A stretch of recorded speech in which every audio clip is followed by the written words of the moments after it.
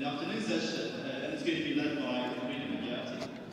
And afternoon sessions are going to be mostly about AI and research and teaching at MIT. This is going to be led by Joseph Dorian. Before we will start, before I hand the mic to Katerina, I would like to start with a small video message from Professor Angela Shastri, so who is the faculty director at MIT General. Please.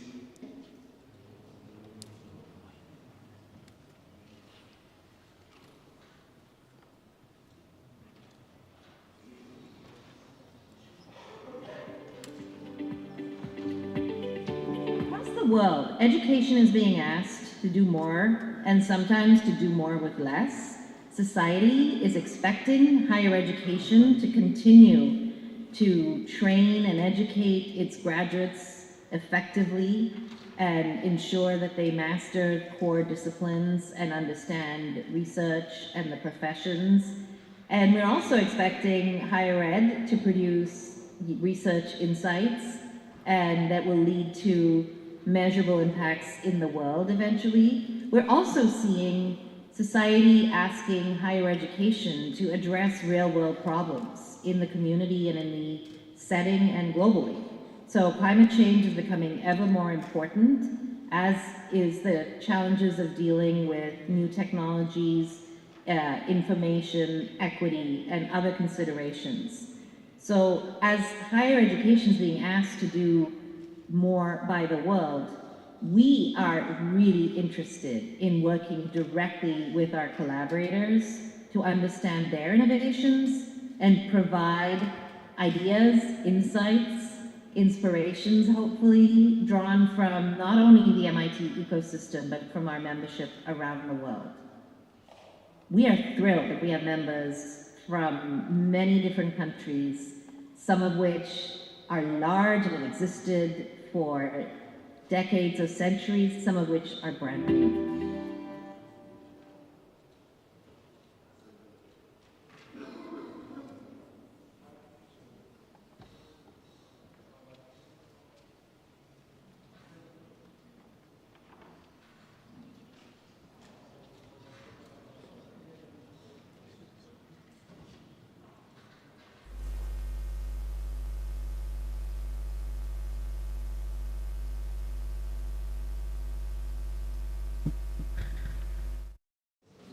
Hi.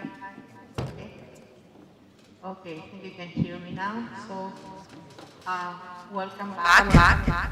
It's day two, and today I'm going to try to mix a lot of interesting topics in one.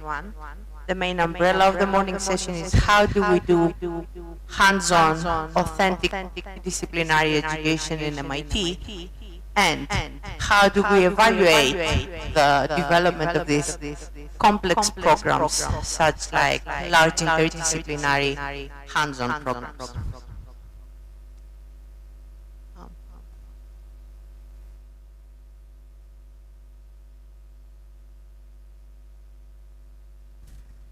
Yeah, I'm just waiting.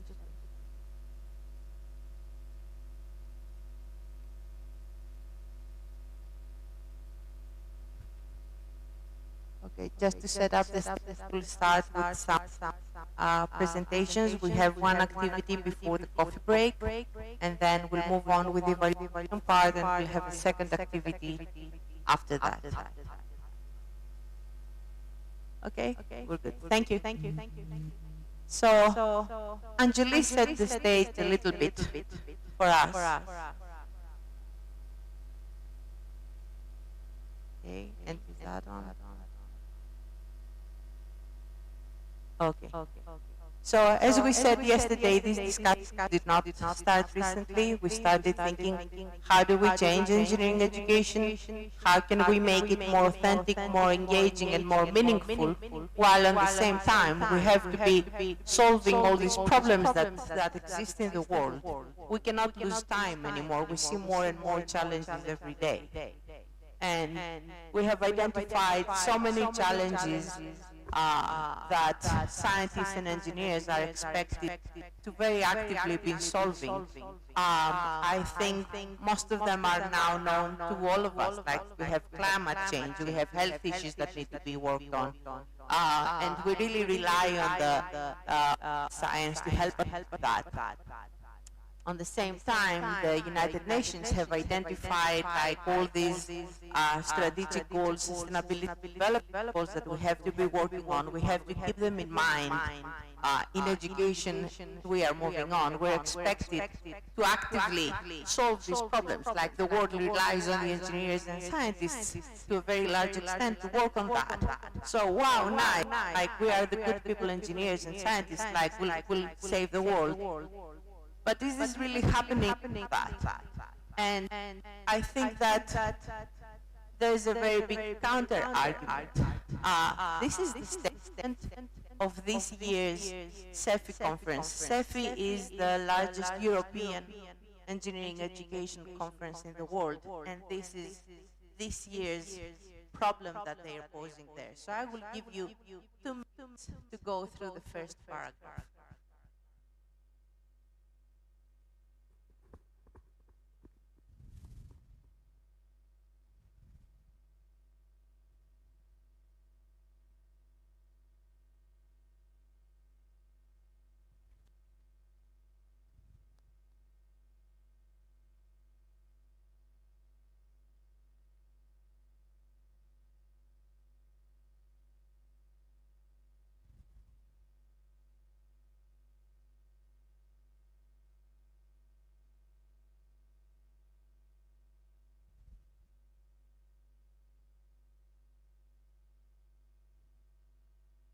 So basically, the big skepticism right now in the academic community is that, okay, engineering and science, they bring solutions, but also somehow, if they do not do things responsibly, ethically, sustainably, they just become part of the same problem. They're not solving the problem, they're adding more to that problem. And the same discussion goes, I'll hijack a little bit of Joe's session.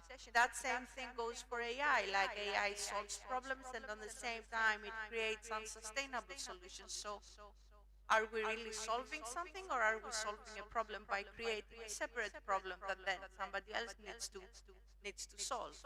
So the big question right now in the academic community is, how should I change my education to teach them in a way that they will be taking all these things under consideration?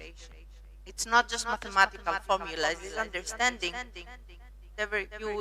whatever you're doing will have an effect on the society, on the environment, and you have to start developing these habits of mind very early on. They cannot be developed when you're 30 in the company. You have to start by developing these habits of mind in science very early on. So here is a small sentence of it. It says, UNESCO noted that each one of the sustainable development goals requires solutions. They're rooted in science, technology, and engineering. But there is a concern that engineering is not just part of the solution, it's also part of the problem. So we have to acknowledge that. And how do we bring it back in the class? And how should we change the way we teach to address it?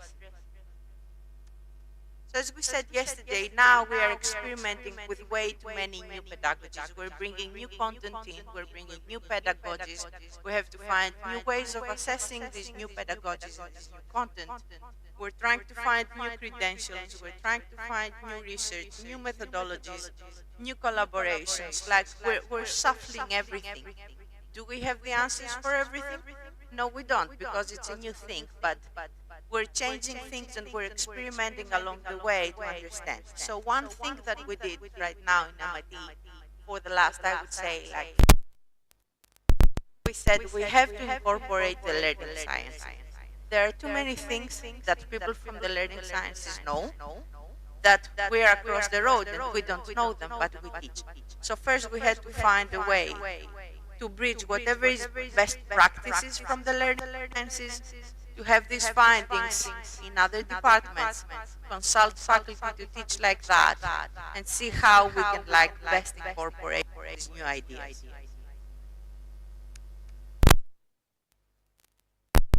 So philosophy is always we need to be active in our learning. We need manus, our minds and our hands, whatever we teach in theory in class. We want the people to actively be able to do it in their hands. We don't just want them to be theoreticals, we want them to be also practical in their solutions. So we needed to have some authentic hands-on education. We want our students to be working on hands-on projects all the time that are real, authentic challenges taken from the local community, from the global community, something that feels authentic to them so they can understand why are they trying to find the solution. So we have some challenges as we are working towards that path. Number one challenge is that usually different schools, they operate in silos. What does it mean? It means that you might have the most brilliant findings in one building, the next building doesn't know about them. They try to reinvent the wheel. They try to lose resources. No, they're not trying, but they're losing resources. So we have to find a way to have an interconnected system that after one field is finding, the knowledge transfers to the other fields. Also, we have expertise in one school that the projects in the other school are needing. So we have to be able to mingle and to use this collaborative expertise to solve the real problems. Because I don't know that in the society there is one problem that can be solved just by one discipline. Usually, you need multiple perspectives to solve something. Then, as we said also yesterday, the science and the technology, usually the departments are set up to be disconnected from the humanities. But this now we realize that it is a fundamental mistake. It's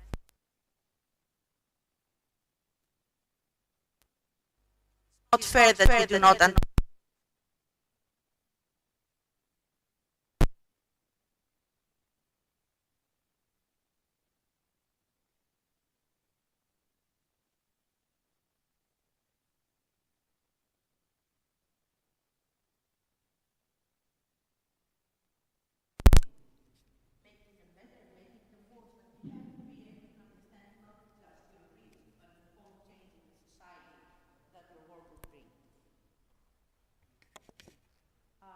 So we know that on top of the solid scientific foundation and the solid engineering and design foundation, they need new skills. And the more we talk with the industry or the more we just lead our lives, we understand that they need these new skills that are coming from the humanities, and they also need to have global perspectives. The world is not just operating within your city anymore, like everything is much more interconnected. The job opportunities are now virtual, like you can be almost everywhere faster, quicker. So you need to have a different way of understanding the world. And the phrase that we use is that you need to develop different habits of mind. What do we need by that? So, what could be some answers to these questions? We said that the schools are operating in silos. So, what can we do to try to change that? We can try to use multidisciplinary education. Real problems that are involving multiple schools, not just one.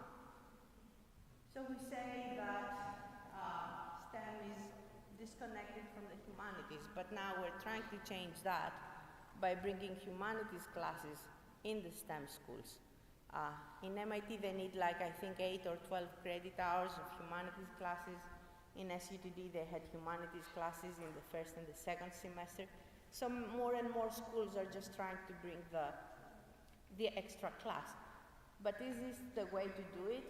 Just by throwing one class, does this really resonate with you? Or it is just one more class that you passed and next semester you will not remember anything from this class.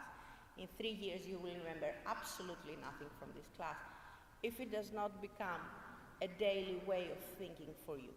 So for me, the solution is not to just give you more classes, is to have these humanitarian discussions within every engineering program that you're going to work, every project.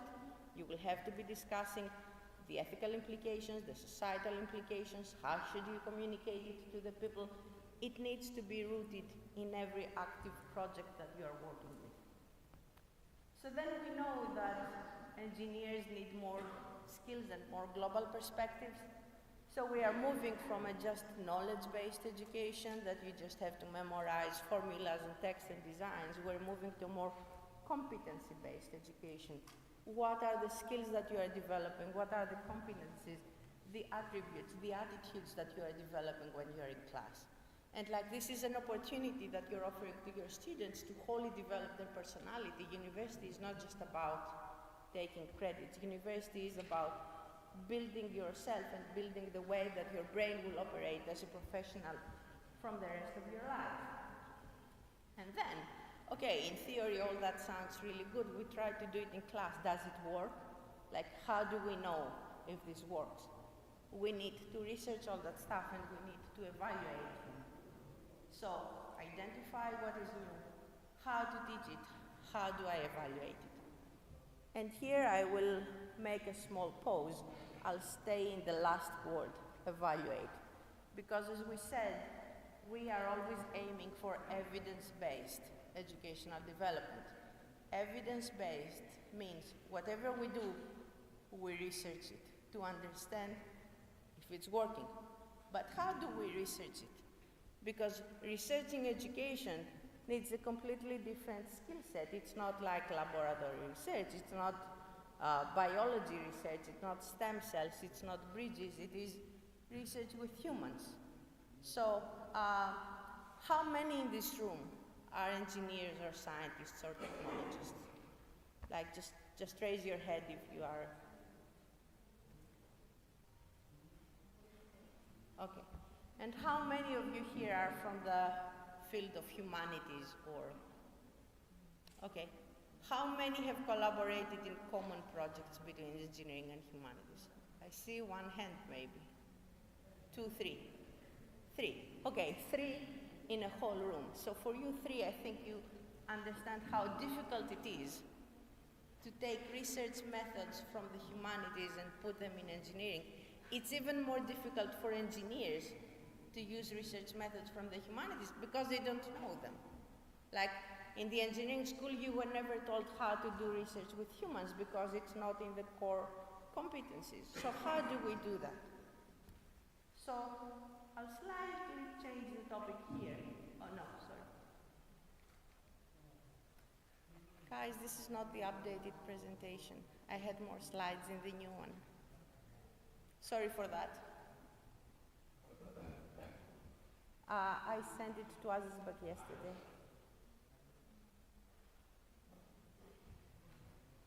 Sorry for the break. Take.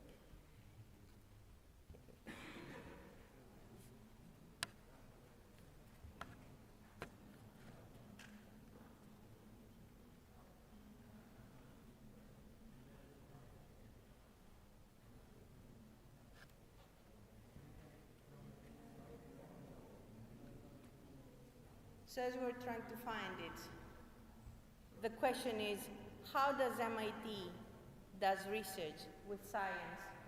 No? It's called again multidisciplinary education, it just has more slides.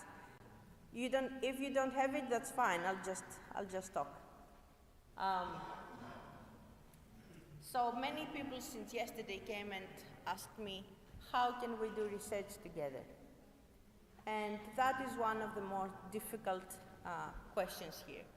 MIT has many restrictions on doing research, and so does the whole US, and so now the European Union does too.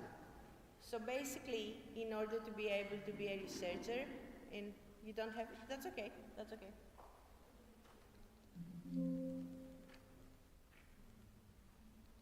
Okay, so in order to do research in the US and now in Europe, you have to have a very particular training. So if I want to do research with humans, I have to have a specific training. Why? Because throughout the decades, we have completely taken advantage of humans. We have completely harassed humans to be human subjects. We have tried to take advantage of vulnerable populations to give us research data, either like it can be medical data, it can be educational data, it can be biology data. So now eventually we said, okay, we have to put a stop on that. Just because you want to do research, it doesn't mean that your students want to participate in the research. It's the right to not want to participate in the research. So we all have to do a very specific training about how you do research with humans, what are the things that you are allowed to do, and what is like the ethical code that you should be following that. So for that reason, I would dare to say that 95–96% of all the American universities and research institutions, there is a program that is called city training, and they have to follow the city training program. So basically all the universities are kind of members of this association, and city training is offering us the training that researchers need in order to understand all the research and all the protocols that they have to follow in order to be able to do research with humans. So I think that they are split in like 3 different programs. So they have one if you're doing like biomedical research, one if you're doing research with humans, and it's called human subjects and social subject research, and clinical subjects. So it's different methodologies, but they all have to follow very specific protocols. So step number 1, in order to be able to evaluate, is that everybody has to go through the city training. If you want to actively do research in MIT, it is mandatory that you do this training. And this training stays active in your file for 3 years, and after 3 years you have to go and refresh the courses, to refresh the methodologies and all that stuff. So I would say that it is considered absolutely mandatory in the US if you do any type of research that involves humans, that this protocol is in place. That is the first thing that anybody would ask me if I try to publish in a journal, what is the number of the protocol? So we have this city training, and then we have our IRB office. IRB is the Institutional Review Board. And basically, if I want to do research with students or with humans about STEM education in general, I have to submit my application to the IRB office. Every university has an IRB office. And I will say, this is my training, this is the type of research that I want to do, this is what I'm planning to ask, this is how I'm planning to ask, and basically lay out all my research plan very fair, straight, open to them. And then the review board will come and say, it is approved, or like minor corrections, or like do this thing differently. Usually educational studies are not so high risk, so it's an easier protocol, but the younger the ages of the students, like if I want to do research with kids in K-12 or elementary school, things are getting more sensitive, so they request like to know more and more information about how do we evaluate all these programs, how do we move on. So this is the very fundamental background for all American universities and now Europe. If you want to do high quality research, you have to have this training. Most of the journals will be asking what is the protocol approval for this training. The more collaborative these projects are, the more complicated these approvals get. Because, for example, if you want to do research with another institution, both review boards have to the protocols. But it is something that we have to do, and we understand why we do it, so it is always embedded in our minds now that we need this extra time to set everything up, to have everything ready, show our protocols and move on. So whatever I will be saying right now, you should know that whoever is involved in projects and in evaluation studies like that, everybody has gone through the same process. It's common practice for everybody in America. So we're trying to design these programs and understand what are in the last decades, what are the new skills that they need. And new skills they keep changing, like different industries want different skills. One question for me that is for all the university leaders to decide is, should the industry tell me what to do? The university decide or the industry how to do it? And we have to find the middle ground, because the industry keeps wanting more things. The university has a different strategy, a different mission. Where is the golden middle that we can both benefit from whatever is happening? Here are the findings from one research study we did some years ago. We interviewed a big number of leaders, CEOs in industry companies, and these were the skills they had mentioned, but these skills were before COVID. So now the skills have changed because now we want more virtual collaborations, different communication skills, different financial skills, understanding global, digitally, physically. So the list will keep changing as time goes by. In JWell, they did a really extensive study a couple of years ago to try to understand what are the necessary skills right now. How should we approach them? So take your time to go through the slide. They tried to categorize them in 4 different groups of skills.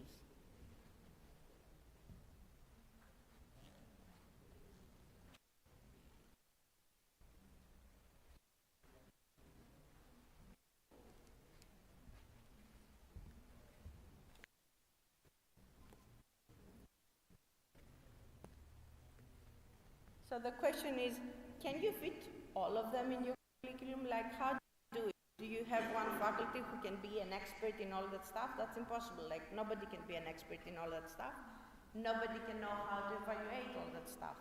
So this is why when we are designing a program, not a class, but a whole program, we are trying to map the whole program and say, okay, these skills, they appear in this course. The other skills, they appear in another course. So in MIT, they did like a thorough analysis years ago. I think in the department tried to figure out courses, where are all these human skills appearing. Some appear in multiple courses, some appear in fewer courses, but like have a layout about where are we introducing our students to all these discussions. Stanford University in California, they took a different approach. They said these skills are absolutely essential, so we're taking them off the curriculum, we'll put them in the first years, and students will be taking courses specifically on these skills. So take your time to go through their selection.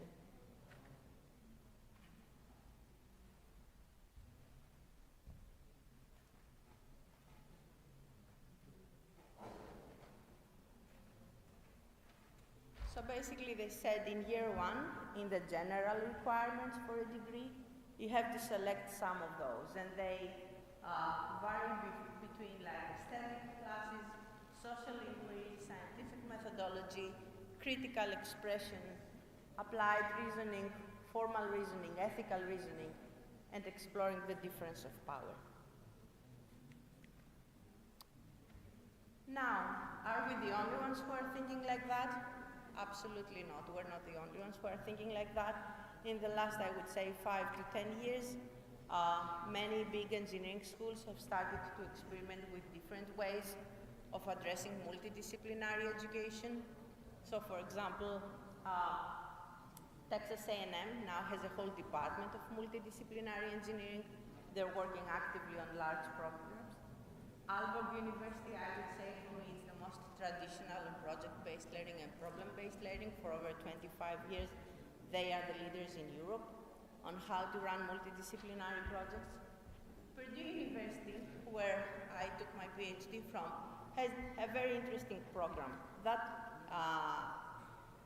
existed, I think, in the first year of the engineering courses, or maybe even later. It was an elective. But basically, the way that they would operate is that any person from the local community could go to the university and say, I have this problem. I have this problem in my store. I have this problem in my neighborhood. I have this problem with my, not house, but like more community problems, or like local in general, whatever area problem you might have. Can you help me solve it? So then the students would take this problem with their faculty, and that would be their project. So they would work on this project, and at the end there would be a community. I'm not saying that there's always like a 100% solution, but there might be some part of a solution, and that would be 1 credit out of their academic first year. So actively choosing a real authentic problem, working on that as your course. Delft has a similar one, and in MIT we decided that we will develop the new engineering education transformation program. That started in 2016 with discussions and pre-analysis, and the classes actively started in 2018 or 19, I think.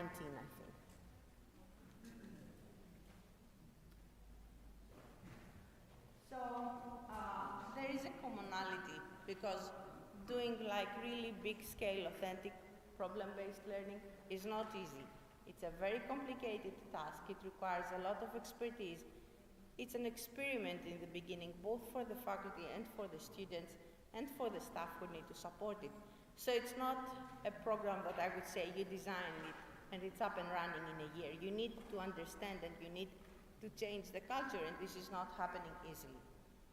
One common thing for all the aforementioned programs that I shared, they had extensive experience with small-scale project-based learning. That means they had already many faculty who, in their own class, they had already experimented with project-based learning, problem-based learning. So my recommendation is always start small. Find one module in your class that you can change. Play with it a little bit, see how you can react, see how the students can react to that. And then as an institution, you can try to start to build on it. But you have to carefully understand all the prerequisites for the students. And when you design such a program, this is a complex program. So as you design the program, you need to design the assessment of the program. Like, how would you know if it's working? What are some indicators? How many of you are leaders in your institutions, like heads of a department or heads of a school in here?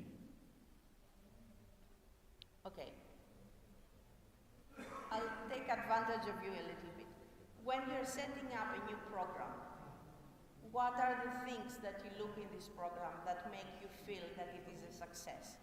How do you define success in a program that is brand new? How do you set it up? Do we guys have any microphones that we can share? So we had 1, 2, 3 over there. If you want to share a little bit of how you're thinking when you're developing a new program.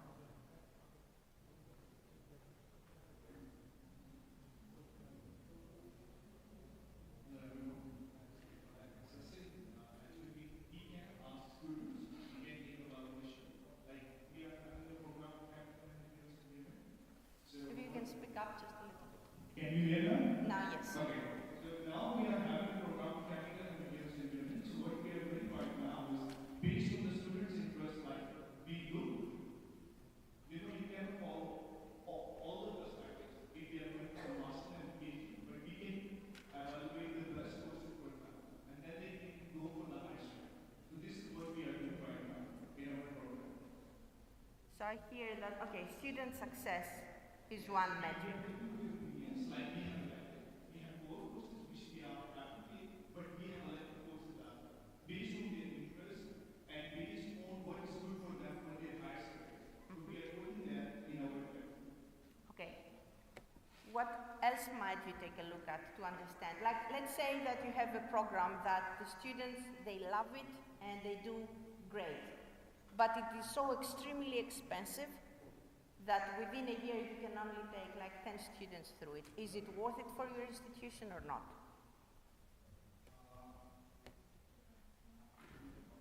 Because this is also resources that whenever you're using resources for something, it's resources that you're taking from something else and you throw them somewhere else. So that's one more thing to consider.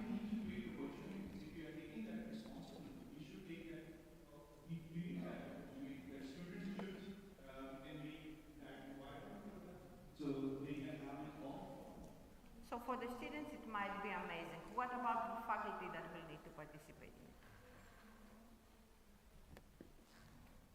Actually, we do also have post-learning outcomes for that. Okay. And we also have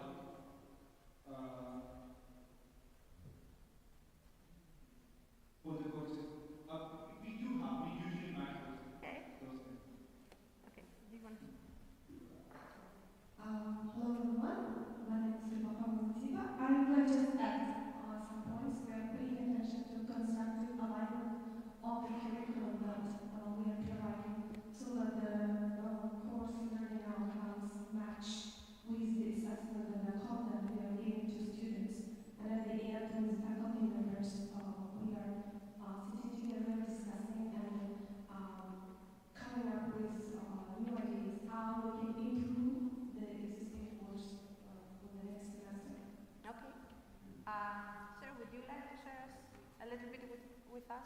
Yeah, when you're setting up. One thing just came to my mind. Also, we try to execute to interpret the real life application platform Okay. with the ecosystem. Hello everyone, my name is Chef Satulay. I'm the head of physics department here.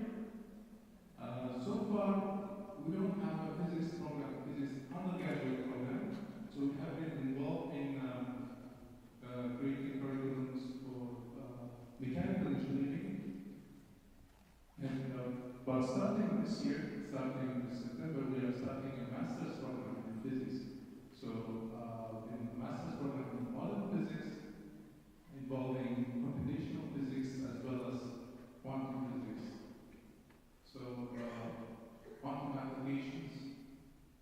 So we're collaborating with a lot of professors in creating this curriculum. Also, in the future, we want it to be interdisciplinary, very collaborative with engineering departments. So we hope it will be very interdisciplinary and there will be a lot of collaboration between professors. So it will be kind of like quantum engineering, hopefully.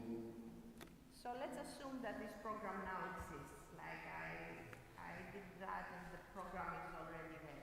What would you be looking at this program to identify that it is a successful program or not? What would be your number 1, 2, 3 metrics that would define success for you? What would you like to see in the first 3 years happen? First, we have to have great professors. Okay.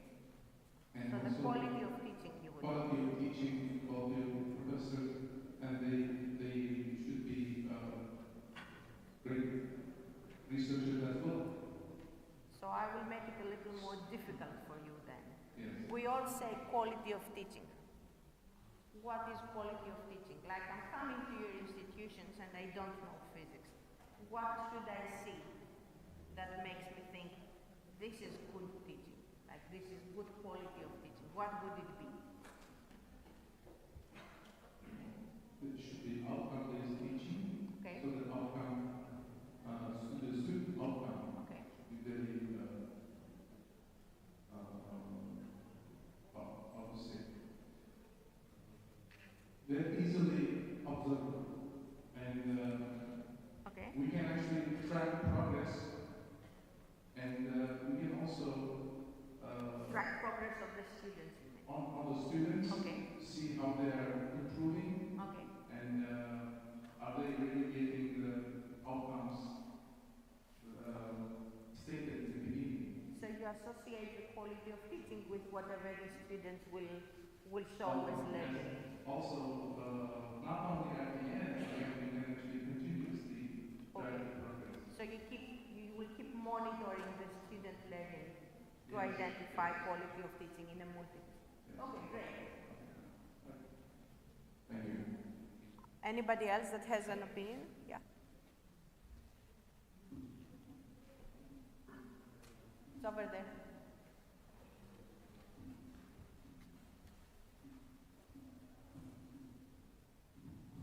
Hello, my name is Mahorat. I'm the principal of Mirza High School, and you mentioned about the challenges in resources. I want to mention this. If we just organize a multidisciplinary course in an institution, first of all, we should, how to say, trigger the interest of the big, huge companies, so they can invest some fundings on the institutions, and so if this project succeeds, gets success in the future, they can get some interest from the benefits of this project. This is the first thing. And about the quality of teaching, first of all, teaching could be with good professors who can achieve, how to say, good teaching, but the methods and the materials which are out of date, they don't work. So we should just meet the standards, and we should analyze the industry, what are the needs of the students.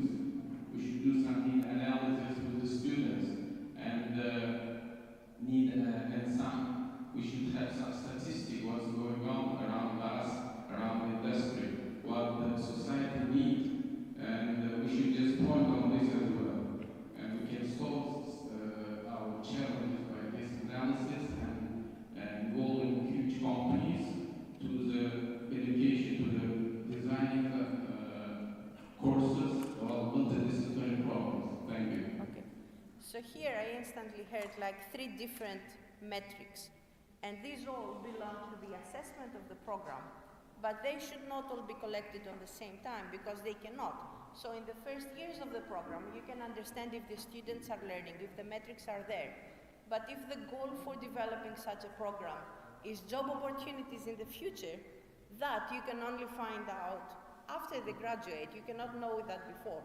But if you involve the industry in the design of the program, you can at least know what are the skills that they are interested in. And then one of your metric becomes employability of the people in the future. But all these things, you have to pre-consider them when you're designing a program. What is the goal of this program? Is it for them to find jobs? Is it for them to fight climate change? Is it for them to learn more quantum physics? What are your priorities in a multidisciplinary program? You need to understand also all these metrics that you like. Can you really have the data? Who should have this data? Who should collect this data? How should this data be collected? So the evaluation program has to be co-developed as you are designing the program from day one.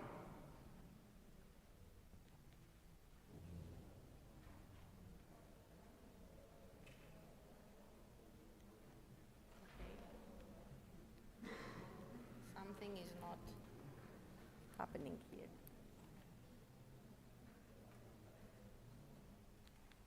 Okay.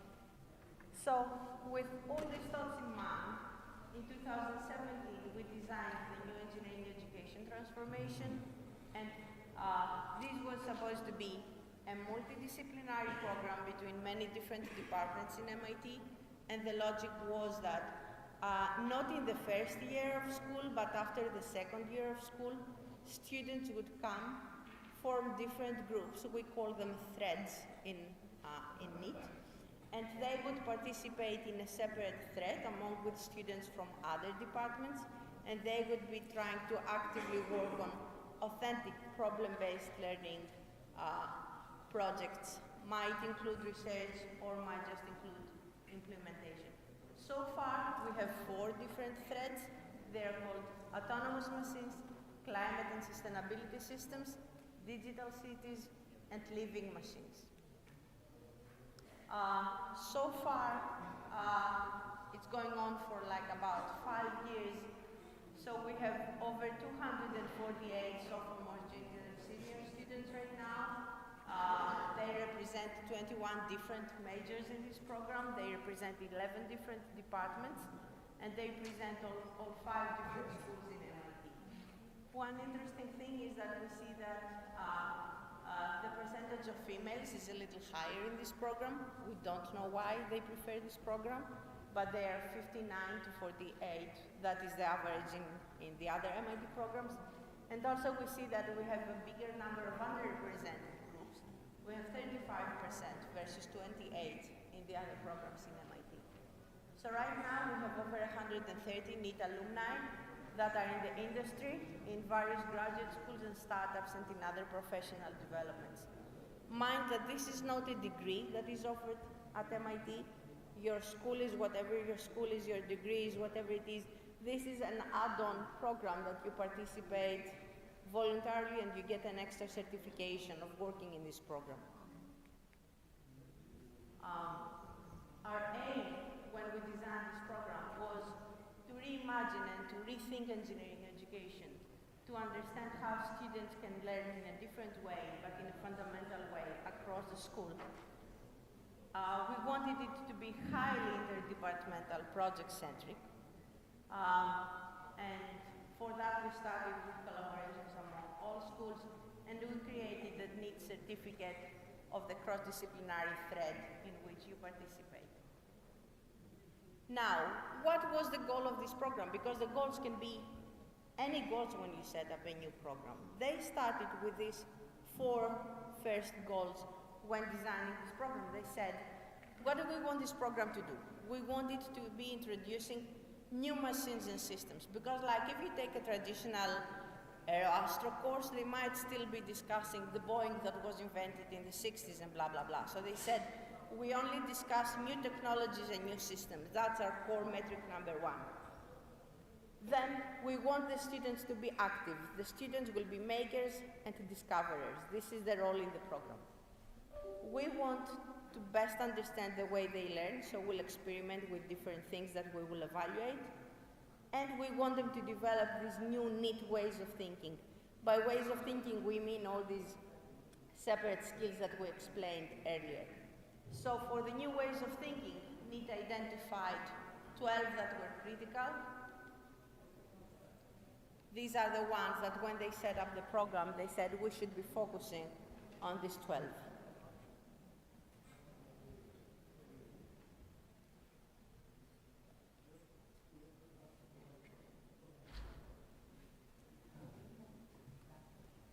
Now, within these discussions, there has been a lot of experimentation of how do we teach these skills. So we have experimented with different approaches. I right now cannot tell you which one is the right or wrong approach because there are different benefits from each approach. So we had the big thinking about how do we bring in ethics. And one approach is that we design the project, we bring somebody from another school who is like maybe a professor in ethics or a researcher in ethics, and they come in the project, they do like 1 or 2 sessions, and they leave the project. Or the other approach that takes time is that you come in, we spend resources on training this faculty and also understanding ethics, but that takes longer time, it's a different type of investment. But then if you lose this faculty, you're basically back at ground zero where you were before.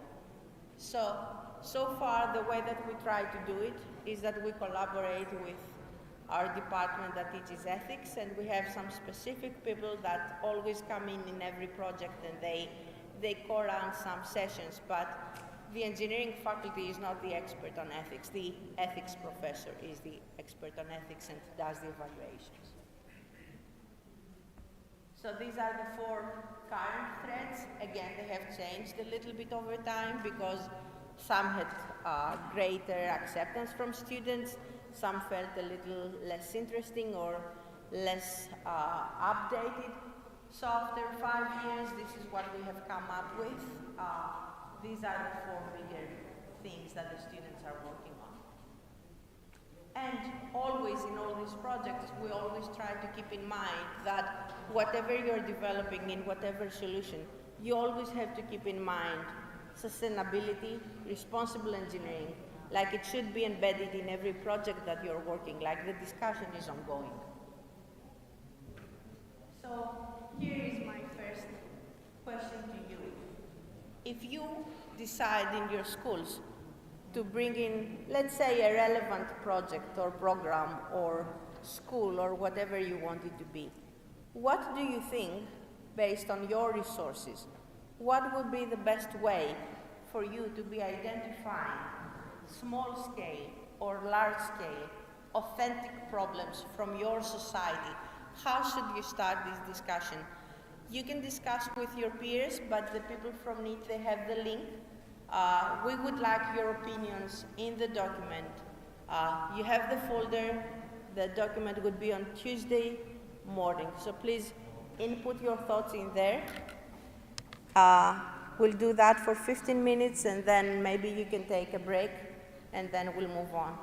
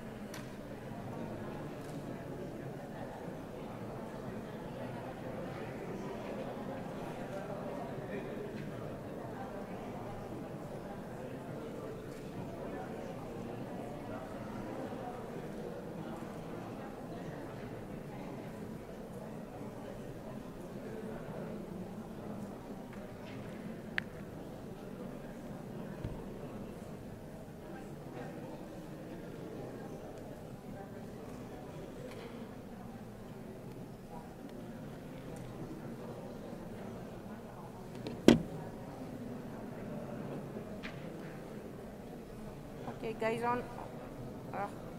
It's not on. Hello. One more minute to wrap up, and then if we can have somebody that wants to share some ideas about where you would harvest all these ideas for small-scale or large-scale programs in your country.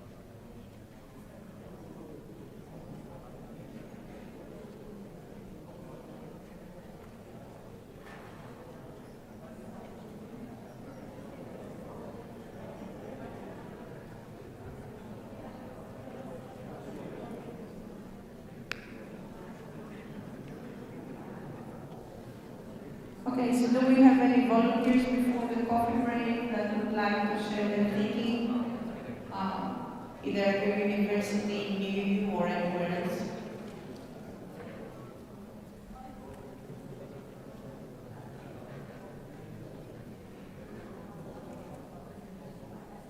So again, the question we're trying to ask is, if you wanted to identify some small-scale problems, authentic problems to solve in your class, where should you start looking at? Like, what could be good resources to identify such problems?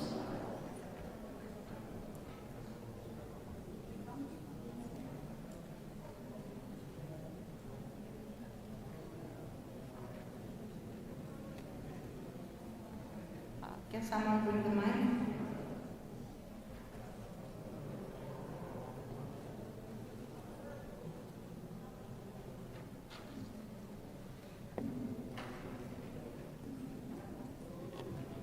Good part of the day, dear participants, teachers and professors.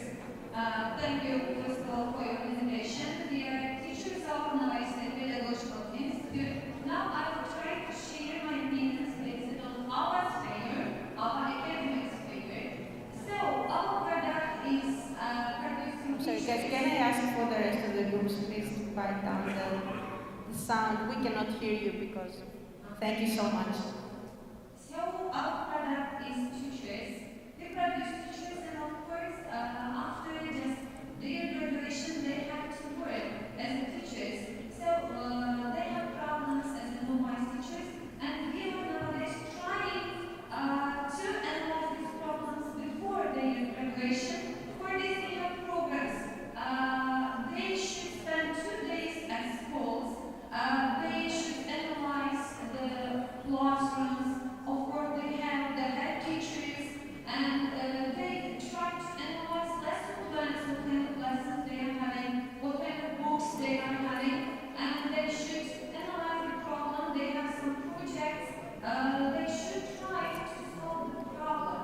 The way I advise small-scale problems is working in a small groups, and large-scale authentic problems is having some kind of Google Docs.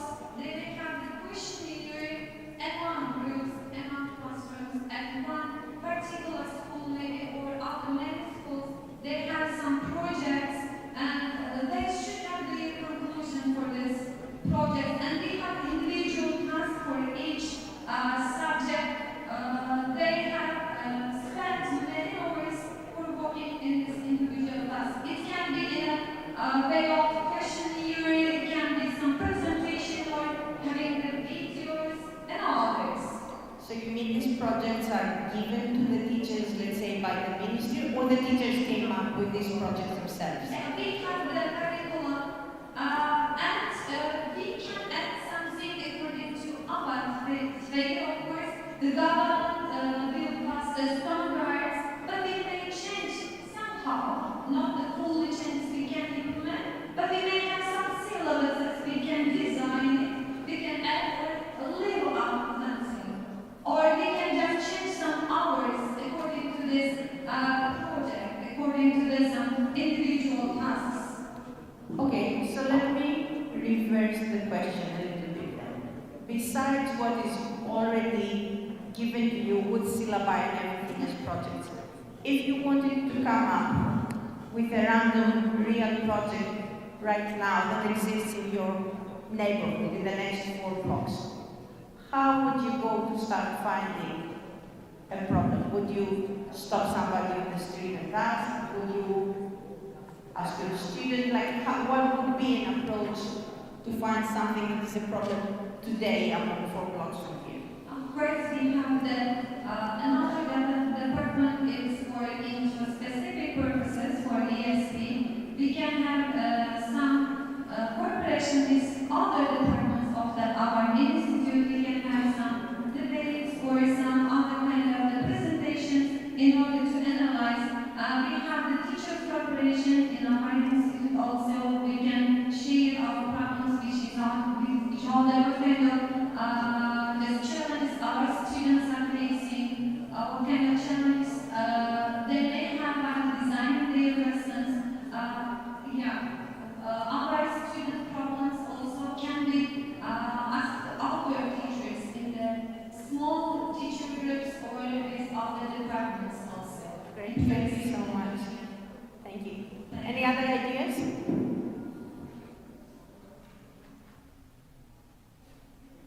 Yes?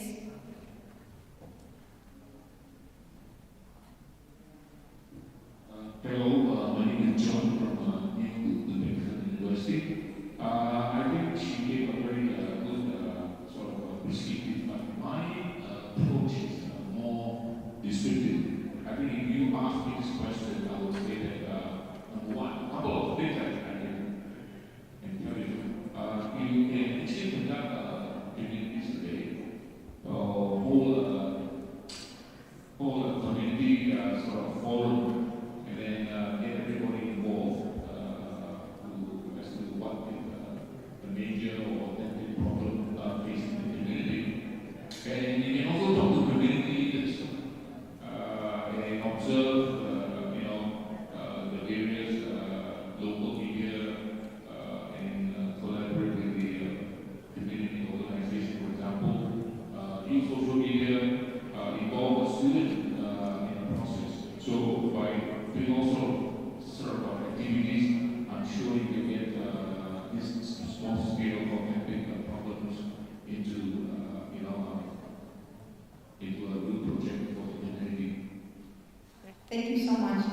So I will go back to what we were saying yesterday. For me, the large-scale problems, like that could be a collaboration with the city, with the government, with the mayor, with something. For small-scale projects, I would always recommend start from your students, like ask them what's the problem in the neighborhood. They know the problem, and they are more engaged because it is their problem. They live in a daily life. They're more engaged. So start with experimenting with small-scale things that can be found.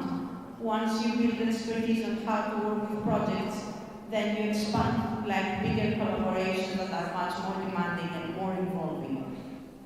So we'll take a break somewhere here. There's a coffee break. When are we back for the coffee break?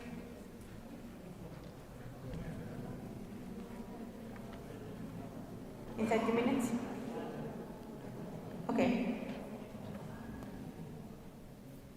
Hurmatli ishtirokchilar, hozir qisqa tanishlik chiqamiz.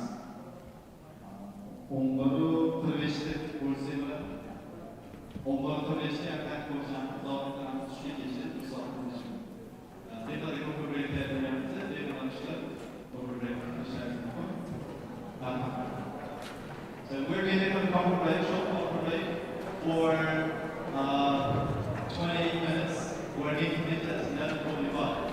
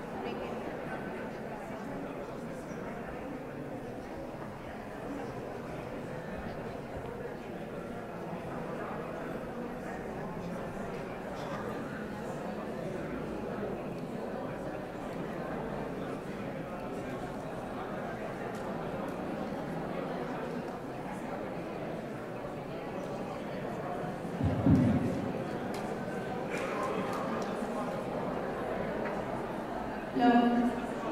Okay, so welcome back from the break.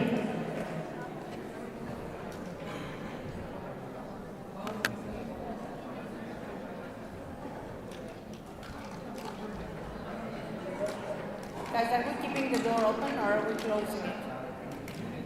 Are we keeping the door open?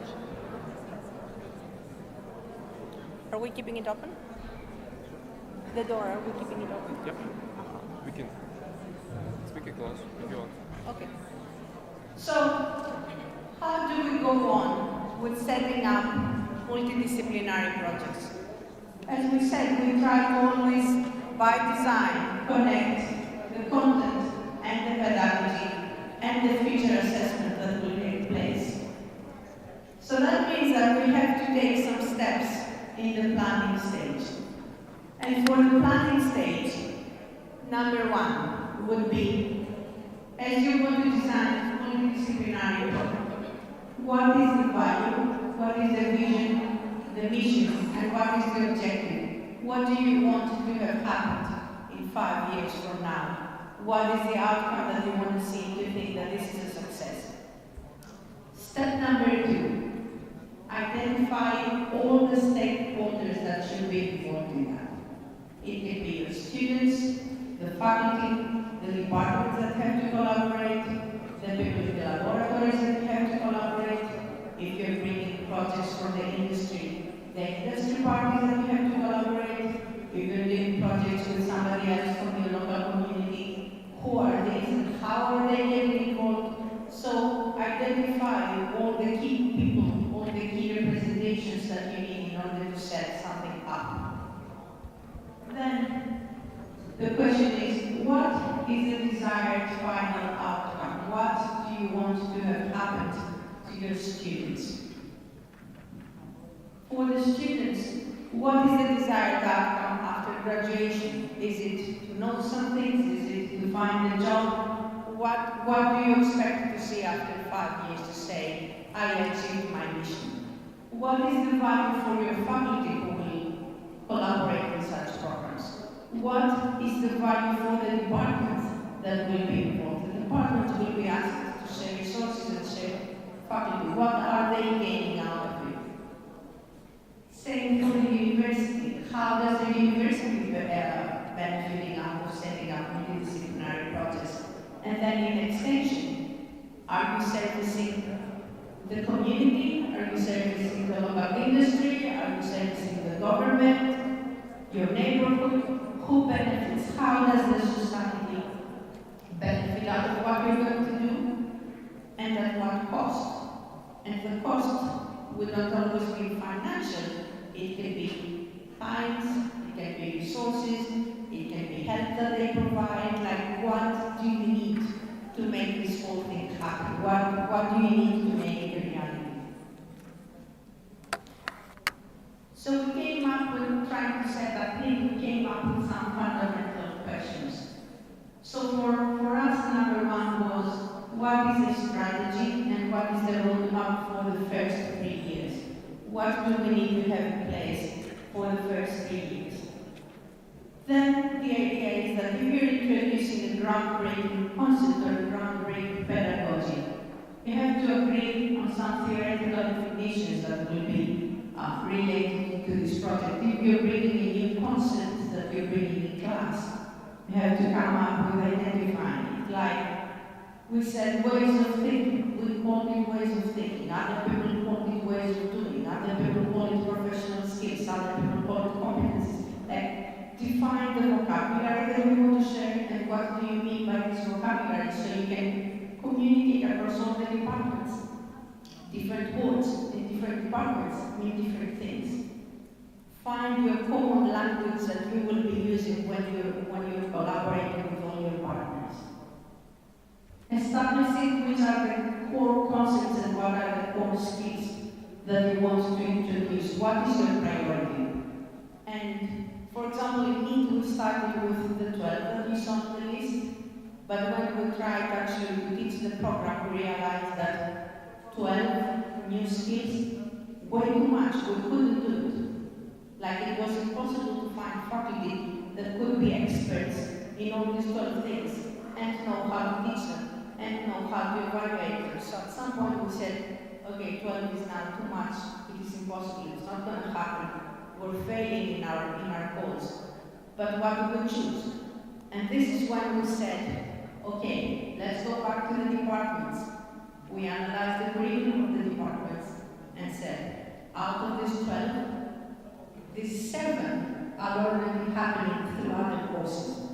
So these 7, it's not that they're completely covered, but they exist.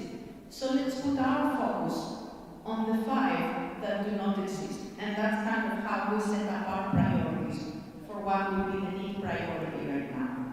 5 that we address, another 7 that are getting addressed by the departments. We also wanted to develop a very clear understanding of support for the faculty, the students, and the staff that would go to this experience. Because it was new to them. How can they teach something that is brand new if they don't know how to teach it? So they should have help from an expert, they should have supporting staff, they should get some seminars, some additional information, collaboration from the industry, support from the industry. When you're talking about dual credentials, how are you setting up these dual credentials? So basically do a pre-analysis of what will be all the support mechanism that you can predict to the best of your abilities that all these people will need in order to complete such a program. And then, as I said, start developing the assessment plan very early on so that you know what are my metrics, what am I collecting as the program goes on. Start collecting after the second semester, how am I doing that stuff? Who is allowed to collect? Do they have the research training that we said they need to have in order to collect? So all these assessment related questions. And then we wanted this program to come and stay and grow. So what is the strategic plan for that? How can this program be sustainable after a couple of years? Where are the funding and the resources coming in? What is every department sharing? Like it has to be a common understanding if it is multidisciplinary. How do you operate the logistics? How do you scale this program for more students, more departments, more threads? How do you share your output to the community? So whatever is happening, if it's something that is brand new, the industry doesn't know how it operates. Like if I tell you that I participated in this blah blah blah blah new program that nobody knows what it does, how do you communicate it to your future employer in a way that they should understand the value of it? Or they will just hear that, okay, you did a program that nobody knows. Like, should I care? So the strategy was that also from year one, we were inviting the industry and the other like future employees to explain to them what we do. Why is it different? Why is it necessary? So that after 4 years, when the first alumni start to come out, the local industry is already kind of prepared about what was happening. They were consulting us, we were communicating with them in a very clear way.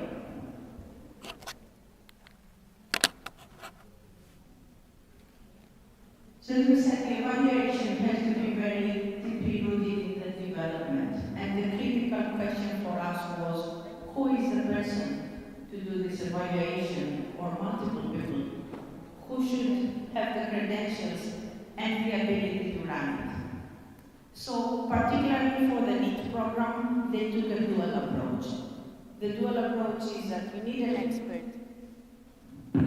You need the expert in the house, in the program, and that expert was an expert in instructional design and educational research with a technical background. So this person will be 100% employee of this program, collaborating with the faculty, supporting them in teaching, like in giving them a different instructional design methodology. But then, what is the biggest problem when you try to evaluate your own class? What would the biggest challenge be if you want to evaluate yourself?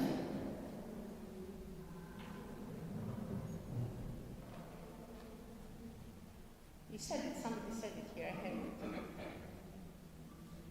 Your yourself. You can never evaluate yourself because you do something and you think that it's right because it's your idea and it's your baby. So how can you evaluate yourself and be objective about the things that are not working? So you need always an external set of eyes to be able to work with you.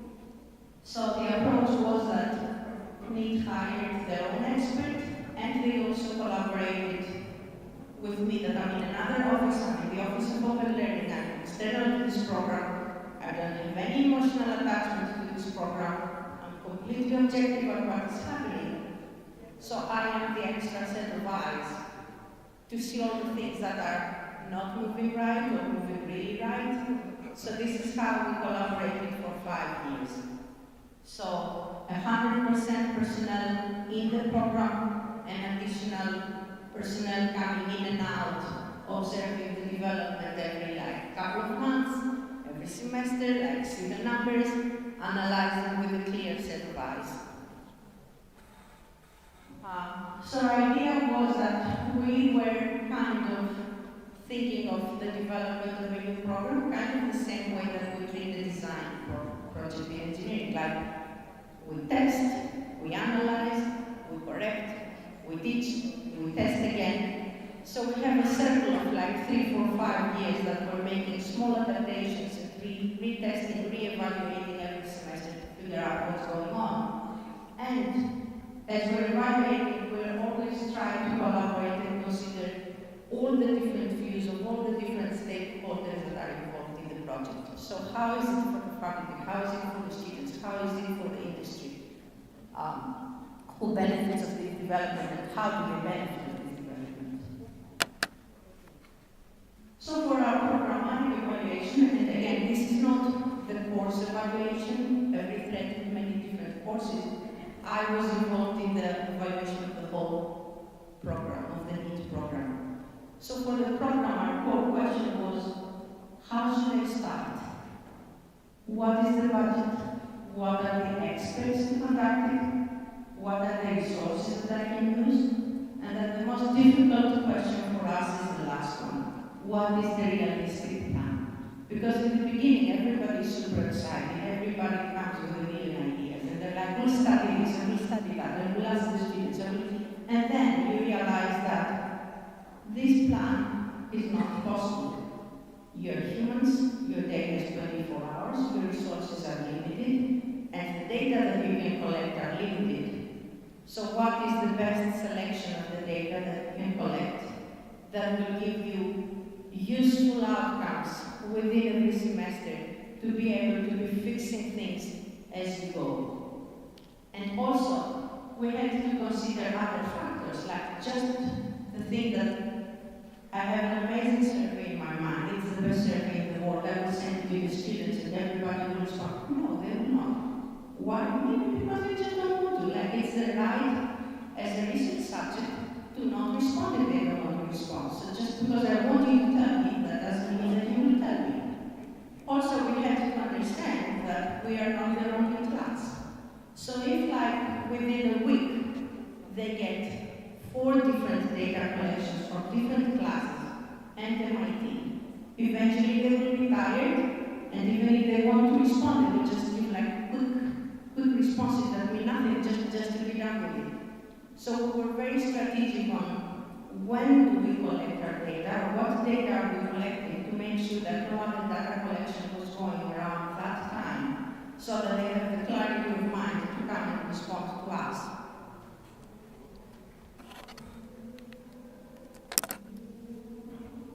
So these 3 different types of evaluations were going on as the NEET program was going on. We had the course evaluation that was happening from the faculty that are teaching the course in their own course. And then the thread evaluation was going on. That was from the thread lead that was responsible for all the courses that were going on. So 4 different thread leads for the 4 different threads that we showed earlier. And then we had the programmatic evaluation that had to do with the whole NEET program.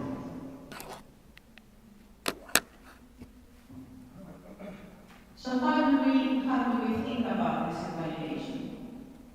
So initially we said that NEET had these four goals: new assessment systems, new ways of thinking, best student learning, and learners are makers and discoverers.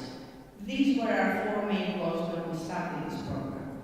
So our evaluation goes across this idea: are these four things happening? How do I make sure that these four things are happening? What is my evidence that these things are happening? So we measure against the initial missions and objectives of the program to try to understand what is developing over the 4 years. And think that because this was a very new program, the idea was that MIT kind of treated it, may I say, as a startup, that after 5 years they need to see if there is a success or not to understand if this program will continue existing or not. So they didn't want the formal external evaluation of everything to understand what's going on in many different levels. So as I said, we had 2 learning experts, one internal, one external. And then we had to understand how do we start that. So we always, in research, we always start with a small pilot. We have to understand if whatever we're trying to measure, does it even make sense. Like, can I collect this data? Is it the right data to collect? So we started and we conducted pilots for 2 years. We were testing our instruments, we were testing like our data samples, the optimal time, the optimal population, and for the next 5 years, we had to come up with a feasible assessment plan. And then the way that we were giving it was that every semester we were doing a small evaluation. We were giving back the report of the evaluation, and at the same time, we were giving them a set of 3 recommendations for the next semester.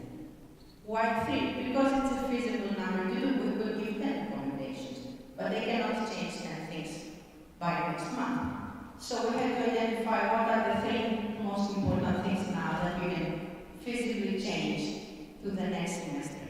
And then in the next evaluation, we will be measuring against the 3 recommendations that we collaboratively, the researchers and the thread leads and the NEET director, decided that these are the most important. Let's put them as a goal for the next 6 months. Let's try to achieve it. And this is how we did it for 5 years.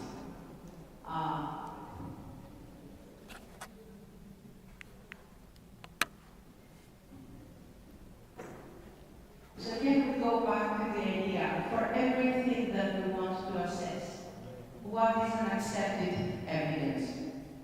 How does the evidence becomes visible in the class? And what is the initial expectation of everything that is happening? So that it took us a while to understand what is the optimal data collection, because we wanted to try different methodologies. We wanted quantitative numbers and qualitative numbers. So we had student interviews, we had not interviews, focus groups. We had surveys for the students, we had interviews with the leaders, we had interviews with the industry. We were trying to analyze the syllabi, we had to lay everything down and understand what are all my possibilities to collect data and what will all this data show me.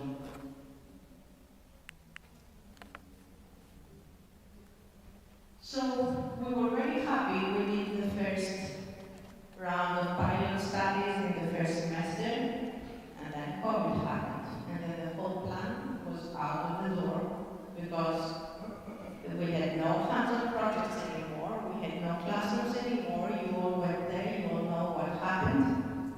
So we had to change our plan, we had to change our metrics, so we had to develop a different set of strategy to understand what is happening. For 1 year, we took the strategic decision that based on the circumstances, we shouldn't evaluate because it would not be fair for anybody to be evaluated because nobody was prepared for such a situation. So MIT and the NEET leadership, they made the decision to say will postpone evaluation for 1 year. We're not measuring anything for 1 year. This is not a realistic classroom. This is not what we were planning for. We're skipping for 1 year. And this is why we have this gap between 2019 and 2020. So after kind of things went back to campus, we also wanted to change a little bit our strategy because now we're not 100% on campus anymore. Now we're all very familiar with hybrid learning, with Zoom technologies. The pedagogy changed, so the questions and the language had to change again. But it's okay, so we said like it happened. We'll do the evaluation the best way we can. If it means that it has to be postponed for 6 months, it has to be postponed. If we need to redesign the tools, we will redesign the tools. It's not just because we designed that like this day on, we have to stick to that plan. So for 2 years, we were doing internal pilot studies and internal sets of recommendation, and then eventually at the very end, we had to do the formal big external evaluation involving everybody.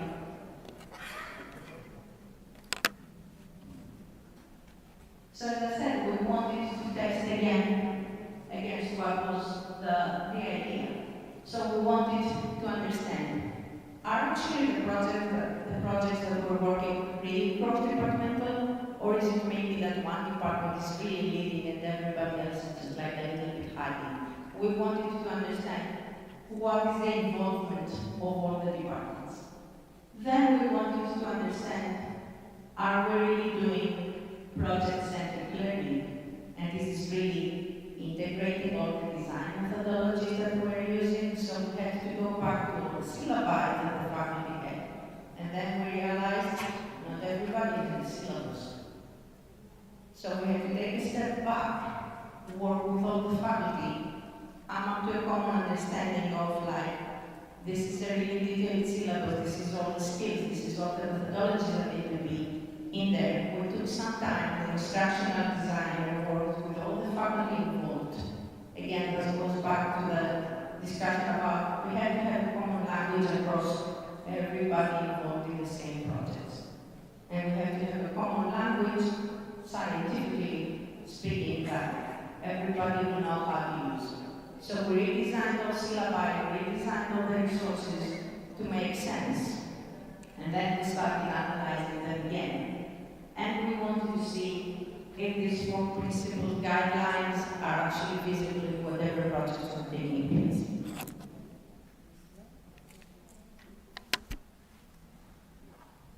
So to start out, of course, we didn't start out of nowhere.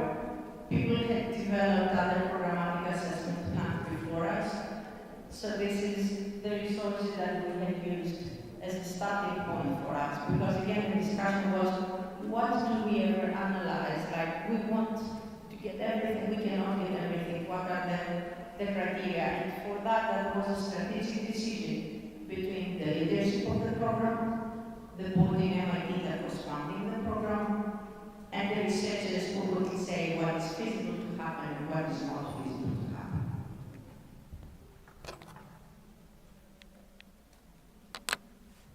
So here is, I want to give you a very small sample. For example, this is a table that we were trying to maintain. Let's say that the goal was to understand what are the neuroscience systems and if things are cross-disciplinary. So what we were trying to measure is if within every project and in every course, new machines and systems would appear. What are these machines and systems that are represented? Also, we wanted to see what are the topics that are being influenced by every department. In these machines and systems, do I have representation from machines and systems from different departments, or just from 1 or 2? How do I incorporate the state-of-the-art technology that happens around? Also, we wanted to see how many faculty instructors do I have from every department that is involved. What is their representation? To what extent is this representation? How much work are they putting in? And I don't mean working hours, I mean mental involvement in the development of the projects. Or what are resources provided by every department? Rooms, laboratories, staff, like whatever it may be. Then we had to think, where do I find all these answers? What do I have right now that I can leverage on without having to collect extra if I can save time? So we had proposals that were coming out of the department, and in the proposals, like we had to analyze all of them, we had to analyze the course syllabi, we had to analyze the websites and the learning systems to understand how everything gets represented. And then for every single thing that we wanted to evaluate, we had to go back and say, what data do I already have? What can I leverage on? What is the new things that need to be collected? How is the new things? How are the new things going to be collected? So basically, kind of this is the example of how we moved on. And then eventually, we had to come up with this idea of, okay, we have our project missions and the objectives in the middle. These are all the things that for us needed to be understood in order to have the programmatic evaluation. So we needed to understand the experience of the students and the value for the students, because eventually they were the main interest. But then we needed to understand what are the physical or other resources that are being shared from every department. We had to analyze budgets and analyze if things are successful or not successful, if things are equally contributed or not equally contributed. We wanted to analyze faculty, instructors, and staff. What is the experience for them? Are they benefiting out of teaching a different type of program, and then out of this experience, what can they bring back to their departments? Will the departments benefit in any different way? Are they building new know-how? Are they building why would the department give resources to a project? What is the expectation? We wanted to understand what is the curriculum that is getting developed. Is it effective? What is the teaching methodology behind it, and how do we assess it? And then we had the other three goals that are not directly related to the school, but somehow if you want to say that I want to change education in the world, you have to think about them. Because that was the initial thinking behind me. We wanted to change education. So we wanted to understand interrelatedness, not just between MIT departments, but also how can MIT connect with other similar projects. And I think that at that point we had similar projects happening in TU Delft, in Aalborg University, in Israel. So these groups, as they were developing the new teaching methodology, they always were visiting each other, trying to learn from each other, like do not repeat the same mistakes again and again. Whatever is working, everybody should go. Then, for our metrics, we also wanted to understand how do we compare, not just within MIT, how do we compare against these programs in the other universities? Are we doing better? Are we doing worse? What would be metrics that would show what is better and what is worse? What is the goal? And then we wanted to understand how do we share, what are the mechanisms that would help us share our knowledge, are we bringing guests, are we participating in conferences, are we publishing about it, like what is our sharing strategy with the rest of the world? And at the very end, what are the strategies for future scaling? How do we make it sustainable, financially, resources, student intake?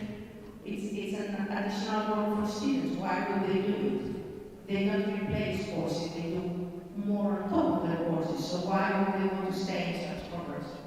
So for us, for this particular program, this is the full circle of what we will consider elements for our assessment of a multidisciplinary program. Now, that doesn't mean that for every program we have to be considering all that stuff. Again, it depends on what is the first mission. Why are you developing something new? What are you trying to achieve? So all the answers are coming out of this fundamental first question. What am I trying to achieve, and how am I going to measure it? So just to give you a small example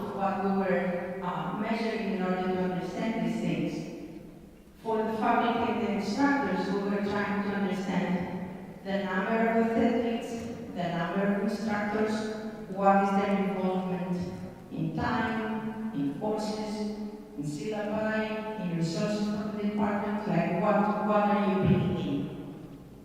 For the students, we were starting with a student survey that we would usually employ in the middle of the semester and at the end of the semester. For that, we were trying to understand if they like the program, if they see any value, if they learn, if they think it helps their employability, if they would recommend it to somebody else. Also, the ratio between female, male, underrepresented communities, what is the representation of the student body. For the resources, we had instructor surveys for every thread. We were trying to understand the resources that are being used, and if these resources were coming from the departments, to what extent were they coming from the departments? Because for these programs, partially MIT was sponsoring some of it, and the departments were sponsoring some of it. For the budget, we had administrative data that were given to us, and we were trying to understand within the 4 years, 5 years, is the program becoming self-sustainable, or does it still require external resources? What would be the way to become self-sustainable?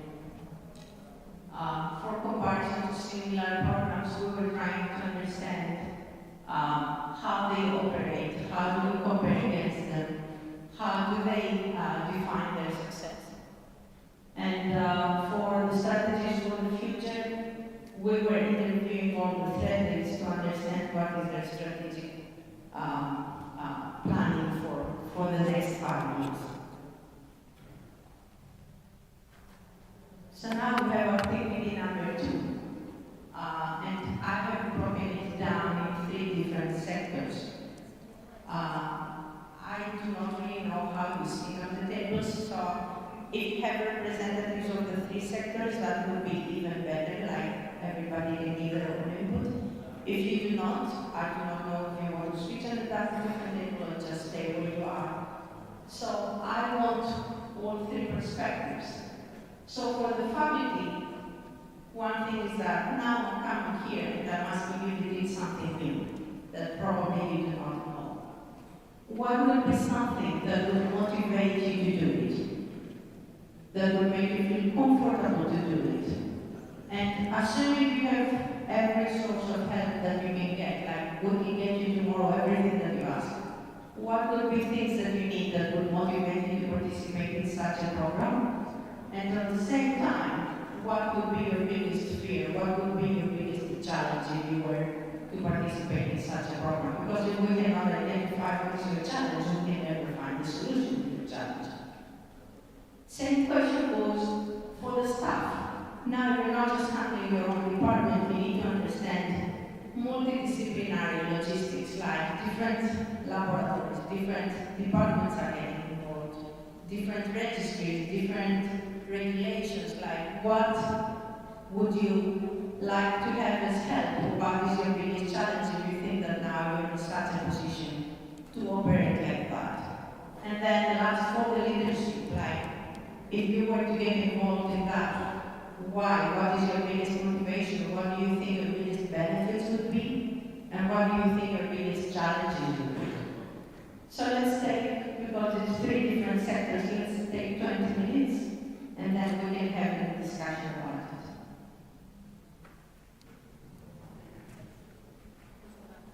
Again, for the new UU people, please put the input in the link and the. Oh.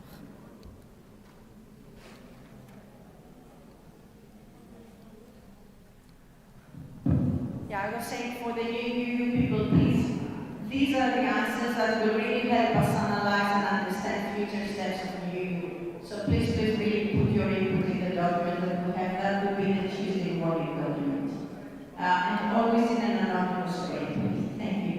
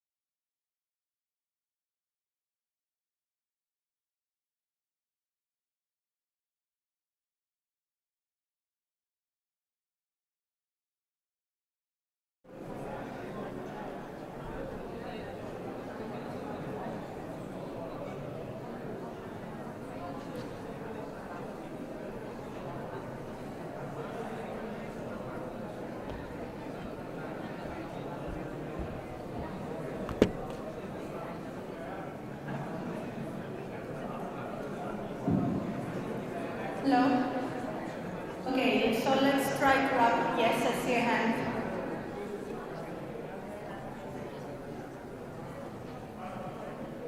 Can we have a microphone, please? Ladies and gentlemen, my name is Mahorat and I represent Mahorat State University. It's a great honor to be here today and I'd like to thank the leadership of this university as well as our colleagues from MIT. And I wanted to speak yesterday, but I didn't have a chance. As we know, we are a rapidly growing economy and we have very ambitious plans. And I see together with my university two challenges.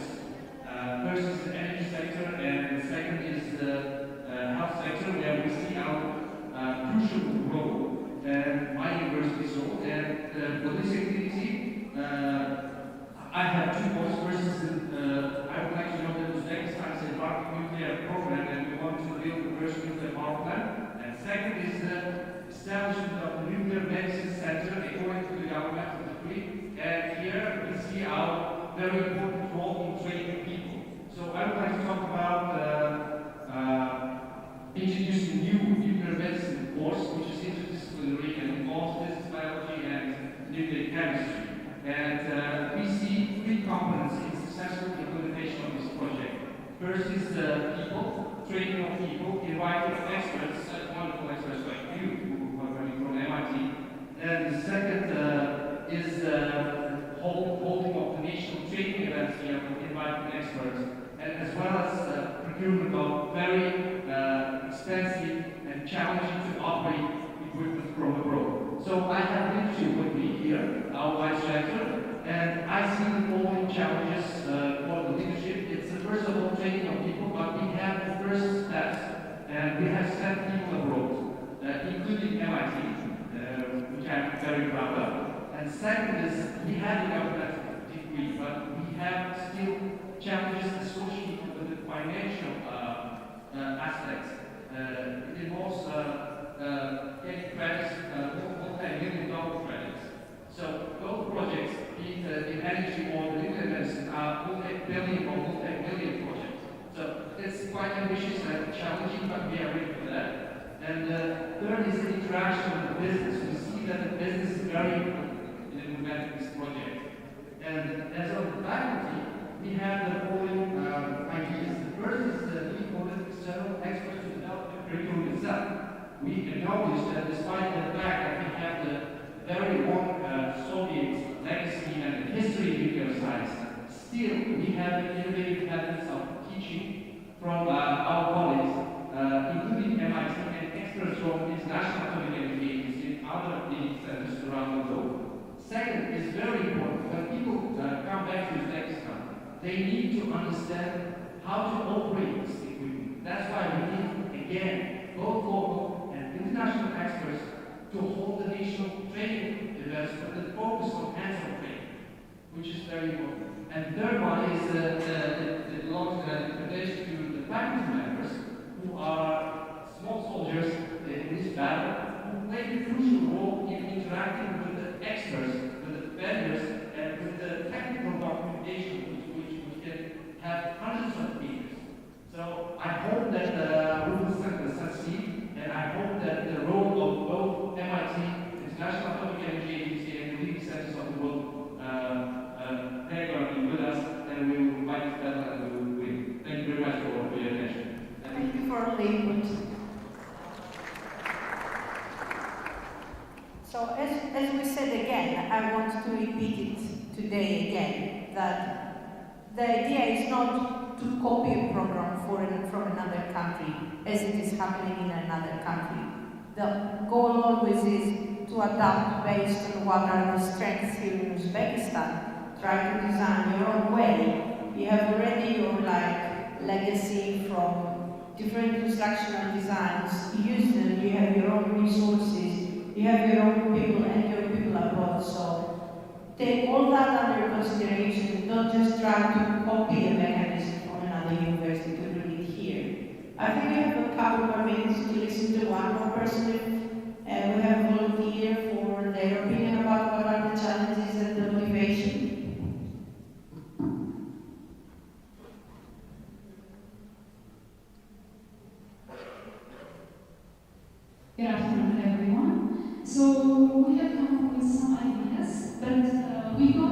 in a little bit different way. So the motivation would be to identify the capabilities and potential of the students when they use multidisciplinary project in the class. And the other is to encourage and improve the students' critical or creative thinking. We haven't come up with the third answer yet. And the challenge may be most or sometimes our students excel in one sphere. For example, if they're learning one field, they want to go deeper in that sphere and they don't pay attention or try to learn more about other subjects. So once we use multidisciplinary projects, they may find it difficult to come up with ideas or solutions. So I guess we should pay more attention to make our students engage in other subjects and disciplines as well. Thank you so much. And he touched a very sensitive point when he said the students are invested in something, they don't want to explore something else. This is where we want to come and carefully explain to them why are all these other skills needed. Because sometimes we teach something, but they do not understand why we teach. Like the most common comment that we have from the student is, why do I need that? Why do I need this extra course? Why do I need this? If you carefully lay it down and explain that it's not just about the course, we're building these skills. Like involve them into the understanding of why we choose to design the course the way we teach it. It's not just about the scientific knowledge, it's about all the other skills that they will develop. Then it is easier to have a buy-in for the faculty and the students and everybody. Exactly. I absolutely agree with you, and that's why I think whenever we start any discipline, the students should understand why they are studying and what is the purpose or goal for them to study this and how are they going to implement it in their real life. Exactly. So thank you everybody, thanks for attending, thanks for participating. I'm really looking forward to read all the comments that I already start seeing in the document getting developed. I think you're stopping for lunch break right now. Mahorat, that's right? Okay. Goodbye for me, I will see you tomorrow.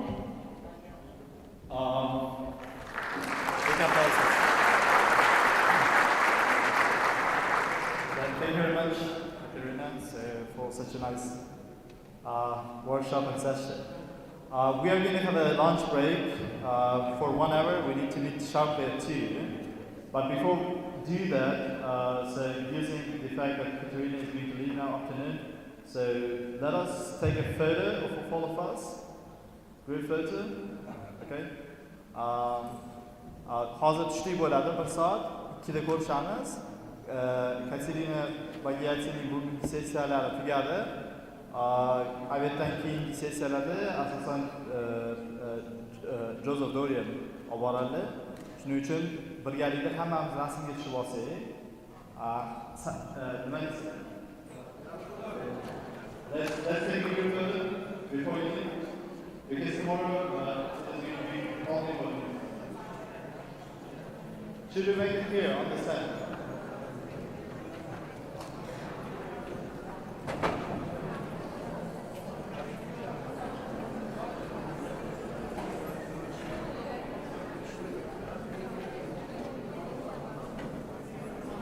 Yes, let's make it Tuesday.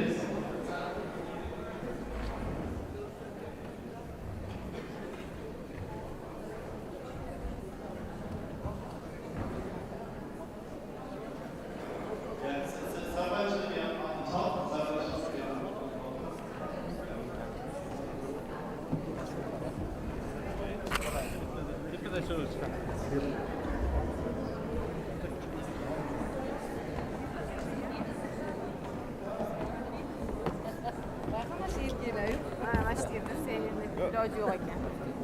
Ayollar alohida erkaklar birinchi erkaklar tushib olsin. Biza ko'rinmas ekanmiz.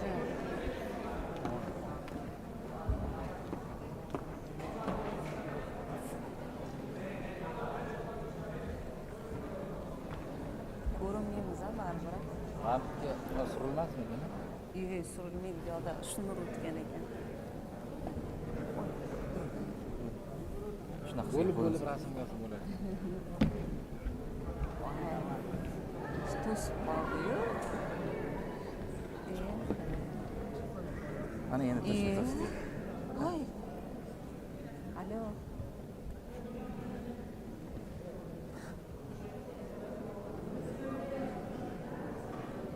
Biz alohida tushunamiz o'zimiz.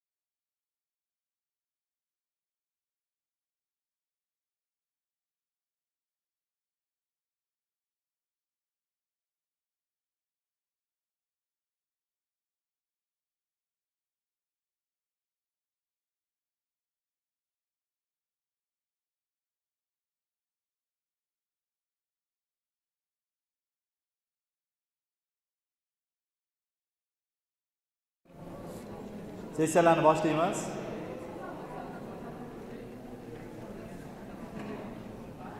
So we're about to start the sessions. We're going to have sessions until 3:45, roughly. And then we're going to have the live sessions with professors from MIT at 4 p.m.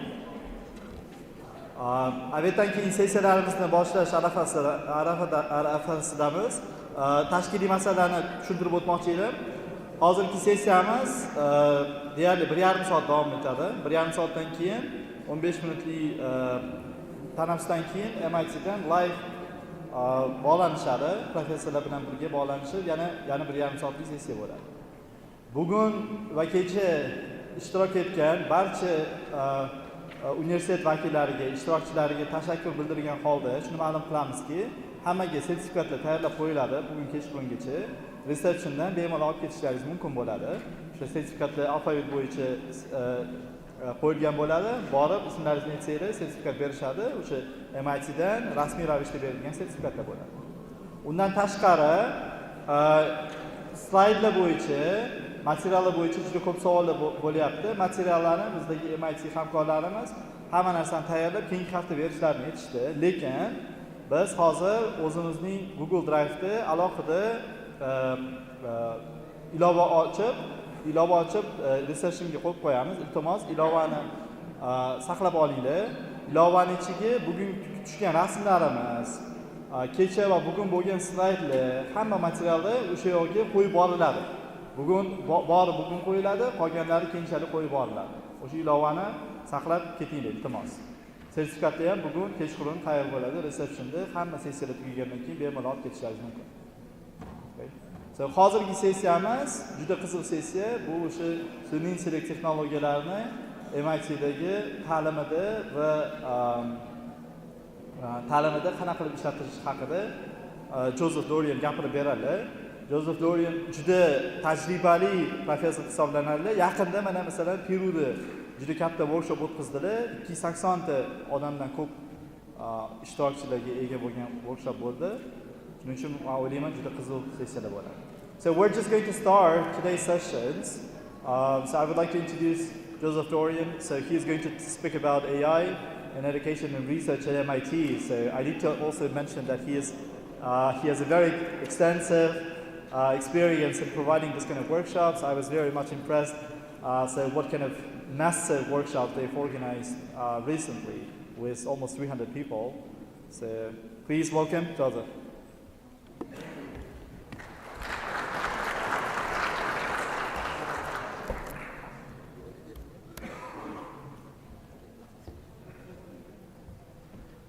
So where are the slides? They should be in the folder. In the folder, the Google folder. Oh, the Google folder? Yeah. Yes.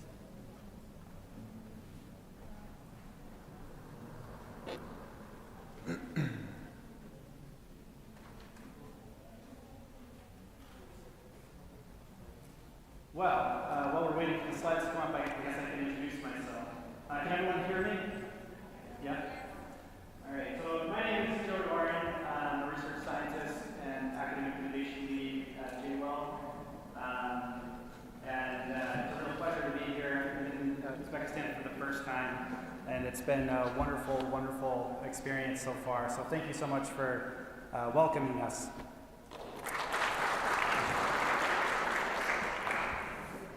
I guess I can do this part out of order from my slides, but I'm curious. So the title for this session, this working session, is around generative AI. And I'm just curious in the room, how many of you have been using a generative AI application for work? Have you been using it in your daily work? So quite a few people. If you're a teacher, have you been using generative AI in your classrooms? Wow, great. So I'm going to call on you all later to hear what you're doing. How many of you have students who are using generative AI to do work?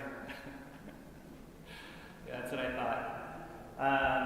how many of you have had to change the way that you're, of those people teaching, how many people have had to change the way they teach because their students have generative AI? Yeah. Yeah. So those are some of the things that I hope that we can kind of get to as the session moves on, and it's a good reference for me to know where you all are at. Do you guys have this slide? Okay.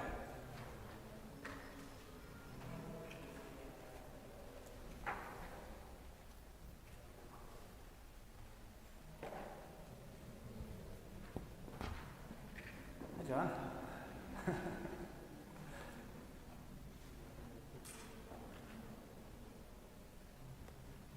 Great.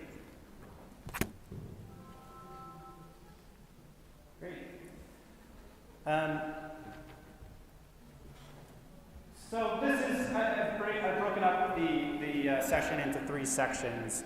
And the first is to kind of do a state of generative AI in education with you, an overview, sort of this view of many of the different contours, many of the different things that are happening in the world of generative AI, particularly as it applies to education. It's not trying to, the saying in English, boil the ocean, meaning take a look at all of AI and tell you what's happening and where all the opportunities are, specifically looking at impacts within education and specifically higher education. Then I'm going to present to you some of the ways in which MIT has been experimenting with figuring out what in the world to do about generative AI. So I'll share some of those with you, and then lastly, I'd really like to hear from all of you about either two things, the experiments that you're currently doing around generative AI, how you're using them, and then based on some of the ideas that I'm proposing and showing you, what are some ideas that you have for facilitating these types of conversations within your own institution? I'm viewing this as a presentation that is trying to foster a dialogue, right? I'd like to use, there's kind of 5 goals, and I'd like to present this like more of a balanced perspective on generative AI in education, not being on a techno-optimist or techno-pessimist, but some type of pragmatic stance. I'd like to, as I said, MIT's initiatives, but important set of ethical considerations, developing professional communities of practice, and continued focus on future preparedness. So ongoing training and thinking about what you do into the future. So I'm forecasting for all of you where I hope that this conversation will end by telling you up front where we're going. With that said, so the state of generative AI in education, a place that I'd like to start is say that the world changed basically in the generative AI world with the introduction of OpenAI's ChatGPT model. Not too long ago, just in November of 2022. And already, it dawned on me in preparing for this talk that in that short amount of time, I've already changed, in my personal life, I've changed a bedtime routine with one of my daughters.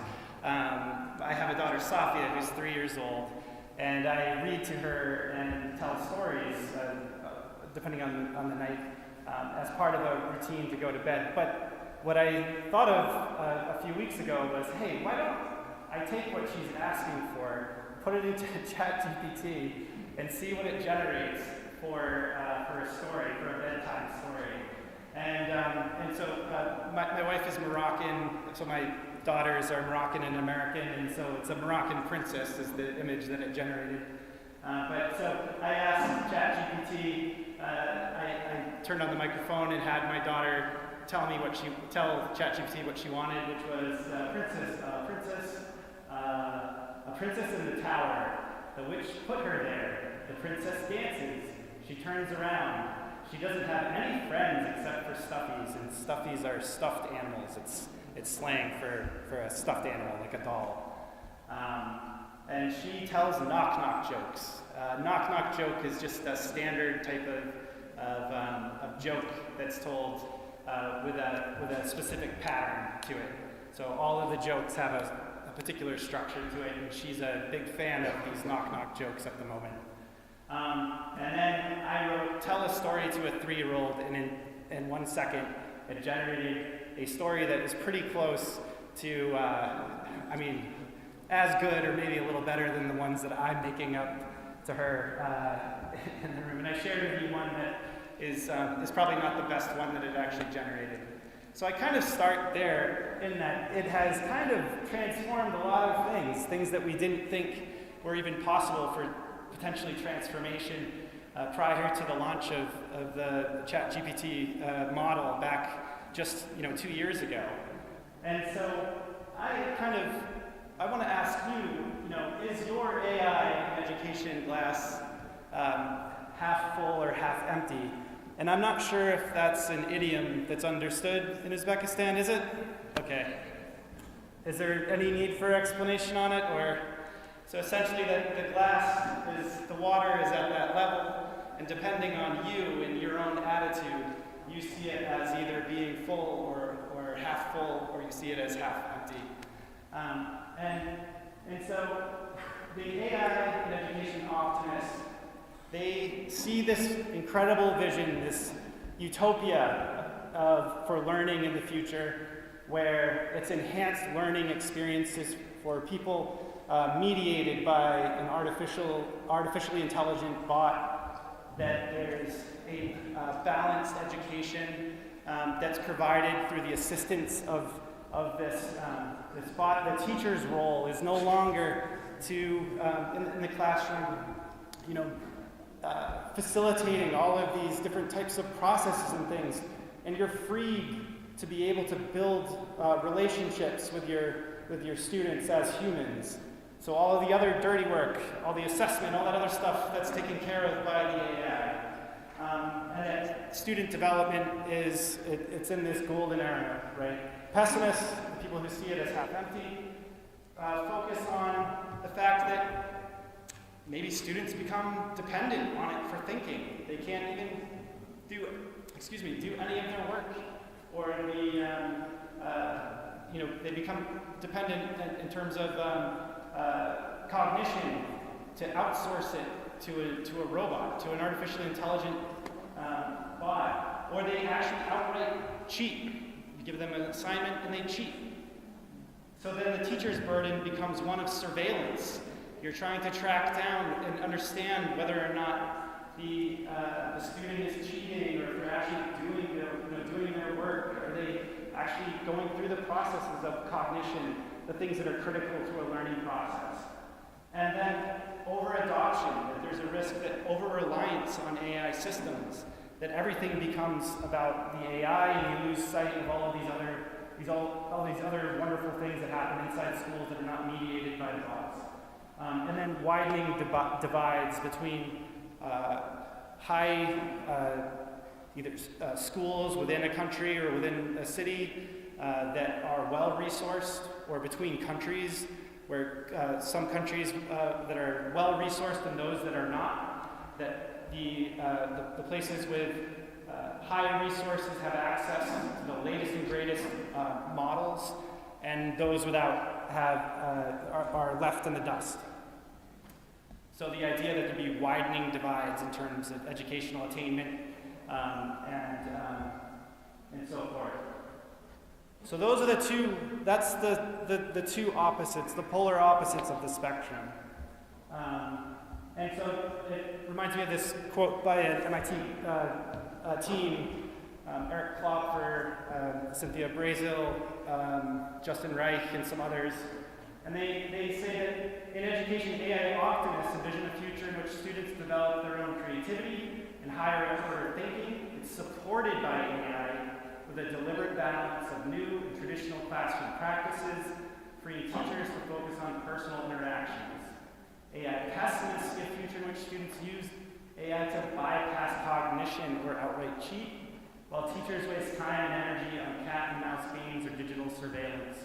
Pessimists also imagine a scenario in which generative AI is over-adopted, particularly in schools and resource-constrained schools, reducing the teacher workforce and widening existing divides.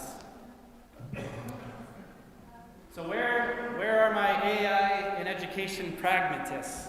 So where are the people that maybe are not immediately gone to immediately go to one of the polar extremes? And I'd say that it's emerging, but being pragmatic means that you need evidence and to be able to make decisions and evaluate options. And so what we're seeing is the emergence of a body of literature now that enough time has passed and enough research is being done, we're seeing an emergent body of literature around the ways in which people are using AI in educational settings. And so I started a review. It's not entirely comprehensive. It's definitely ongoing. I'll just say anybody in the room who's doing research in this area will also note that every day seems like 10, 20 more publications come out that you need to read. And so what is interesting from here is that we found that we're getting a sense of what the limitations are and the misuses based on studies that are being done from the literature. Limitations of ChatGPT specifically are around inaccuracies, hallucinations, and potential biases. For inaccuracies, they talk about giving erroneous data, things that are just incorrect. Hallucinations, that the bot actually makes up entire stories. I don't know if anyone has any good examples of this, but there are definitely plenty out there, making up sources or texts or things that don't even exist. Potential biases, that it's just taking all of the stereotypes that exist in humanity, right, and replicating it in the types of results that it gives, the information that it generates. The misuses like plagiarism or outright cheating. The privacy issues around data sharing, so that companies are just sucking up all of this personal data or sharing it through the world, spread of false information. That it, in the United States, we have an election that's coming up, presidential election, and the potential for outright fabrication of things that could influence or impact the way people are thinking about voting is a real concern. So these are some of the ways in which the literature, the emergent body of literature, is presenting those limitations and misuses. What's also emerging is that we're getting a sense of the ways in which students are using ChatGPT to do their work in educational settings. And here we're seeing that students are using it for support and accessibility. They're using it to explain difficult concepts. They're using it as a conversation partner, writing support, self-assessment, engagement, and to facilitate self-determination. And just a couple from them, you see it up on the screen, so maybe I won't go through and read all of them, but for support, it's around the fact that students are saying they use it this way because it's unlimited access to support. ChatGPT doesn't go to sleep. You all do. At least I hope you do. So not being available to answer questions or provide help on a homework assignment, but ChatGPT is there to do it at any time that they need it. Explaining difficult concepts. So the idea that taking a difficult text or something and summarizing it, asking ChatGPT to give a summary of some reading or something like that as a conversation, an argument. Students are using it for those types of discourse. And writing support. I don't know if anyone else, I've used it this way as well, but students are using it as both copy editing, trying to fix grammar, catch missed periods and commas and misspellings, as well as editing, as well as generating ideas and then crafting like first drafts of things or outlines of different things. So that's actually also in self-assessment. So you see, these are a number of the cases, and I'm just kind of curious, does that seem consistent with the way you're finding your own students to be using ChatGPT? Yeah?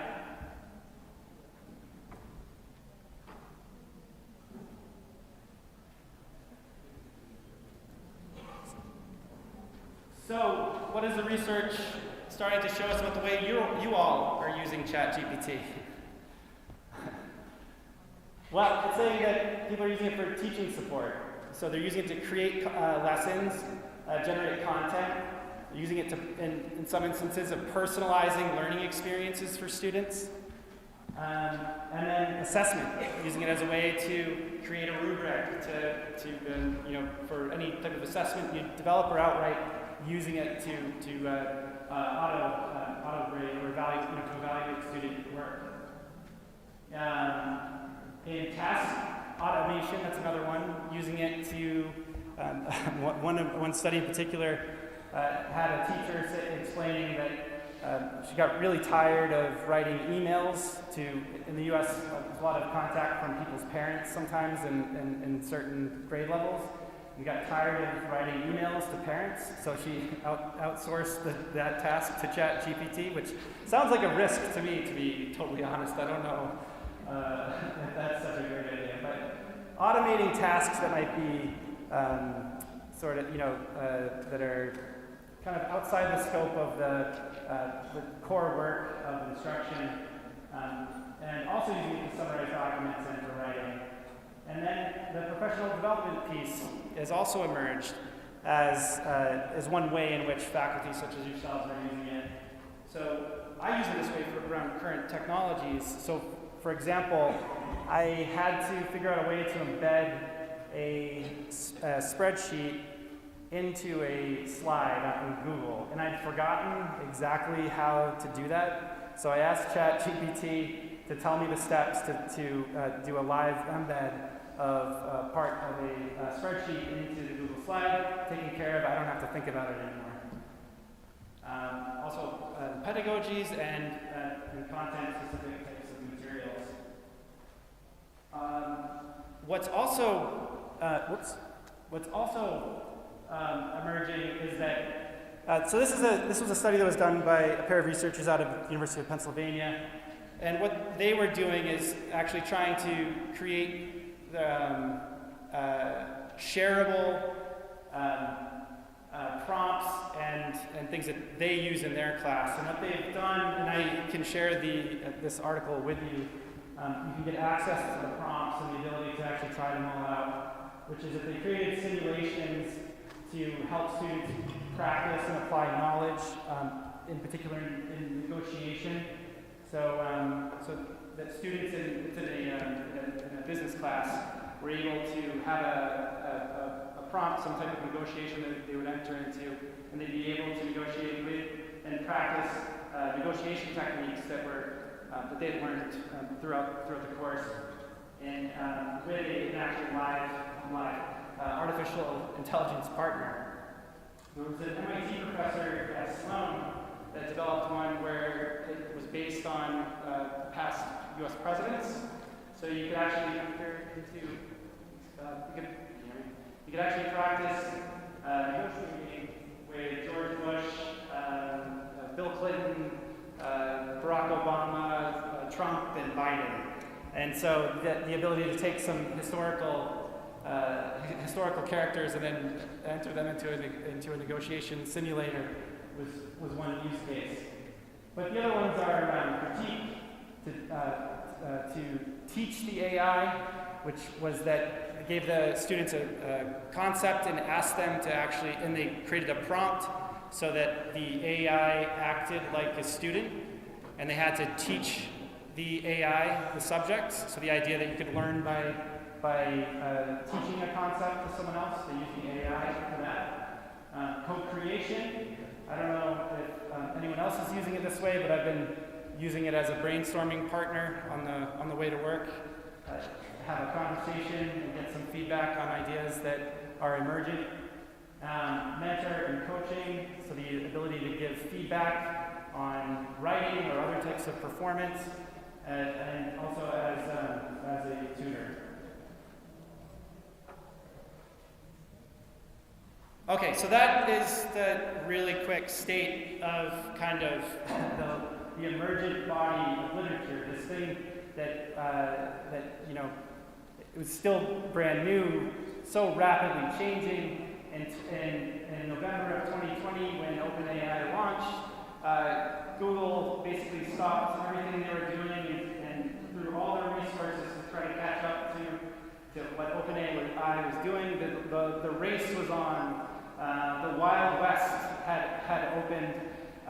You choose your metaphor, but it was and still is crazy days in terms of the amount of competition and change that's happening with these AI agents. But what we are seeing is that there is a growing body of evidence and use cases in the ways that people are using AI. So with all of that said, and there are lots of answers to this question, but what makes generative AI different from most other educational technologies, and why do we need to care? And you might be thinking in your seat, you know, you have some answers about what makes it different. But I'd like to draw your attention to one distinction, which is why I think that we as educators, as leaders, need to pay attention to generative AI and have engage in the conversation around it, which is that AI is a rival technology. So, you know, what does that mean? It means that it showed up in your classrooms, it showed up at your schools on its own. Your students brought it in, you brought it in. It was not an official policy. Regardless of what you were doing, your students were using it, right? That's a big difference between other types of educational technologies. So, you know, if your school did not have a program for tablets, for tablet computers, if you don't have an official policy around tablets, you know, maybe you'd miss out on some opportunities for different types of learning experiences, right? But it wasn't going to harm learning in your classroom or at your school. If you ignore generative AI, there is potential for harm, right? Students might bypass cognition, meaning they won't put in the effort to do the work. They might not acquire the skills, all of that. They might cheat to be able to demonstrate to you that they are doing the work that you think that they're doing.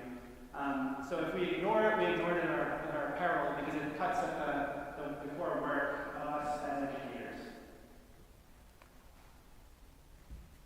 So with that said, what are the actions, you know, that a university can take when faced with emerging technologies for which clear guidelines or answers have not yet been established? And that is an open question. That is an open question.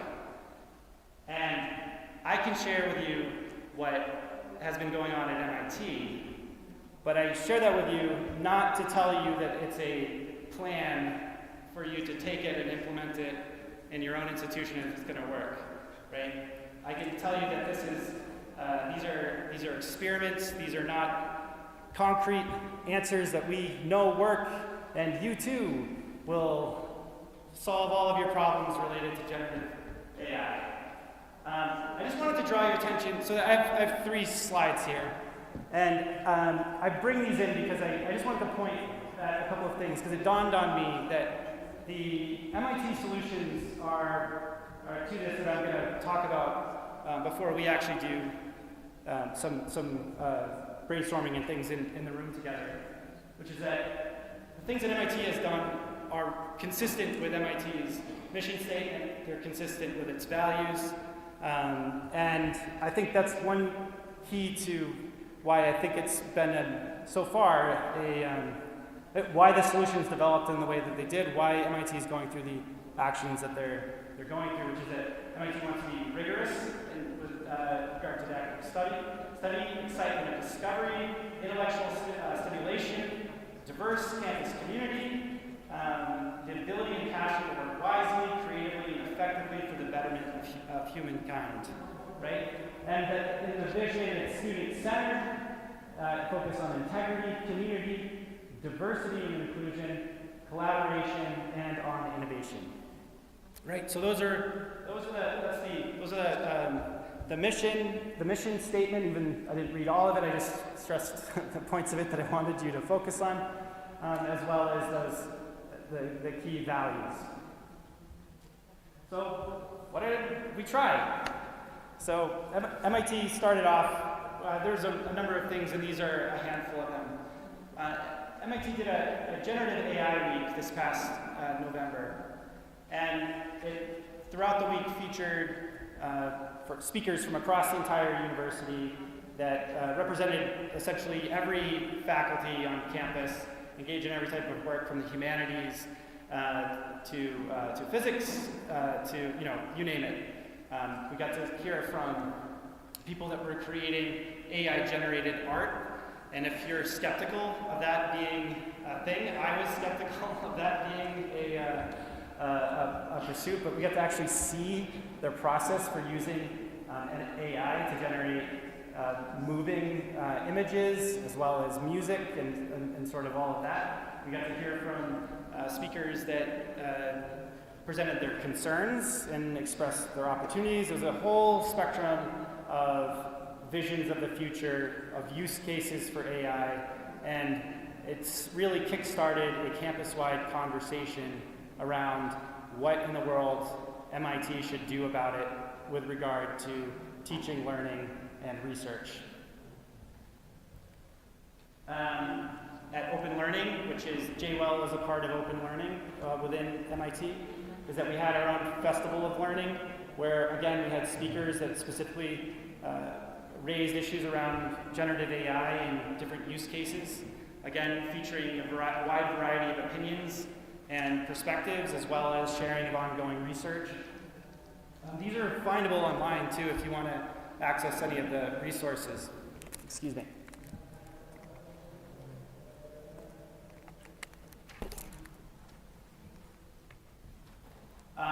There was an issue of a number of grants and different attempts at thought leadership. So doing research and then sharing that research. One of the big initiatives that was just maybe a month ago, I think, that was published was around this MIT exploration of generative AI. You can find all of these resources online. The Vijay, I think it was the President's office that sponsored this. So the President's office issued 25 different grants to faculty across the university to focus specifically on research related to generative AI in their disciplines, with the goal of the production of papers. And it really runs the gamut from AI in engineering and manufacturing, its impact on work and productivity, creative applications, education, nature-inspired design, things that are related to its impact on society and relationships. It really runs the entire gamut. So the idea was to have people focus on research, develop thought-provoking articles that folks would share both internally and externally to further drive a conversation. Professional learning communities. There are a number of professional learning communities that have been created across campus. The one that I'm sharing with you here is from Sloan School of Management, and they created an AI hub. Eric So is one of the professors who's very active in the production of these resources. They have, I took another screenshot of the different types of resources. They have an AI basics course explaining all the foundational concepts and things, use cases. They have tools that you can use and things to try to help support faculty. But what I will say, not just help support, but it's every Friday they meet in a ongoing, it's an ongoing session. It's a chance for faculty to present the projects that they're doing with generative AI and other topics as well. Right now the focus is generative AI. And enter into an ongoing discussion Excuse me. Losing my voice.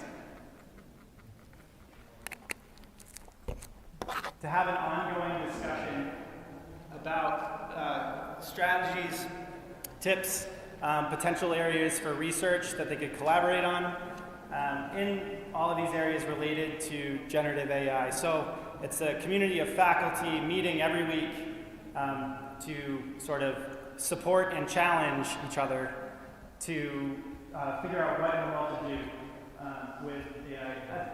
At JWell, we're also doing our work around a sort of global community of practice through a number of different event series. We have a series of online events that, well, everyone at New UU, all of you can participate in these online events if you're at New UU as a member of JWell.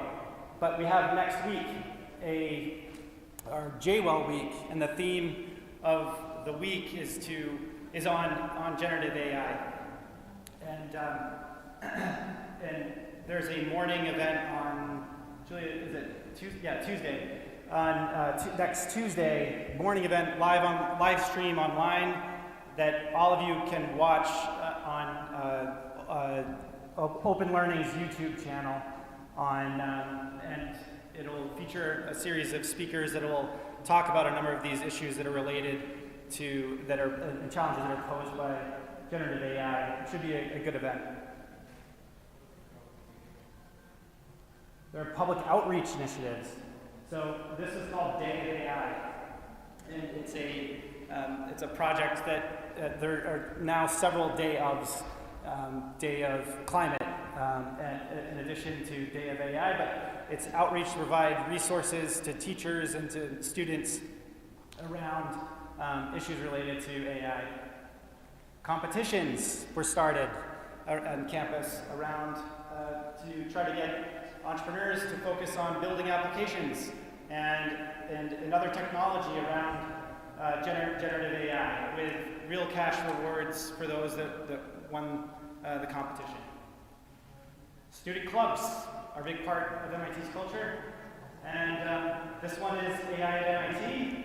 I am probably wrong, but I want to say I heard from someone, so that is definitely not a solid data point, but that this is, I think, the largest club at MIT. Does that sound right? I don't know. It's something like that. It's now its fastest growing. Some stat that they like to brag about, I guess. But so it's a student club that meets I think once a week. They run seminars. They do workshops for people to learn about AI. They're in the process of developing a course, actually, to be able to teach others. And so there's all of that. So in summary of the types of activities, and it's that where MIT landed, and this is fairly comprehensive, but there are things that are outside of what it is that I listed. But it's campus events, grants, thought leadership pieces, communities of practice, public outreach, competition, student clubs, and the goals that were sort of embedded in the design here was around fostering dialogue, generating ideas, and really kind of ensuring that MIT leads in this area, right?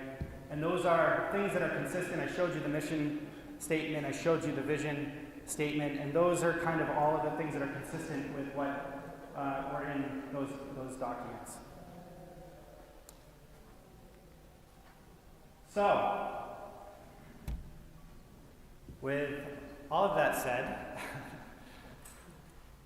that kind of lightning tour of the state of generative AI in education, a number of the types of activities and things that are going on to foster an understanding that's consistent with MIT's values, that's consistent with the needs, that takes advantage of the resources and opportunities that are presented at MIT. I'd like you to think about here. If you're at New UU, think about New UU. If you're at other institutions, think about your institution. But I'd like you to think about how might you experiment with generative AI? Maybe it's in your classroom. Maybe it's across the campus. Maybe it's you saw one of the things that I presented and you're like, oh, that would work here. You're like, oh, that would not, but this would, right? I'd like you to give some thought to the ways in which you might want to experiment with generating this type of dialogue and ongoing sort of development. And like I said, consider ways that are consistent with your mission, vision, and culture. Think about what is needed and what future state is desired. And I'd like you to do that at your tables. Maybe give a pause for a moment and think about it, and then enter into discussion at your table. We'll put 15 minutes on the clock, and then we'll come back together and we'll have a discussion. Okay?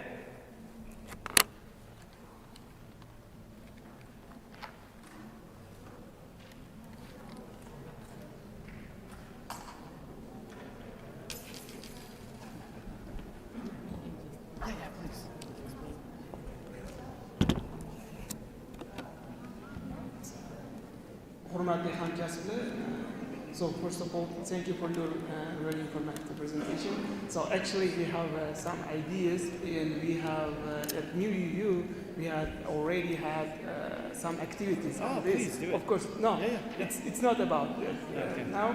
So hozir bizda bu yerda Yangi O'zbekiston universiteti haqida hurmatli hamkasblar, lekin sizlar ham xuddi shu savollarni o'zinglarni universitetda dedi. Mana ko'rdinglar, MIT bir vaqt o'zida ham educatorlar, ya'ni professorlar ham talabalarni rivojlantirish bo'yicha o'zini tajribasini aytyapti. Mana festival, IT yoki har xil student ko'plar. Sizlar qanaqa ko'rasizlar o'sha o'zinglarni universitetinglarda, o'zinglarni o'sha oliygohinglarda kelajakdagi sun'iy intellektni o'sishi? Shu bo'yicha hozir diskussiya qilib, 15 minutdan keyin yana masalaga qaytamiz.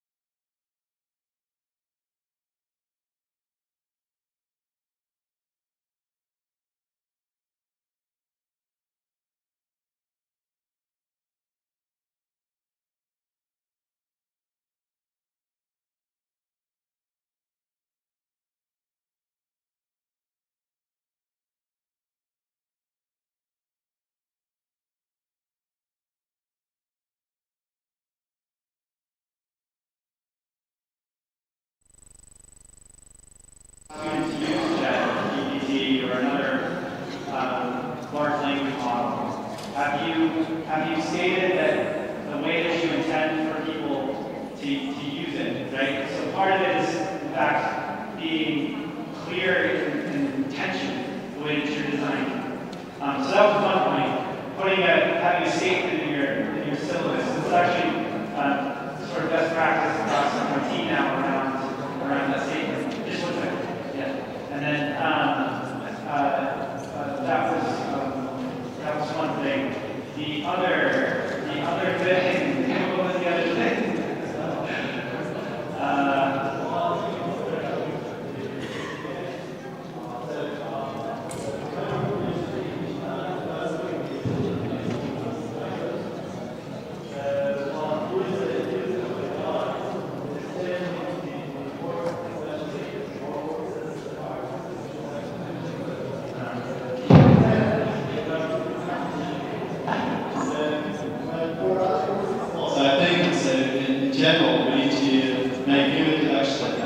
about how students can use the AI, because this is the part of our life. But we need to strictly indicate the rules and regulations. What's allowed for the students and what's not. And I think, yes, it should be the part of schools. Right.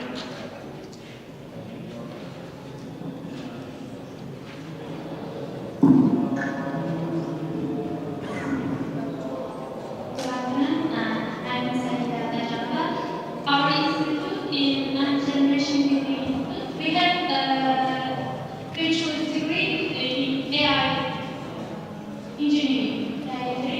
And our laboratory and this curriculum in this bachelor's degree AI engineering have three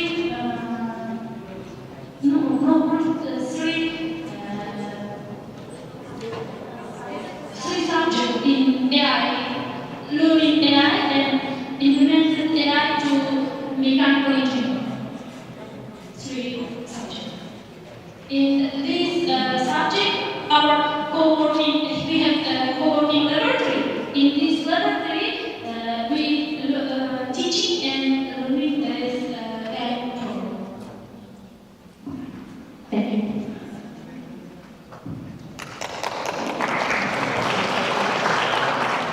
So did anyone come up with any other ideas or ways of engagement? Hello, I'm from Washington University of Language and Literature. I think what I say here probably would be a bit disappointing for you especially, because when we can talk about the use of AI during the classes, in any of them, we need software which can excellently analyze texts and excellently can convert text to sound or otherwise. In Uzbek language case, we don't have such software yet. So that's why these how to say questions are not actual for us. For example, if they try to use, I know that my son, who is 11 years old, he was trying to use ChatGPT for making up sentences for English class, and I thought to him it's not right. He shouldn't do like this. And if any of the students will use ChatGPT during the classrooms or for cheating, let's say, they will come up with a text which is not grammatically right, and the teacher will already know that it's a very low quality text. So I think we first need to develop those softwares, and after this, this topic will be actual for us. Thank you. Yeah, great. Well, in that actually here an opportunity, which is around developing the ability for these large language model processes, right?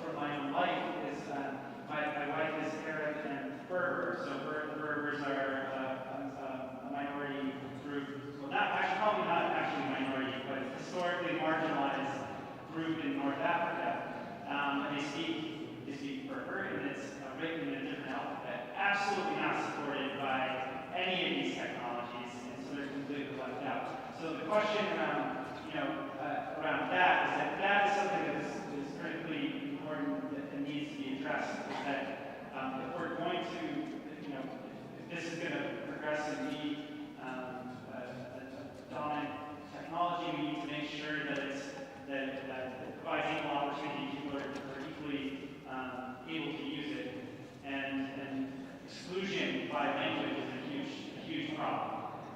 I also want to actually, and I'm just going to challenge, it's not that I have an answer to it, but I think it puts into some question too by what you mean by cheat, right? I think we actually have to think about that a little bit.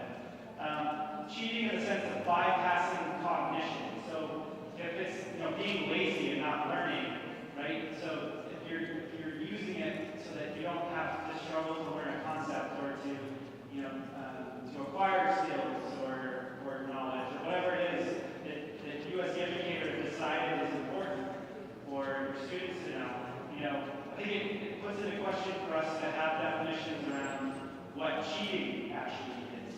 So it might not be the same definition that it was a couple of years ago prior to the introduction of these technologies.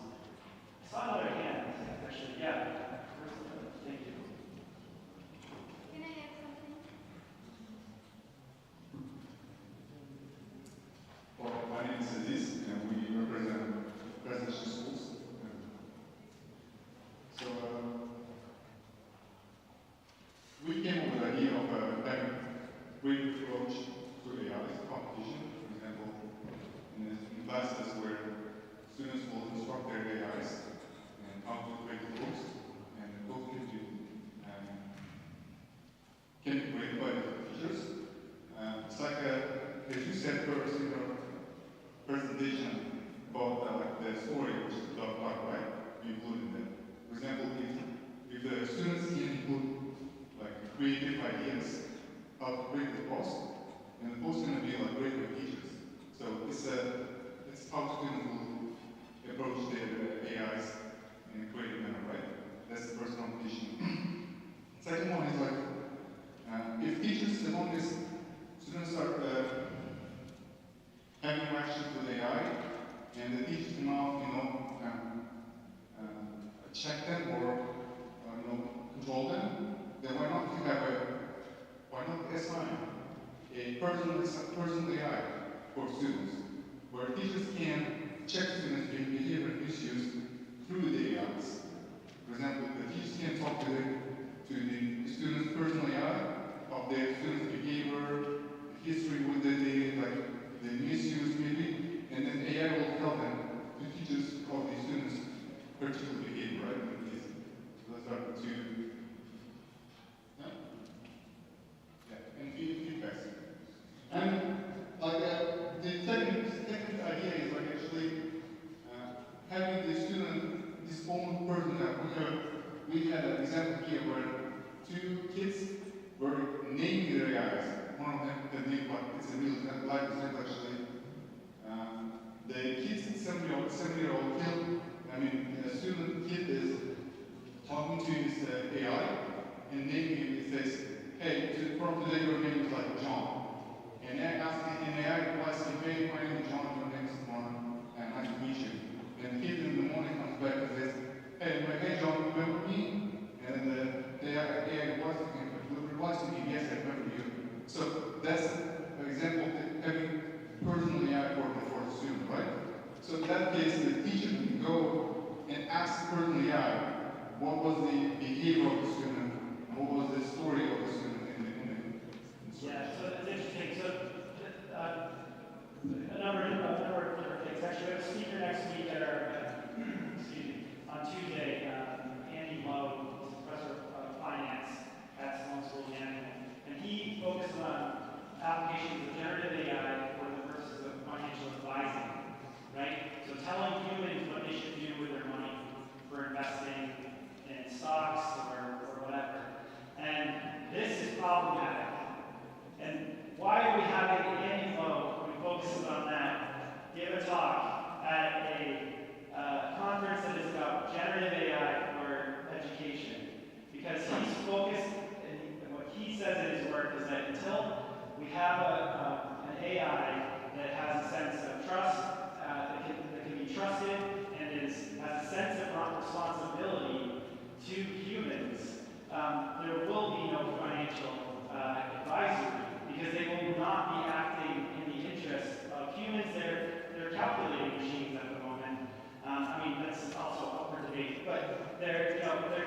vision machines. And as Angelo writes, after you talk to the bot, and if you were to go make dinner or go throw yourself in a river, the bot does not care. Until that problem is solved, trust, those types of applications are problematic. I think that's the same case for education because of the inherent role of trust and the beneficence that's required in that educator relationship. We have one more. I think that will. Yeah, that will. Oh, we have time for one more. Yeah.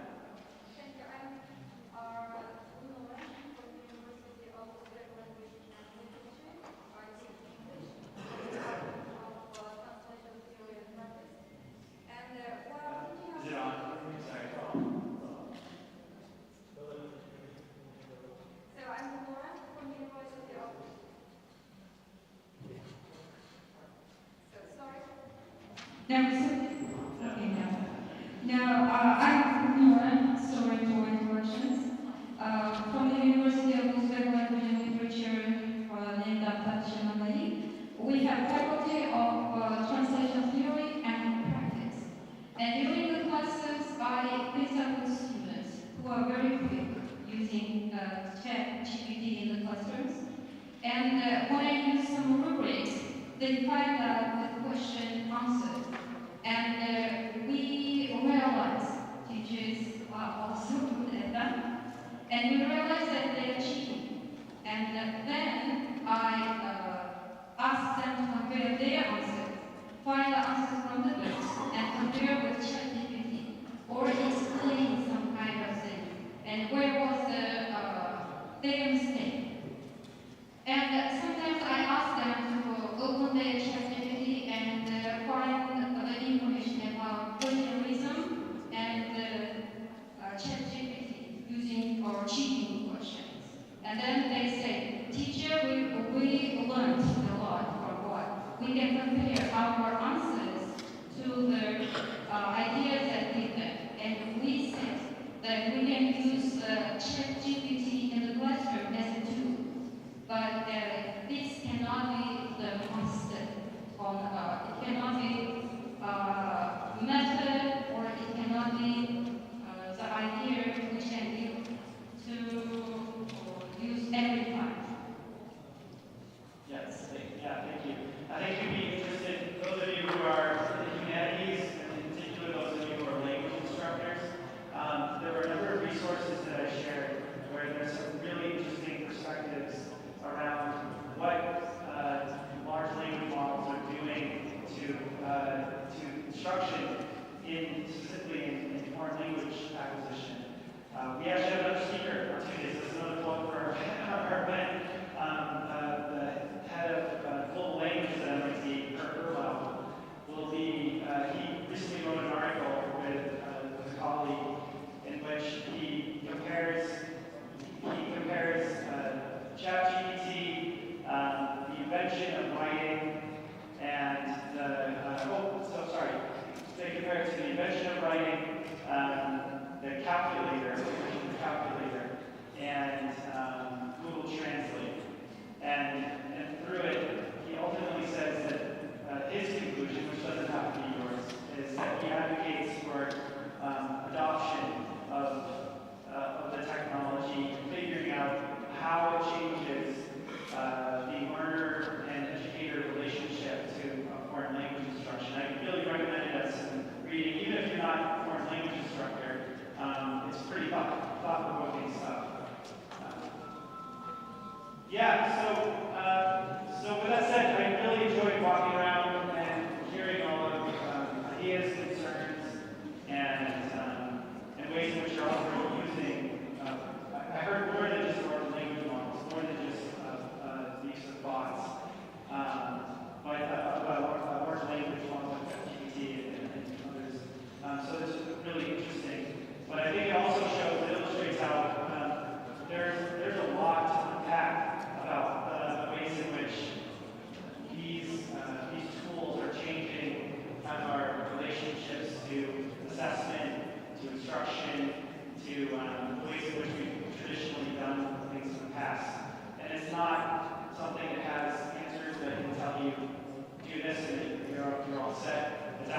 ongoing conversation and debate that you'll need to work out in your own classrooms for yourselves and with your colleagues and your departments across your schools and across your university. So with that said, I did see a couple other hands. I'll come and walk around now. But thank you very much. We'll take it. Thank you. Yeah. We'll take a quick break and then Peter will log on.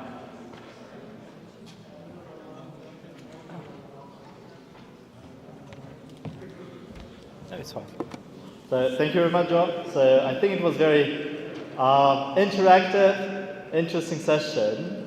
So we are going to have a live session with Professor Peter at 4 p.m. So I would like to ask you to come back at 3:55. We're going to have a break for roughly 25 minutes. Joe Dorian'ga qarsaklar chalib rahmat deb qo'yamiz. Menimcha juda qiziqarli, intensiv va interaktiv sessiya bo'lib o'tdi. Hozir deyarli 25 daqiqaga qisqa tanaffus e'lon qilmoqchimiz. Soat 4 da live Zoom orqali bog'lanish bo'lib o'tadi. MIT dan Peter professorimiz bog'lanib o'zlarining laboratoriyasi haqida gapirib beradi. Men oxirgi marta Bostonga borganimda professor Peterning laboratoriyasiga borganman. Ular fizika o'qituvchisi bo'lishiga qaramasdan juda qiziqarli yangi metodologiyalarni, texnologiyalarni o'ylab topishgan. Qanaqa qilib o'sha fizikani guruhlarga yoki umumiy guruhdagi talabalarga o'qitish haqida juda yangi metodologiya, texnologiyalari bor. O'shalar haqida gapirib beradi. Men o'ylayman juda qiziqarli bo'ladi. So we're going to meet at 20 after 25 minutes. We're going to have a short break at 3:55. We're going to have a live session from MIT. Thank you.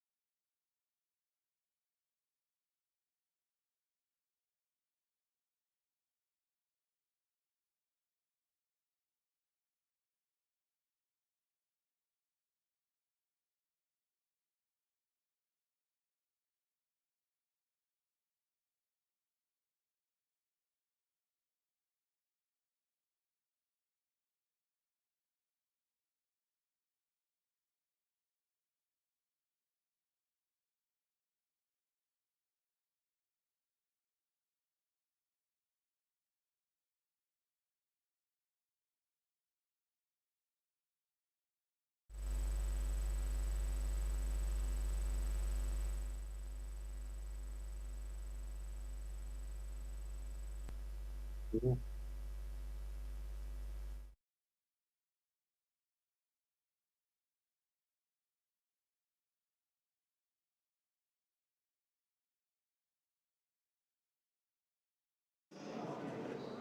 qavatda ham o'tirgan ishtirokchilar bo'lsa, iltimos birinchi qavatga tushishlarini iltimos qilib qolardik.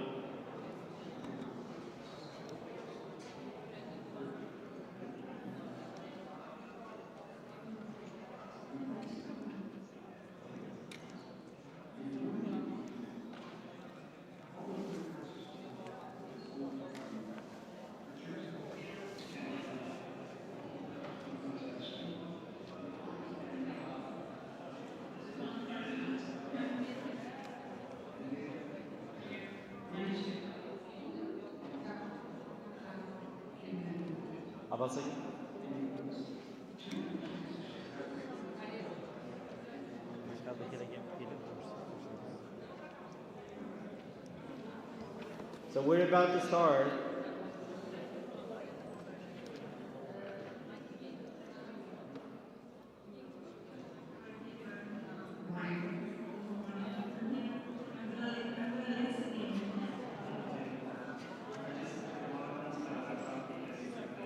Some issues with the speaker, but can you see the room? Yeah, we can see. Yes. We see the screen. We see everybody there. So, everything I'm saying is now over the speaker. So I might just type some things into the chat. Okay. But we're a few minutes away, and some issues with the speaker. Give an introduction. Can you see the room? Yeah, we can see. Turn it over to you. We see the screen. We see everybody there. So, Hi, Joe. everything I'm saying is now over the speaker. So I might just type some things into the chat. Okay. But we're a few minutes away, and some issues with the speaker. Give an introduction. Can you see the room? Yeah, we can see. Turn it over to you. We see the screen. We see everybody there. So, Hi, Joe. everything I'm saying is now over the speaker. So I might just type some things into the chat. Okay. But we're a few minutes away, and some issues with the speaker. Give an introduction. Can you see the room? Yeah, we can see. Turn it over to you.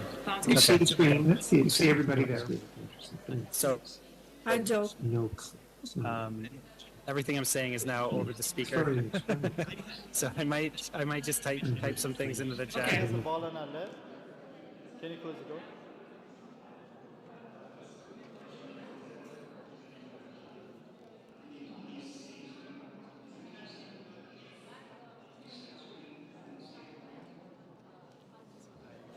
I don't think they understand what I'm saying.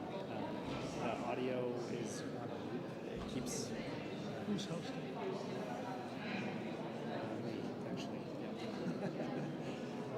Yeah. Okay, it stopped. We'll just try it and see what happens. Yeah. Okay. Yeah, that's fine. Yeah, mute qilib turing. Просто mute qilib turing. Men gapirganimni ular eshitmasin. Bo'ldi, полный mute bo'lsin.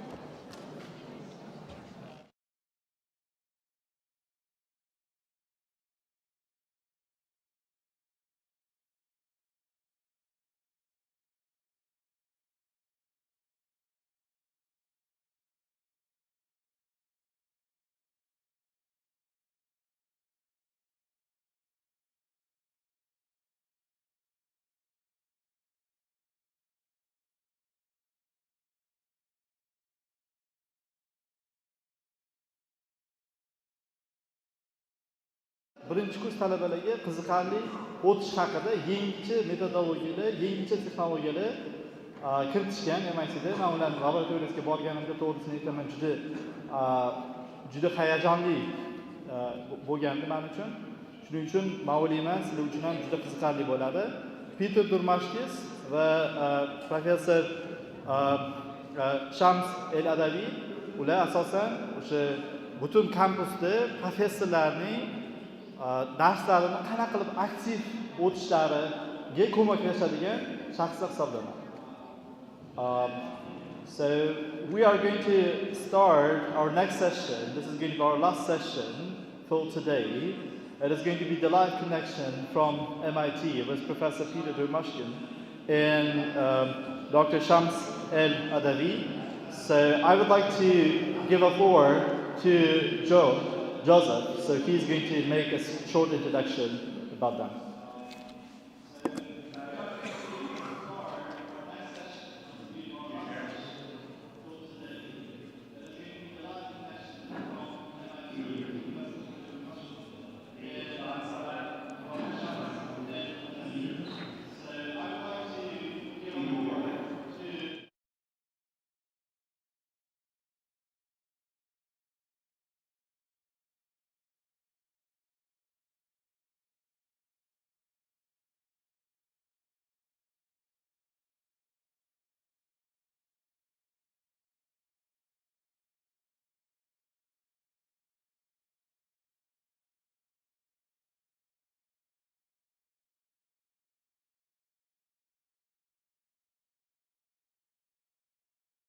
Sort of a loop, but it doesn't seem to be doing it when you guys speak, just when we do. So with that said, actually, the floor is yours, Peter and Shams. Salam alaikum. Hello, everybody, and thank you very much for coming and listening to our talk. I'd like to introduce my colleague, Shams El-Adawi. Hello. I'm very excited to be here speaking from MIT today about sort of what we do here as an experimental teaching sort of experiment, and Peter here, Mike, will sort of lead the conversation. So, welcome everybody. So we'll do a two-part workshop. The first part today, we're going to talk about building an experimental teaching laboratory at MIT. And the second part, we'll talk about all the details, that will be tomorrow, about all the details in particular about how we built this laboratory. I'd like to begin though by telling you that the things I'll talk about today are really a point of departure to inspire your imagination. We designed this project at MIT, and it was particularly designed for our MIT culture. Every university has a different culture. And so a lot of the details that we'll describe here have to do with the particulars of life at MIT. However, we hope that because we uncovered many, many different things, we might inspire your imagination, and there might be some parts of what we did that will you might find interesting and would like to implement in your university. We call our program TEAL, which stands for Technology-Enabled Active Learning. And when people see this name, there's two really important parts of this: the technology-enabled, and Dr. El-Adawi will talk about that tomorrow. And I'll talk about today the model that we have, the active learning model. What I'd like to do first is to explain our model so that you have an understanding of what we tried to do. And then I'd like to also talk about the history of how we developed this model. Because when you try to do a new educational experiment, this was an experiment that took place over 21 years, many, many things came up. And so in the last half of my talk, I'll explain the history of and all of the changes that we went through in creating this model. In this photograph, I just want to first highlight Professor John Belcher, who was really the founder of TEAL. And I was extremely fortunate to be able to work with him from the start. John Belcher always said to change physics education on a scale of 1 to 10 is extremely difficult, a 10. He actually built the Faraday cup experiment on the Voyager experiment, and he said to send a spacecraft into interstellar space, well, that's only a 5 compared to changing physics education. But we tried. And the important thing is we've sustained this effort. So first I want to just explain very, very quickly what we're talking about. Our first year physics classes at MIT, we have a variety of different classes. MIT undergraduates, each class has about 1,100 students. Not all of them have taken physics the first year because some of them passed out. And our TEAL class is about 670 students in the fall, and it's about 750 students in the spring. Those numbers vary by the year.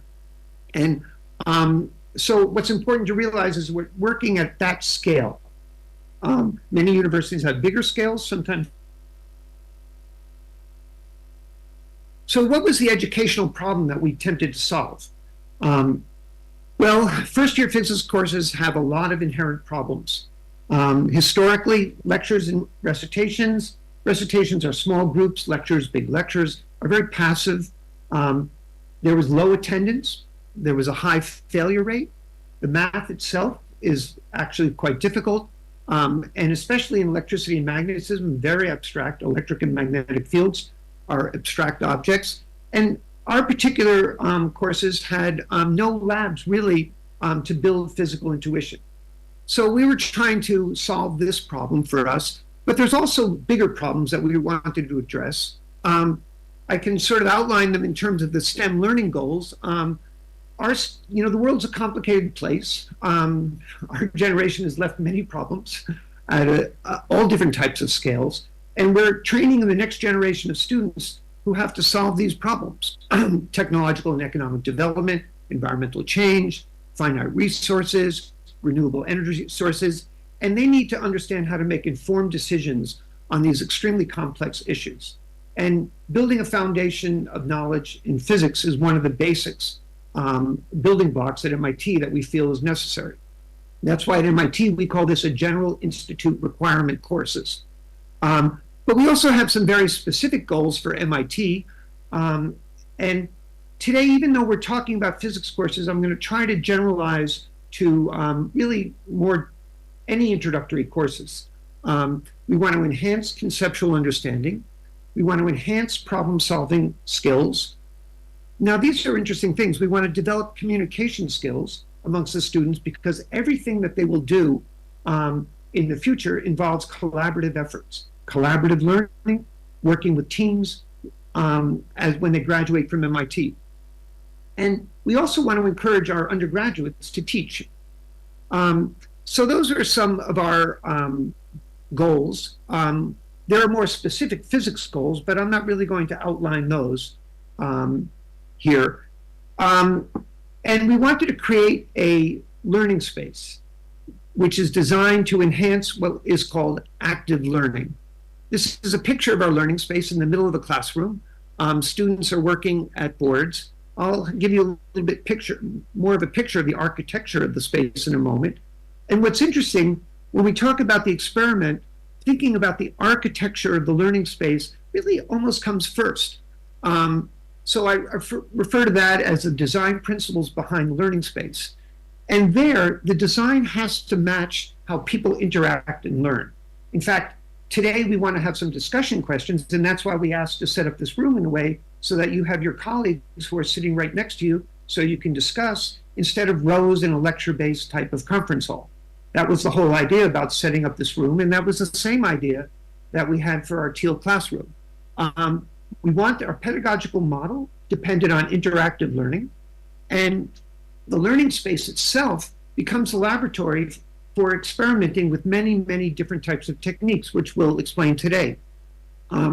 So you can have a complicated learning space like our space, but really, I try to outline kind of the really basic ideas that are important in this space. We want to have interactive tables in which students can talk with each other, but surrounding the space, which is extremely important, we want to have whiteboards. We use whiteboards, but you could use other boards with chalk. We use whiteboards where students can get up and work at the board in groups, in teams. So there's plenty of space for students to engage in problem solving. This is just the learning space itself. I've seen some beautiful classrooms which surround the learning space with breakout spaces where students can come in before class, sit with each other, work on problems, even chat with their teachers before the class begins. And so you could surround the learning space with breakout space. I didn't illustrate that on this diagram, just focusing on the learning space. But here's our model. We call it a blended learning model, and it's nothing very radical. In fact, it's a standard. The concept is sort of universal for how students learn. We have pre-class, which is asynchronous. We have assignments that they do online, and we'll describe all of these in much more detail, especially tomorrow. In class is where we want to engage in active learning. And post-class, they have assignments that they do, problem sets, prepare for exams, things like that. And I'll go through this in much more detail. So why do we even have blended learning? And the idea is that over the last 40 years in physics education research, a lot of documentation on the problems in lecture-based learning. There's been a lot of different types of pre and post tests that show students have much higher learning gains in active learning as opposed to lecture-based courses. They engage the students much more, but the active learning is not designed for content delivery. It's not a lecture-based interaction, and that's a really important point. But blended learning gives us the glue between how to present the content to the students, engage them in the classroom, and have them engage outside the classroom with challenging problems that combine the content and the concepts. So the way we do it is we have this weekly modules. They're about a 10-day module and they overlap slightly. In the pre-class, we use technology, and we'll talk about that a lot more tomorrow. We have what we call learning sequences in which students go through a set of short sequences that introduce the content of the module. This is the first time they see it. In humanities-based courses, this would be equivalent to reading the book before you go to class to discuss it. And so this is nothing so strange. But in the sciences, it's a little unusual. Usually the students see the material the first time in the class. So we have three, depending on how we do it, we have 3 classes a week. We've modified this over the years. Now, 2 of those classes are 1 hour and a half, 1 hour and a half. And the 3rd class is a total workshop, 1 hour. And these classes are designed to help the students understand the content that they did in the pre-class learning sequences. And then after that, post-class, a number of different types of activities. MIT is very much organized around what we call problem sets. In fact, students have things called problem set parties in which they get together and work on their problem sets. There could be experiments that they do after class and also preparing for exams. So what is it that we actually do in class? And that's what we call active learning. And there's many, many different versions of active learning. Over the years, we've experimented with just a small set of them. And so these are the kinds of active learnings that we talk about. And I'll give a few examples of each of these things. One is something called peer instruction and concept tests. This was designed by Professor Eric Mazur at Harvard University. And these concept tests have actually become almost not universal in American education, but are widely used, probably the most widely used elements of active learning. Because of John Belcher's interest in measuring magnetic fields in the Voyager probe, he was very interested in simulations and visualizations. And so we built into our model, we have students exploring using simulations to explore physical concepts. One of the most important parts is what we call group problem solving when they go up to the whiteboards. And then they have some experimental activities. We tried to introduce a number of experiments both in the classroom and outside the classroom. The in-class experiments we call desktop experiments.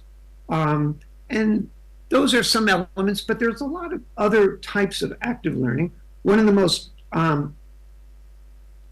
common ones is something called project-based learning, which we don't do, in which students have a project and they take multidiscipline concepts and bring it together. And I think during the workshop, you've heard about many other models for very interesting educational activities that students can do. So I'm just describing our model. So the in-person class is one of the most important parts of the class. It's actually my favorite part because this is where the faculty engage with the students in understanding the content of the class. And by engaging the students, this is where practice. That's the way we learn.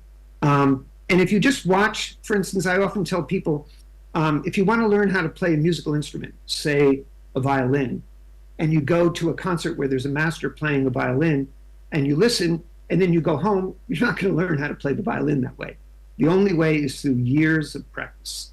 And so that's why our whole model is based on this idea of spaced practice. You practice before the class, you practice in the class, you practice after the class. Even our exams are a form of practice. And that's something which I'll get to later, which is how we build something called expert problem solving.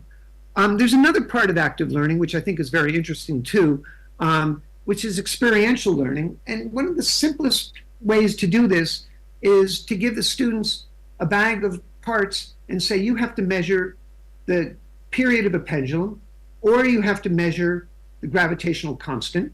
So the idea of experiment is you want to measure a number, and you want to make it precise and accurate. And so by giving the students the opportunity to design the apparatus, then they see what the experimental procedure is. So you design, you quantify, and you make a model for the motion of the pendulum, and then you test your model by experiment. So those are some examples of what we call active learning. Then what's important to realize is that in that big classroom, we have a teaching team. And so our teaching team consists of a faculty member, we have a graduate teaching assistant, and a technical instructor who sets up our demonstrations. We have undergraduate teaching assistants, the students, and here it's really important that the students themselves are peer instructors. They are helping each other learn. It's not a competitive environment. It's an environment which the goal is to have everybody be successful.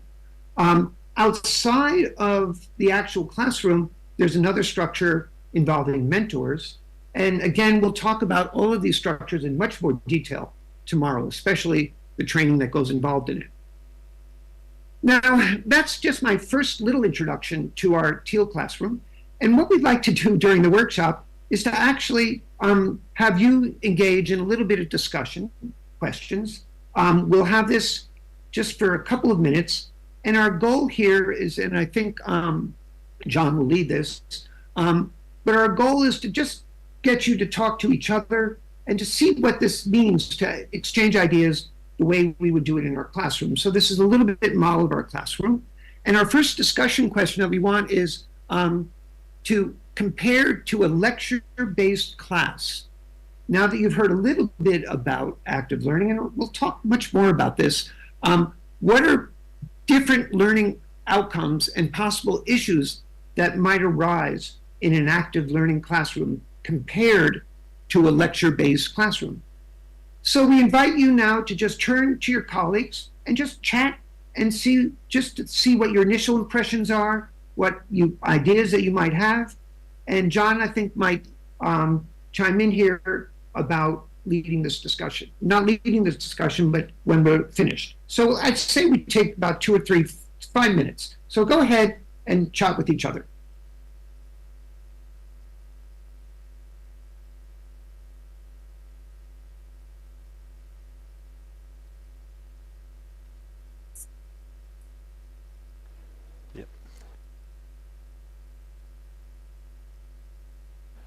Did everyone understand?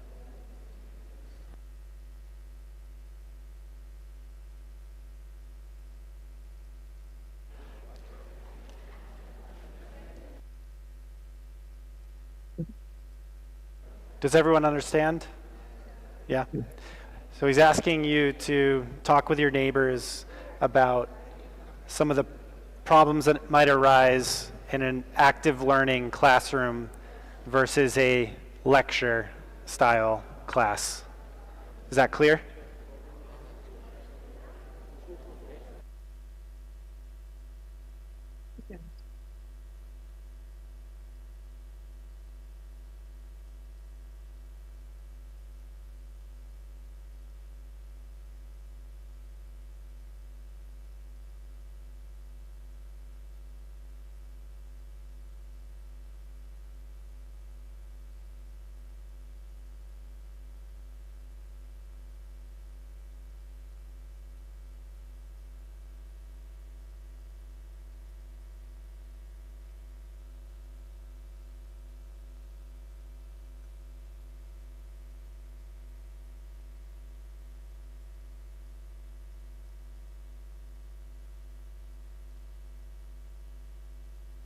So.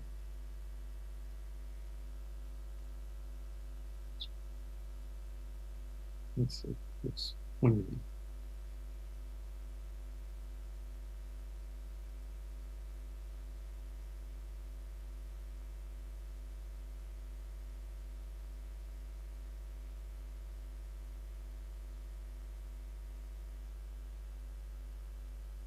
So when we have discussions in our classroom, we usually tell students to bring closure to this discussion in half a minute. So why doesn't everybody just have finish up the discussions and then I'll continue?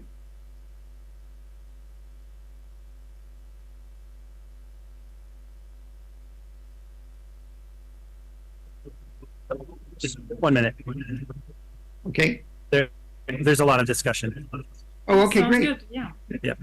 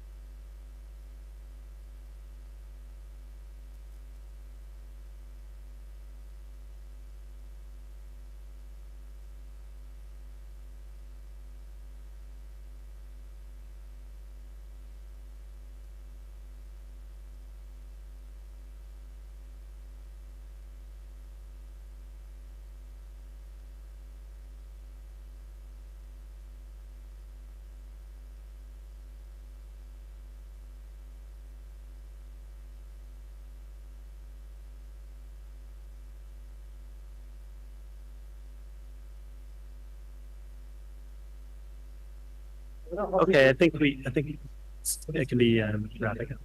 Okay. Thank you, everybody. You know, here we are at MIT, and you're on the other side of the world, so it's a little bit hard for us to hear a lot of the results of the discussion. We will try to get. 1 second, Peter. Sorry, 1 second. We'll get control of the room again. There's still a lot of conversation. Okay. Yeah. Sounds good. Bahadur is offering to explain what teal is in Uzbek just to make sure that everyone understands it. So we might take just a minute. Okay, no problem. Okay.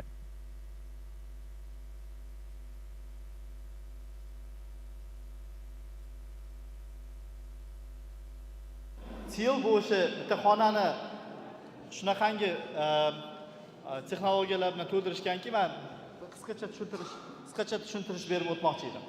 Mana shunaqa katta xona qurilgan. Mana shunaqa katta xonaga 12 ta stol qo'yilgan. 8 ta stol qo'yilgan. Xona perimetri bo'ylab. Har bitta stolning yonida bittadan ekran turadi, bittadan monitor turadi. O'qituvchi bu xonada o'rtada joylashgan. Men bular o'tiradigan xonaga borganman, shuning uchun tushuntirib bermoqchiman. O'rtada o'tiradi o'qituvchisi, leksiyani o'rtada tushuntirib beradi. Endi qanaqadir muammo bo'lsa yoki zadachani muammoni yechimini qaysidir jamoaga taqsimlash kerak bo'lsa, o'rtadan taqsimlab beradi. Keyin jamoalar 12 tadan bo'lib 8 ta jamoalar mana shunaqa stollarda o'tirib, yonlarida doskasi bor, doskasida yozib, muhokama qilib ishlashlari mumkin. Qaysidir jamoada yechim bo'lsa yoki savollar bo'lsa professorga murojaat qilishadi.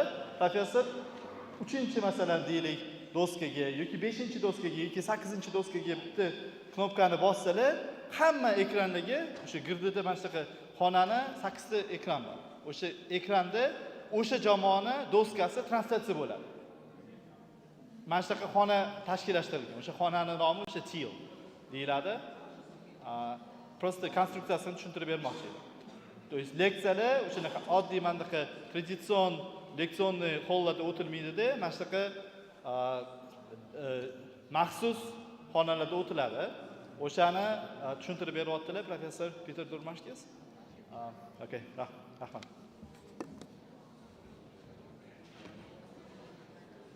Okay, thank you very much. I appreciate the explanation. So we are at MIT, quite a distance away from you. And we can't really hear all the discussion questions you had, but this is an important part of what we do in Teal, which is to have people learn from each other. So now I'd like to move on to talking about the digital tools a little bit that we have in the classroom. Again, tomorrow we'll go in great detail about all of the different digital tools that we use, but the main idea behind our digital tools is that we can shift some of the content delivery from the classroom to the pre-class learning sequences. And this is really a crucial point because it enables us to free time in the in-class to focus on understanding the content. And the digital tools that we use open a wide range of different types of interactions that the students may have with the content that are normally unavailable. Oh, I should make one comment about this discussion question. Let me back up for 1 second. One of the most significant differences between lecture-based and active learning is this idea that we focus in depth and not breadth. What that means is we have less topics that are taught in a normal lecture-based course, but we go into much more detail to make sure that our students are understanding the content. That's a very significant difference between the two types of learning models. So one of our key digital tools is a platform. Most universities will have some type of course management platform, and this is the platform in which we put all of our pre-class content, as well as it has answer checkers to the problems, solutions to all the group problems that they do. It's a very powerful tool that we use to, and we'll talk about ways that we've used this tool tomorrow. One of the interesting features of our class, one of the digital tools is something that we call Lightboard videos. And we built this, this studio space in which we can record videos. And I'll show you a short video in a moment. These are very short video clips. They should be, because there's one glass pane, it should last maybe 6 to 8 minutes. Each video is focused on a particular topic. This is how we deliver a lot of our content. And in between these video clips on our learning sequence, we have questions that can engage the students. There's been a lot of studies that show that making an hour-and-a-half video does not enhance learning. Students often get lost. The idea is that you break up content into smaller pieces where you have questions that can engage the students, then you go to the next topic, and what's super important is that they can do this when they are ready to learn, not when we are ready to teach. And that's a very significant difference. And you can use these videos in a variety of different ways. Let me show you an example of one video. I hope this works here. So I'm going to just show the introduction and then switch to the end. Oops, wait, I missed it. Hold on. We looked at the change of potential energy for a spring when it went from some initial state to some final state. So let's just reintroduce how we describe that. Here's a spring, and let's call this our initial state, x equals 0, I hat, and our final state we chose to be either stretched or compressed, and we define this to be the stretch in this particular case. And we know that the spring force in this coordinate system, F equals minus ax I hat, is always restoring the system back to equilibrium. So whether you stretch it or compress it, the change of potential energy should be a positive quantity. And we calculated that to be equal to the difference in potential energy between our equilibrium state and our initial state. We'll just call that the equilibrium position. And some stretch state was 1/2 k x squared. Now, if we... Okay, so that's a Lightboard video, and this was the end of it over here. So you can see that we do more interaction. This is one pane glass, and there's the concept of spring potential energy. And students can see this many times if they get lost later on. So the quote lecture content is now preserved when students can learn this at any time. And this was a very powerful tool. We made about 500 or 600 of these videos. So that's an example of using digital tools in the blended learning environment. Now, one of the most important things we want to develop for our students is something that we call critical thinking. And in fact, it's not, critical thinking was a big movement in American education in the 20s and 30s, but more importantly, now we kind of combine that with this concept of developing expert problem solving. And it's the critical thinking that we really want to try to develop with our students. They have to use a wide variety of knowledge in the light of evidence that supports it, and to be able to deduce some conclusions from that. This is an extremely difficult thing to teach. And I'm not sure how successful we are in teaching this, but at least we try to start. And the idea is really the way we tackle this issue is something that we call expert problem solving. And in fact, you can really often say that at MIT, after 4 years of undergraduate education, students solve about 10,000 problems. And some are small, and some are actual research problems that get published as papers. Others are in the engineering field, building things, having really elaborate problems that they have to solve, real-world problems. And by learning to be an expert problem solving, you achieve a lot of things. First off, you need to learn through practice. It develops confidence in your skill level so that when you go out into the real world after your university education is done, one of the things that why people hire MIT students is MIT students, they give them a problem, they say, yeah, I think I can solve that. It might take 3 months, but they have that confidence that they can try to solve it. So again, it's necessary for innovation and critical thinking. And also it helps students understand how to take a complex situation and develop it in small pieces, and then solve those small pieces and build that up to a big unified picture. This idea about developing expert problem solving, this is a graph, it's a very simple graph, but I like to try to explain it. When you're trying to design activities for students, I'm graphing here the challenge of the activity versus the skill level of the student. And in this idea, we're trying to hit a target zone between these two things. If you start off, if the skill level is low and the challenge is too hard, then the students feel lost. If the skill level is very high, but the challenge is too easy, again, the students will be bored, will do something else. So what we try to do is hit the target zone. And that's kind of just a very, very simple model, but I like this idea in thinking about how you design content. The ultimate goal is to develop what we call lifelong learners. And Einstein, kind of a smart guy, made this statement, which I'll just read it. The development of general ability for independent thinking and judgment should always be placed foremost, not the acquisition of special knowledge. If students master the fundamentals of their subject and have learned to think and work independently, they will surely find their way, and besides, will be better able to adapt themselves to progress and changes. The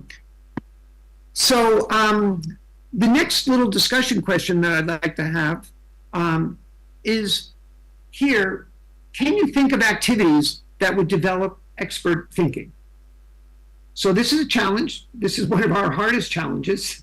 It's not an easy problem. So let's again have a discussion question and see what you might think here. So again, I'll let you talk with each other and think about how can you develop expert thinking in your students. Expert problem solving.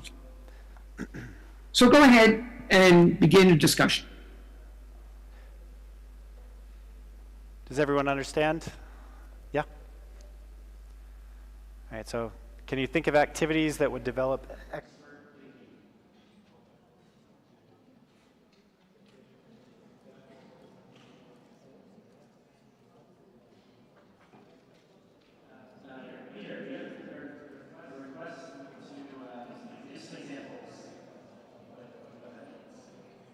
Okay, so you're given a physical problem. Let me give an example. Suppose you want to understand how an electromagnetic train would work, a levitating train. And you want to design magnets that might develop, you might want to design a system that will enable electromagnetic train to travel in a friction environment. What physical principles might you use? How would you design the magnets? And starting with the physical principles, this would be electromagnetism. What are the fundamental ideas? How can you take those fundamental ideas and transform them into an engineering design? That would be an example. Other examples would be experimental. Again, coming back to that experiential learning. If you want to measure the gravitational constant G, how would you design an experimental apparatus that would measure the gravitational constant? What principles would you use? What alternatives would you have to designing that? Those would be examples of some expert thinking. Another example for a crucial part of critical thinking is to be able to take some type of solution to a problem. So suppose an instructor presents three different solutions to a possible problem. Engage the students in asking them to analyze each solution and decide whether or not they are correct or not correct. And so, in other words, take pre-existing solutions, break them apart, and try to critically analyze if there's dimensional mistakes, if there's any errors, which one is right, which one is wrong. Instead of telling the students, here's the correct solution, offer three different ones and have them decide which one is correct. Those are sort of an experimental, a problem-solving example, and also an engineering design example of developing critical expert problem-solving skills. I'm not sure that helped, though.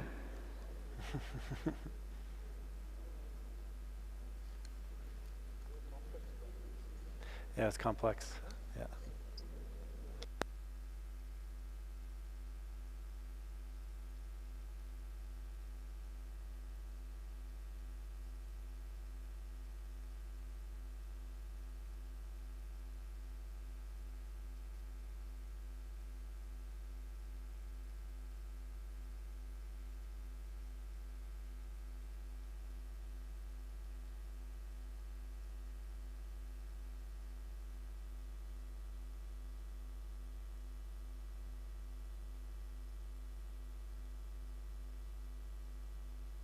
We just had a simpler, here at the table, an idea for a simpler, it should actually be from John, which was the example of the ice cube melting. Was that? That's John. Yeah, go ahead. It's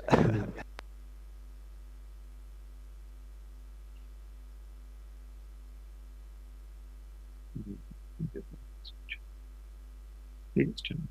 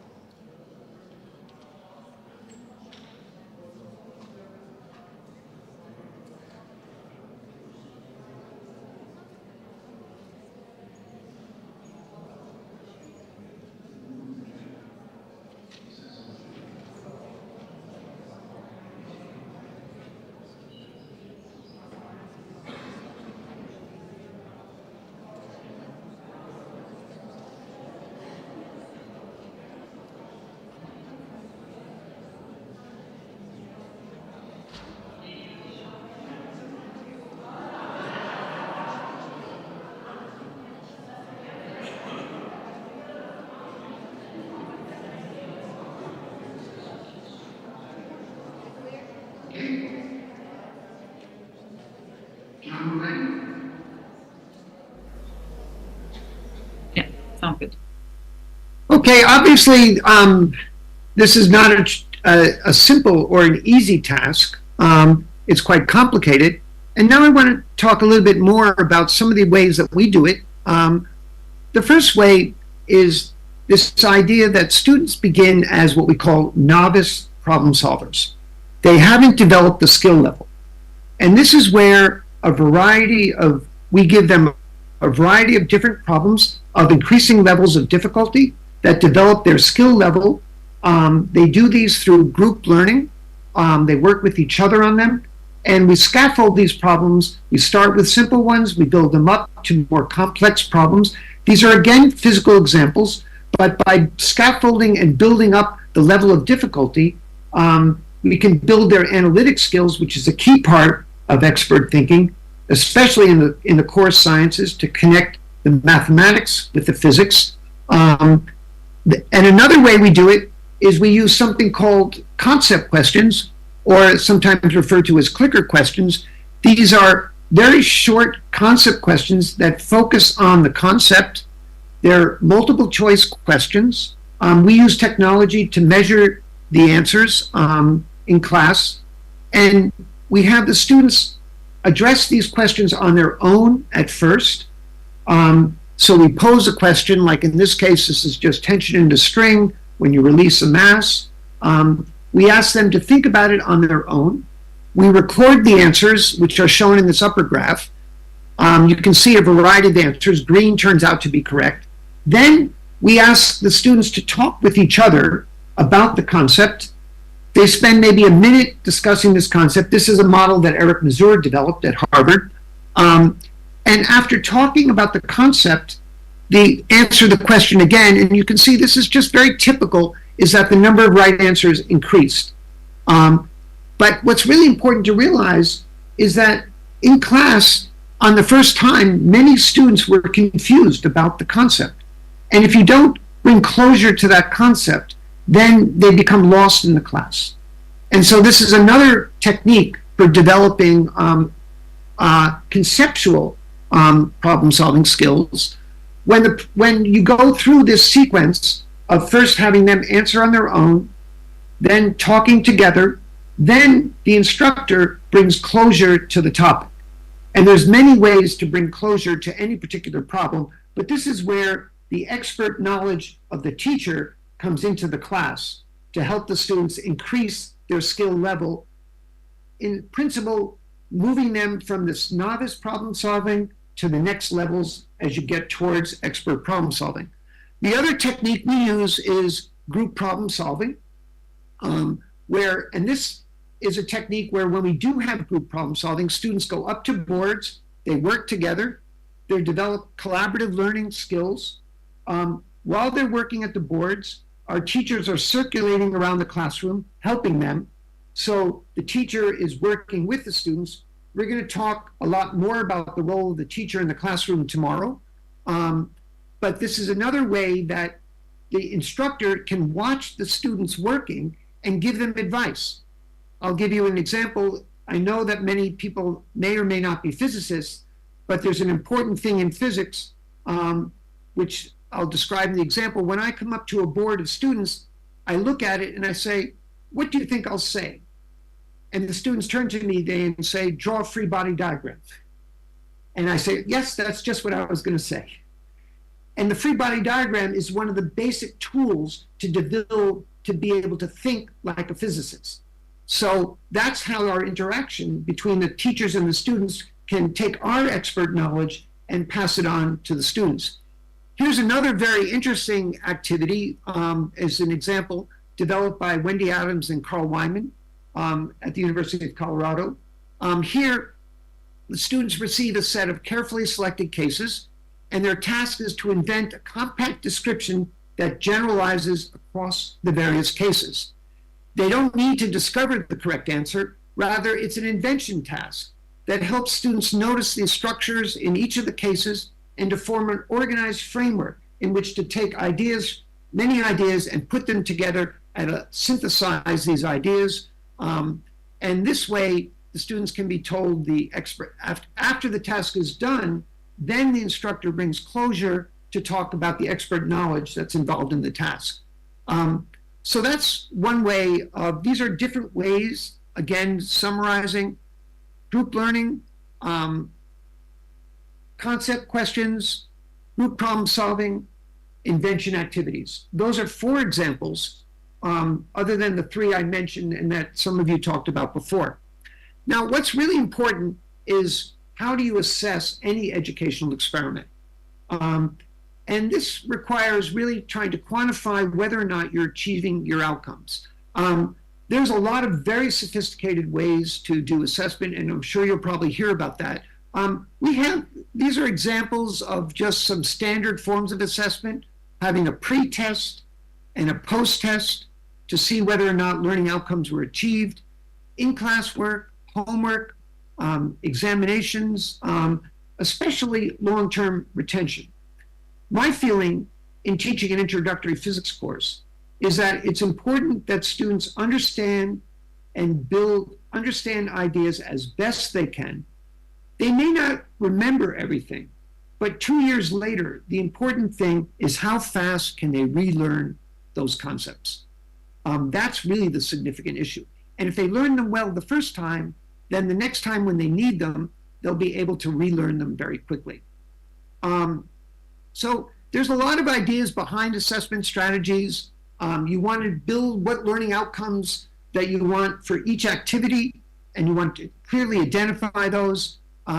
You want to be able to somehow measure whether or not the activity really did achieve your learning goal. And this is where data comes in from the practice. When students do online practice or do practice in the classroom, we can record their results and see whether or not the activity actually achieved our results that we intended. This is hard, and for us, it's an ongoing project. So that's a little bit about assessment. Now, so I've taken you through very briefly our model. I'd like to pose one more discussion question, and then I want to talk about the history of the model. Now, everything that we've done in this model, we're going to talk a little about much more detail tomorrow about how we incorporate technology, teacher training, building our learning community. But this is just to give you the idea. This is the model that we have right now. So I want to end with, not end my talk, but just have this part of the talk with one more discussion question, which is, what major issues might you face in setting up a blended learning flipped classroom teaching model in your university? So again, John, let's have another little discussion here.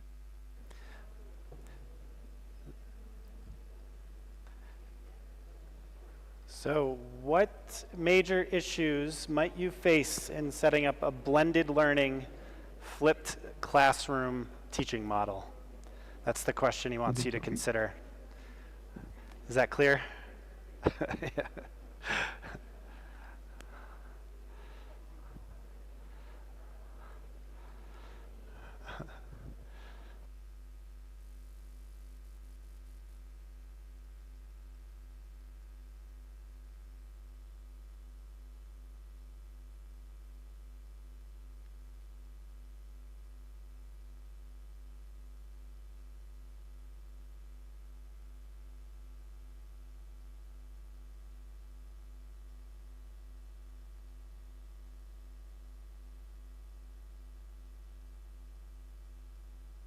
There.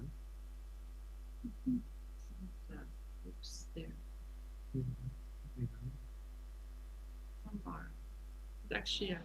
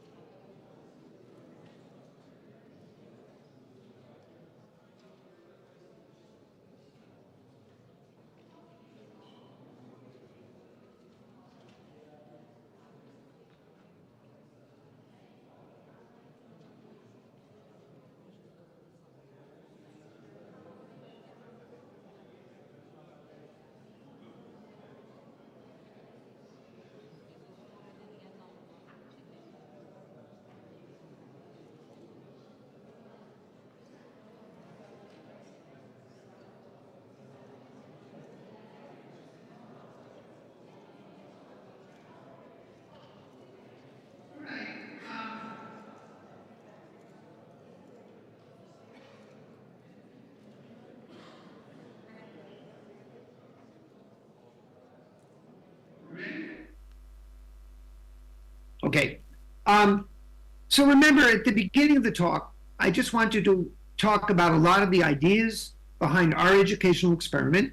I know that every university is quite different, and there might be some things that you find here that might work or might not work. The idea is just to describe our experiment, but now I want to talk a little bit more about the process of our experiment. Because in setting up a new university or in setting up a new type of educational program, many issues evolve. So you've now seen sort of the final state of our teal classroom, our blended learning model, but it didn't start that way at all. So now what I'd like to do is describe the various stages in developing teal, and so you can see what the process is. Remember, again, we use this acronym teal, Technology-Enabled Active Learning. We began this in 2001. It's now 2024. And so what's really interesting is that we had many problems along the way, but we were flexible enough in our model that we could change our model and solve each individual problem as they arose. And so we've been able to sustain this experiment. So now let me talk a little bit about the history. And the way I'd like to do it is describe it as a play. So what was the prologue? This was our initial design. I described the first year problems that our courses had. And in order to get to develop, we needed funding. And we had two sources of grants to get our, to begin with. And we had a variety of different educational models that we looked at. We had a studio physics model that was at RPI, North Carolina State University, that we looked at. We had visualizations and simulations from John Belcher, the just-in-time teaching model, peer instruction by Eric Mazur. Those were the concept questions.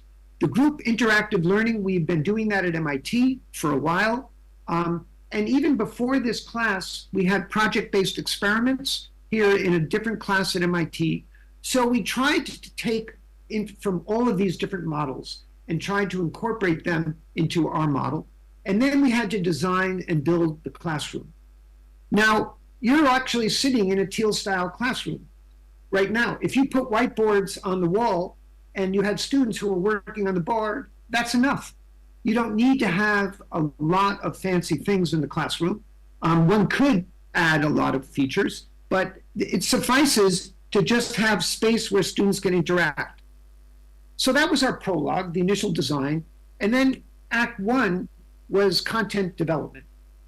So this required a lot of work in developing and changing the way we teach the course. We wrote two textbooks we have two classes, and we wrote textbooks that we're now online.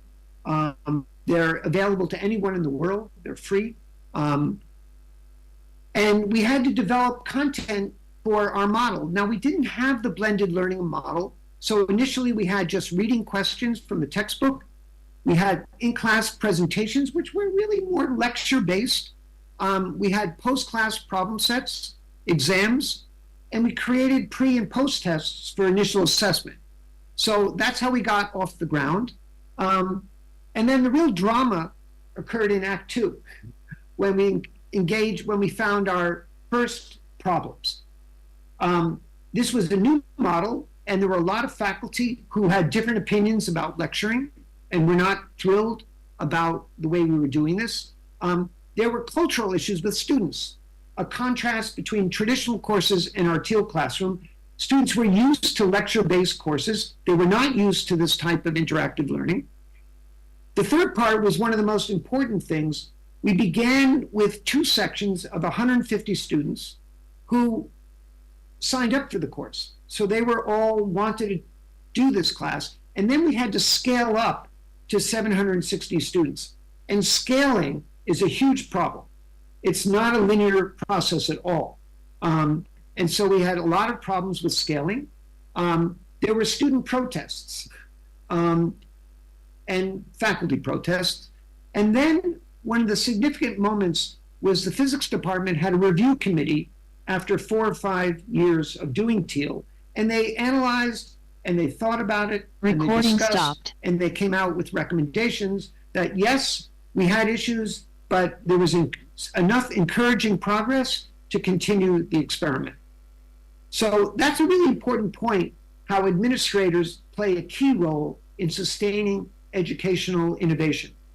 All right, so the drama ended, and then Act 3 was our modifications. How did we modify our initial design? So one of the most important things was a formation of an educational support team. So honestly, initially it was John and me and a couple of other people, but most of them left. And we needed a support team that could handle so many of the other parts. And you'll hear about all these other parts and how the support team came in. MIT also set up a digital learning lab.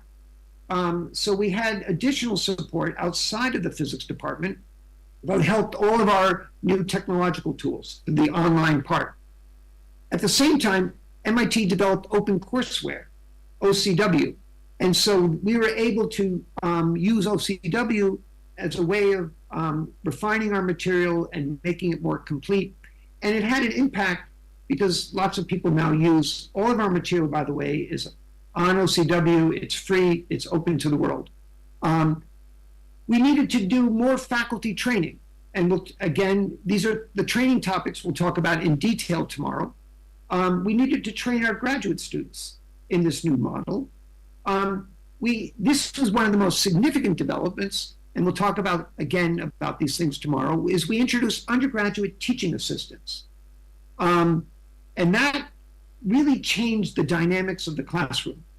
Where peers, our undergraduates, our students take the class, at the end of the semester, we asked the students to nominate their peers for this position of undergraduate teaching assistant.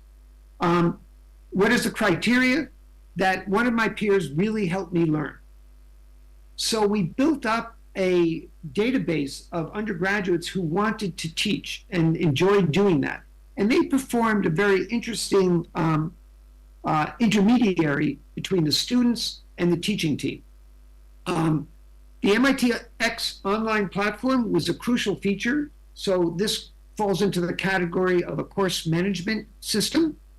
And then we introduced the Lightboard videos, and that enabled us to have a full set of pre-class content that we could deliver. So we managed to do this all before the pandemic. So my intermission here is the pandemic.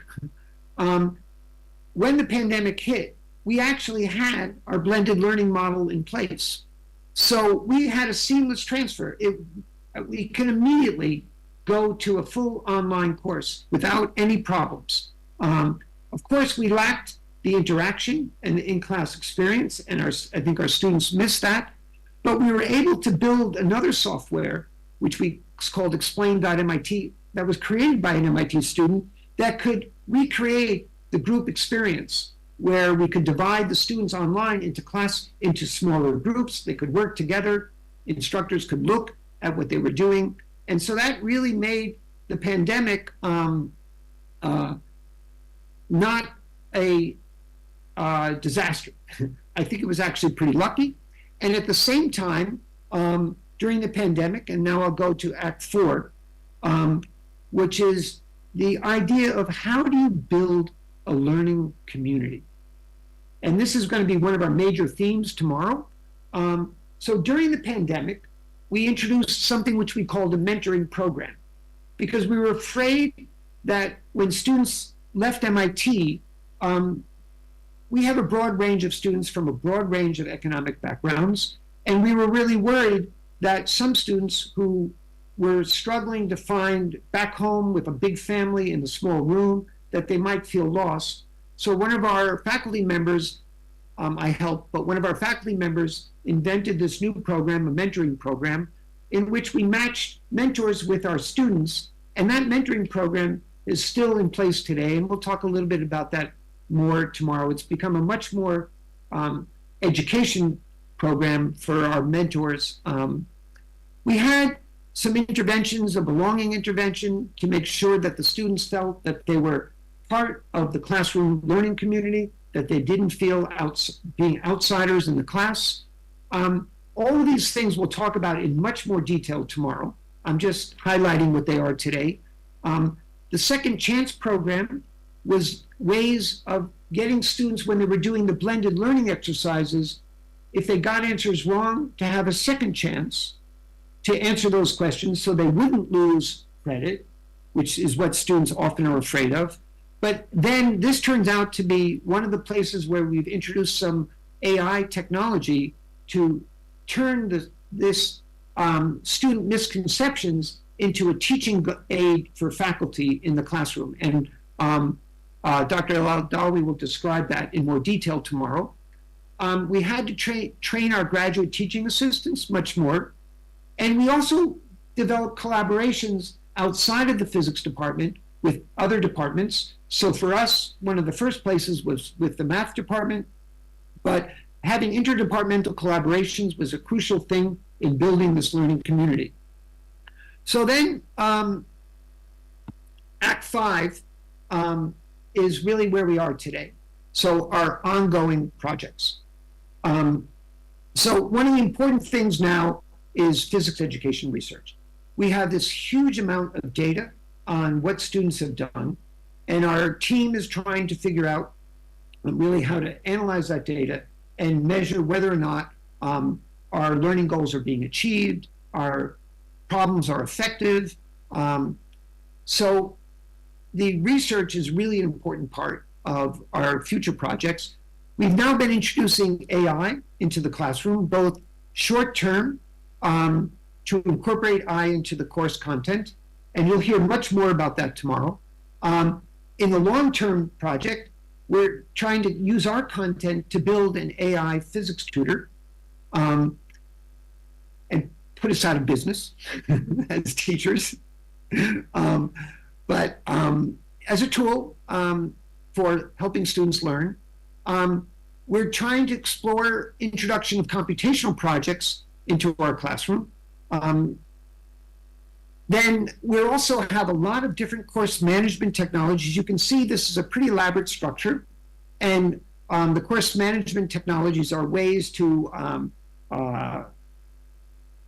simplify the administration. For instance, I often would have to do something that might take me 10 hours, and I ask one of my colleagues to design some technology, and what took me 10 hours, he can do in 5 minutes.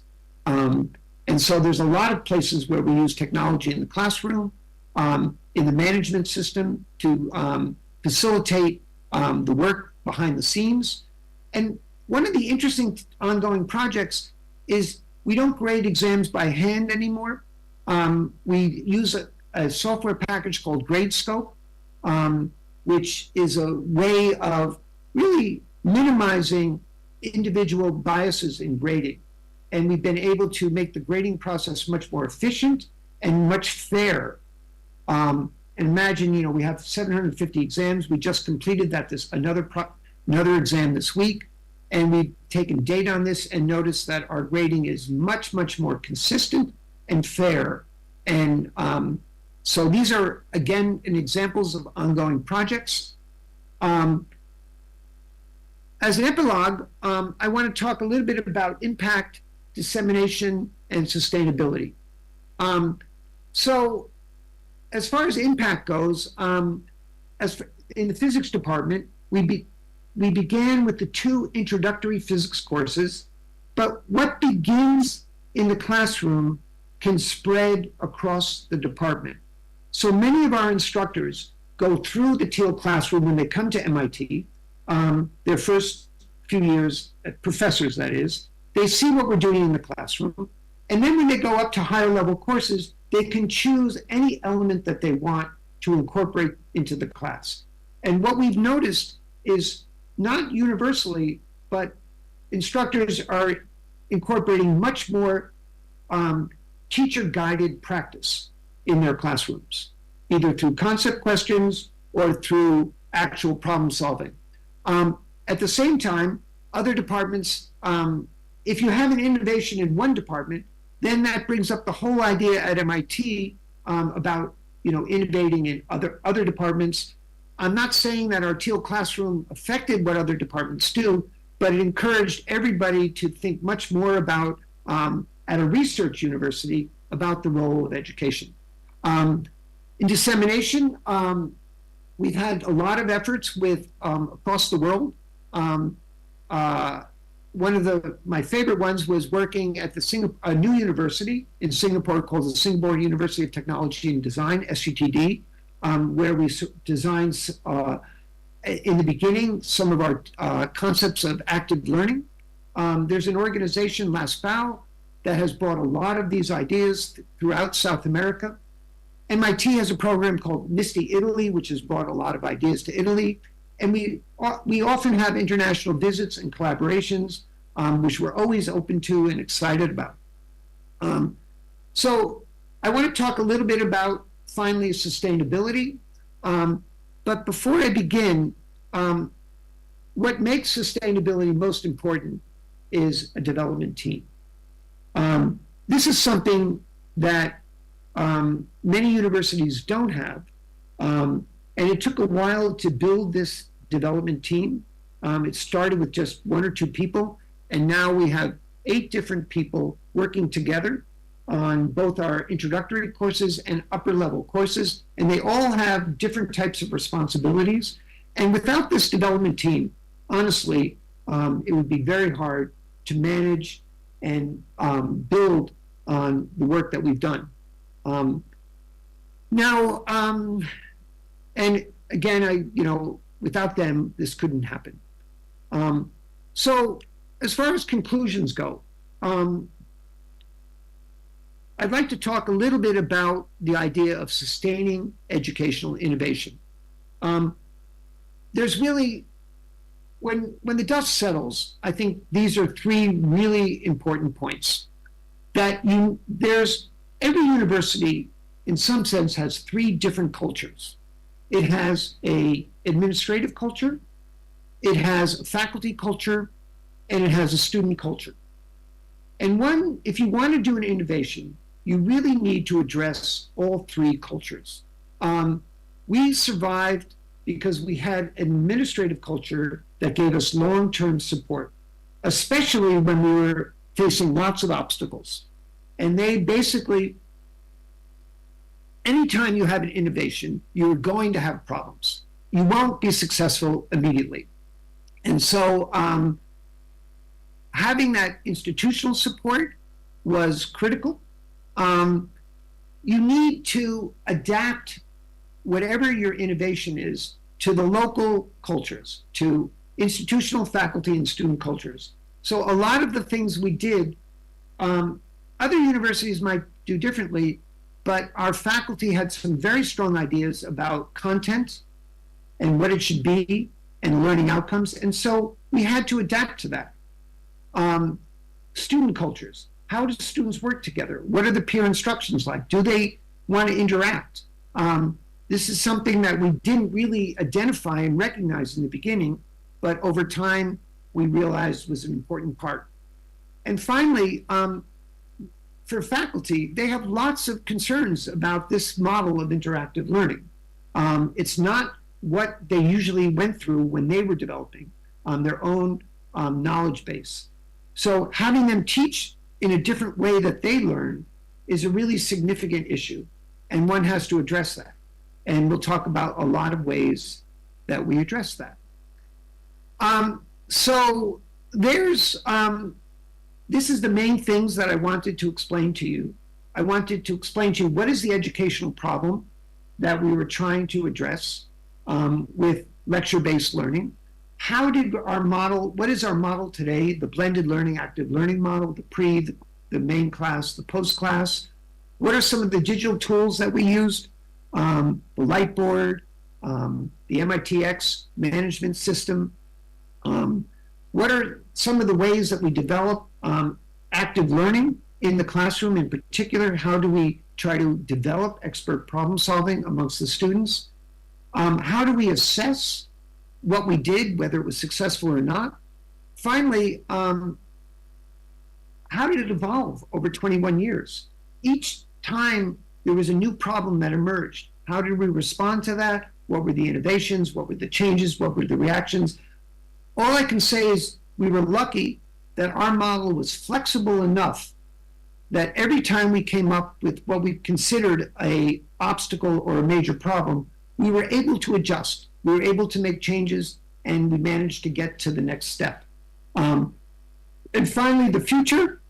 There's many issues that we're actually very interested in our ongoing projects, because now that our model is fairly stable, now we can go into the details and try to really improve it, to incorporate AI, to incorporate computation, to develop more ways that we use technology in the classroom.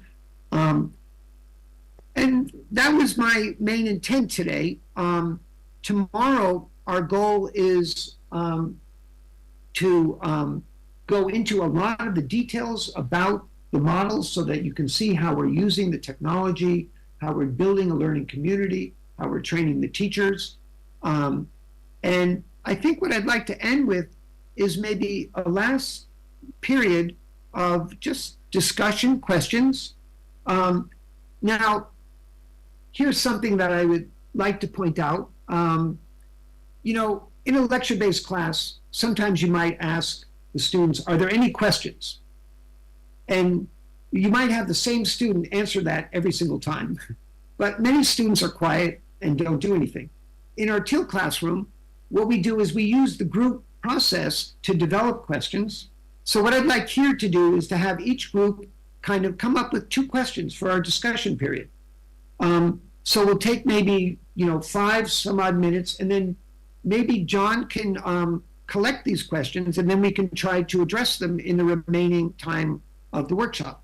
So the assignment, the post-workshop assignment, is to come up with 2 questions for each group about anything that you want to discuss, and then we'll try to address those. So maybe the moderator will select the questions, and then we can try to address them. Okay, so let's do that.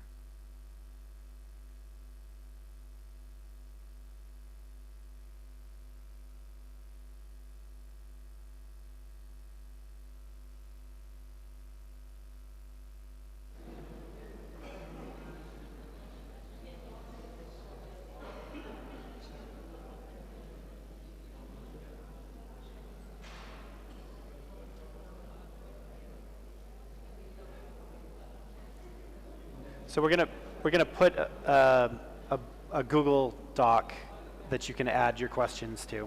Okay, we'll put it up into the shared folder. Just in a second. We're doing it right now.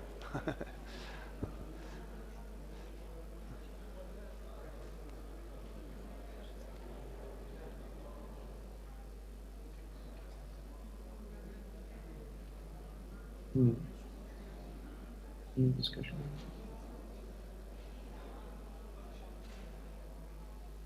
Oh, I think he was.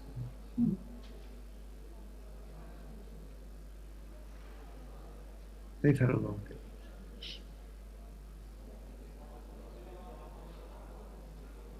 So anyway, present the book.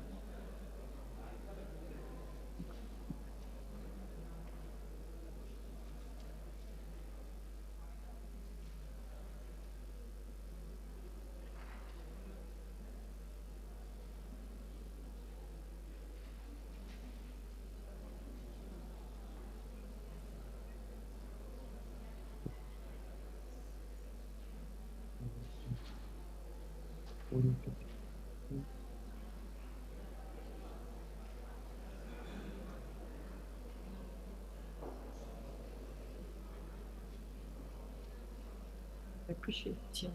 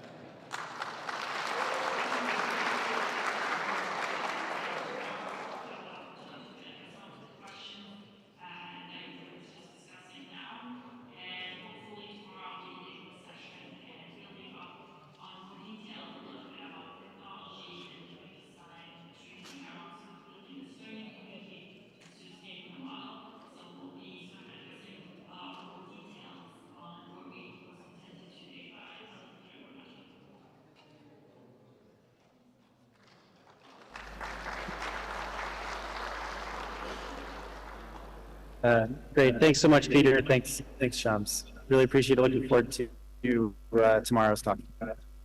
Sounds good. Thank you. Bye. Bye.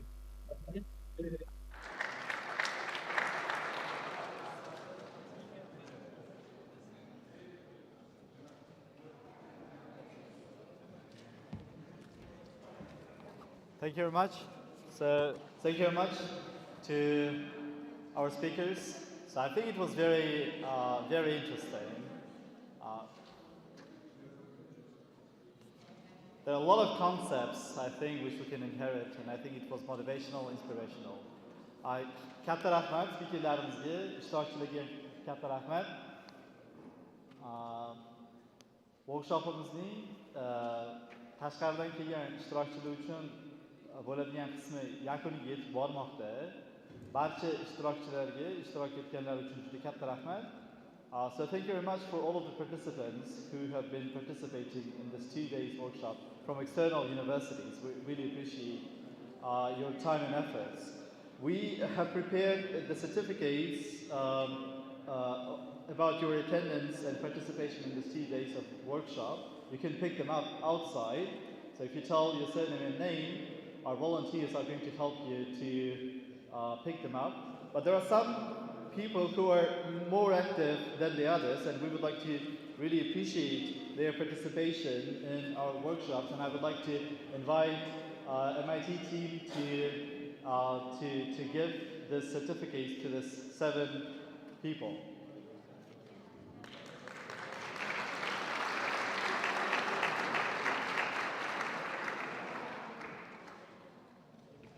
So I just need to tell you that there are a lot of people who came from the different regions, and it would be nice to appreciate their participation. So if you stand in the beginning, in the center.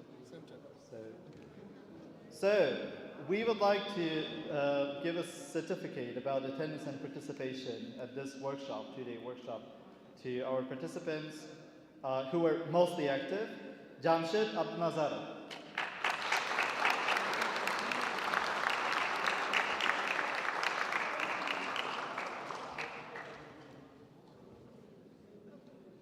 Irada Azimova.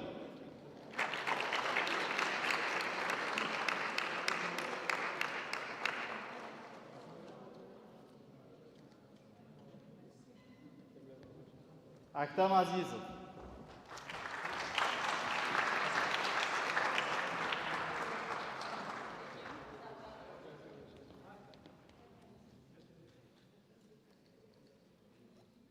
Aziz Gaybullayev.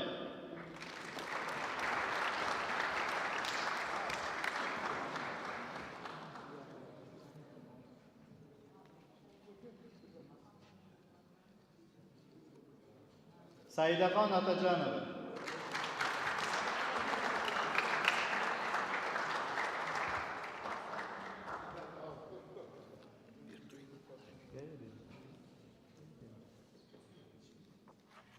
Madina Rahimova.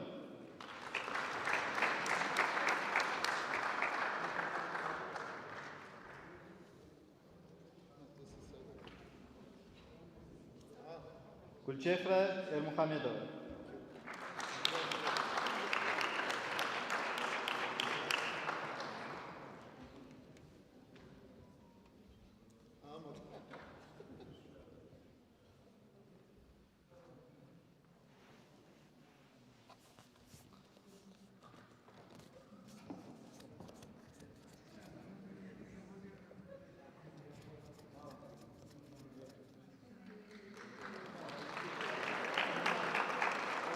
So thank you very much for your active participation. Thank you very much to our colleagues from MIT for their time and effort. I think it was very exhausting. So for the closing speech of the ceremony, I would like to kindly invite Mr. Bakhtiyar Yoldashev. So you may, if you want, you may sit here. But we should thank everybody. Yeah, if you would like to say a couple of words, it's also okay. I'm sure on behalf of the group over here, it is really heartwarming, gratifying to see the kind of engagement. Forget about us as administrators, as educators, just to have work with colleagues is always a thrill, and we saw spades of such. So thank you all very, very much.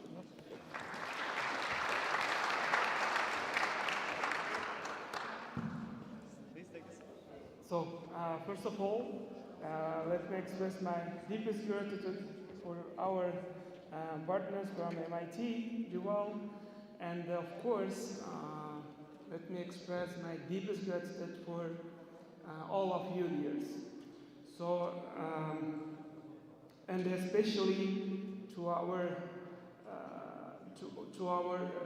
colleagues from other higher education institutions. We really appreciate it. So today, the representatives of the other higher education institutions, all of you are winners because you are in the trend, you are developing, you are improving. So, and take this opportunity, I would like to bring your attention one fact. So, maybe you doesn't want to be separate from higher education system of Uzbekistan. We very well now and realize that AU alone cannot be world-class university and the strongest. So we are stronger with you here. So, and I'm very optimistic that we can keep in touch with you. So because during all the workshop, I saw one fact that communities and being together, one of the essential things in developing not only universities but also higher education system. Umuman men o'zbekchada ham qo'shimcha qilib o'tmoqchi edim. Umuman sizlarni bu yerda ko'rganimdan juda ham xursandman. Bir narsani hamma yaxshi bilishni xohlardim. Biz sizlar bilan birga kuchlimiz. Biz xohlamaymiz alohida universitet bo'lib faoliyat yuritishi, biz sizlar bilan birga rivojlanishi, sizlar bilan birga O'zbekistonda ta'limni umuman yaxshi bosqichga olib chiqishni juda ham xohlaymiz. Biz keyin juda ham yaxshi bilamiz. Biz o'zimiz faqatgina Yangi O'zbekiston universiteti jamoasi bu narsalarga erisha olmaydi. Biz birgalikda harakat qilishimiz kerak. Bu tizim bizaniki. Mana bugun workshopda ham o'zingizlar guvohi bo'ldinglar. Juda ko'p communitylar, juda ko'p talabalar bilan talabalar klublari, hamma yoqda bir narsani ko'rishimiz mumkin. Birlashish bu rivojlanishning asosi. Bundan xohlasak ham, xohlamasak ham boshqa aksiyomaga yo'q, bu aksiyom. Shuning uchun hammalarni bugun shu yerda bo'lganinglarga kattakon o'zim minnatdorchiligimni bildiraman.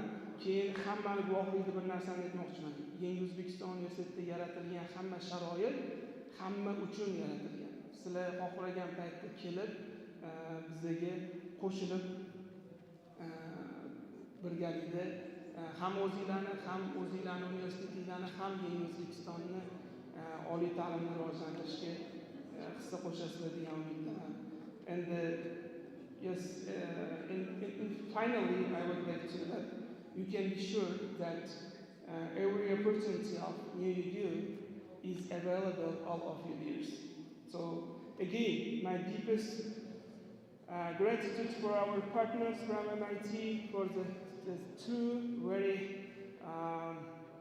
intensive and very impressive workshops, and my deepest gratitude all of you dears from another higher education institutions, universities, institutes, and taking this opportunity, I would like to express my deepest gratitude to my team who really hard working on this project. So we did our best. Of course, probably we had some misunderstanding, probably some technical problems or some organizational problems, but I'm proud that we could do our best, and actually it was not, it was a good deal. Thank you for everyone.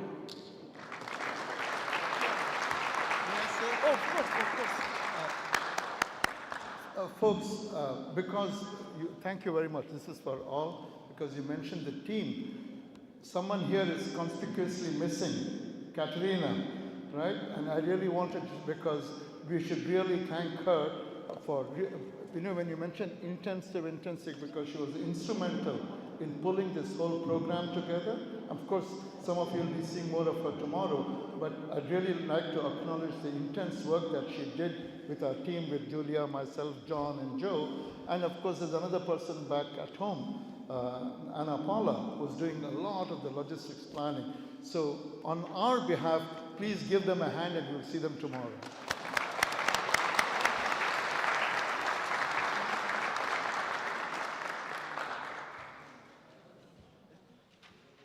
So with this, we officially close this workshop for all the external participants. So all the materials which we have so far can be downloaded through this link. Please save this link. So we are going to upload more and more materials as we get them.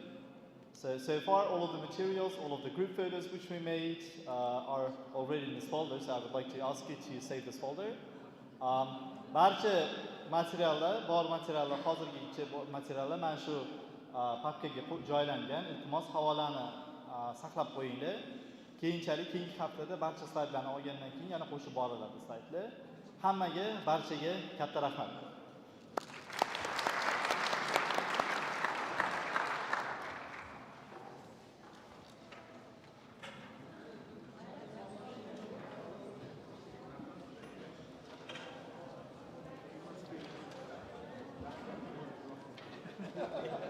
That's good.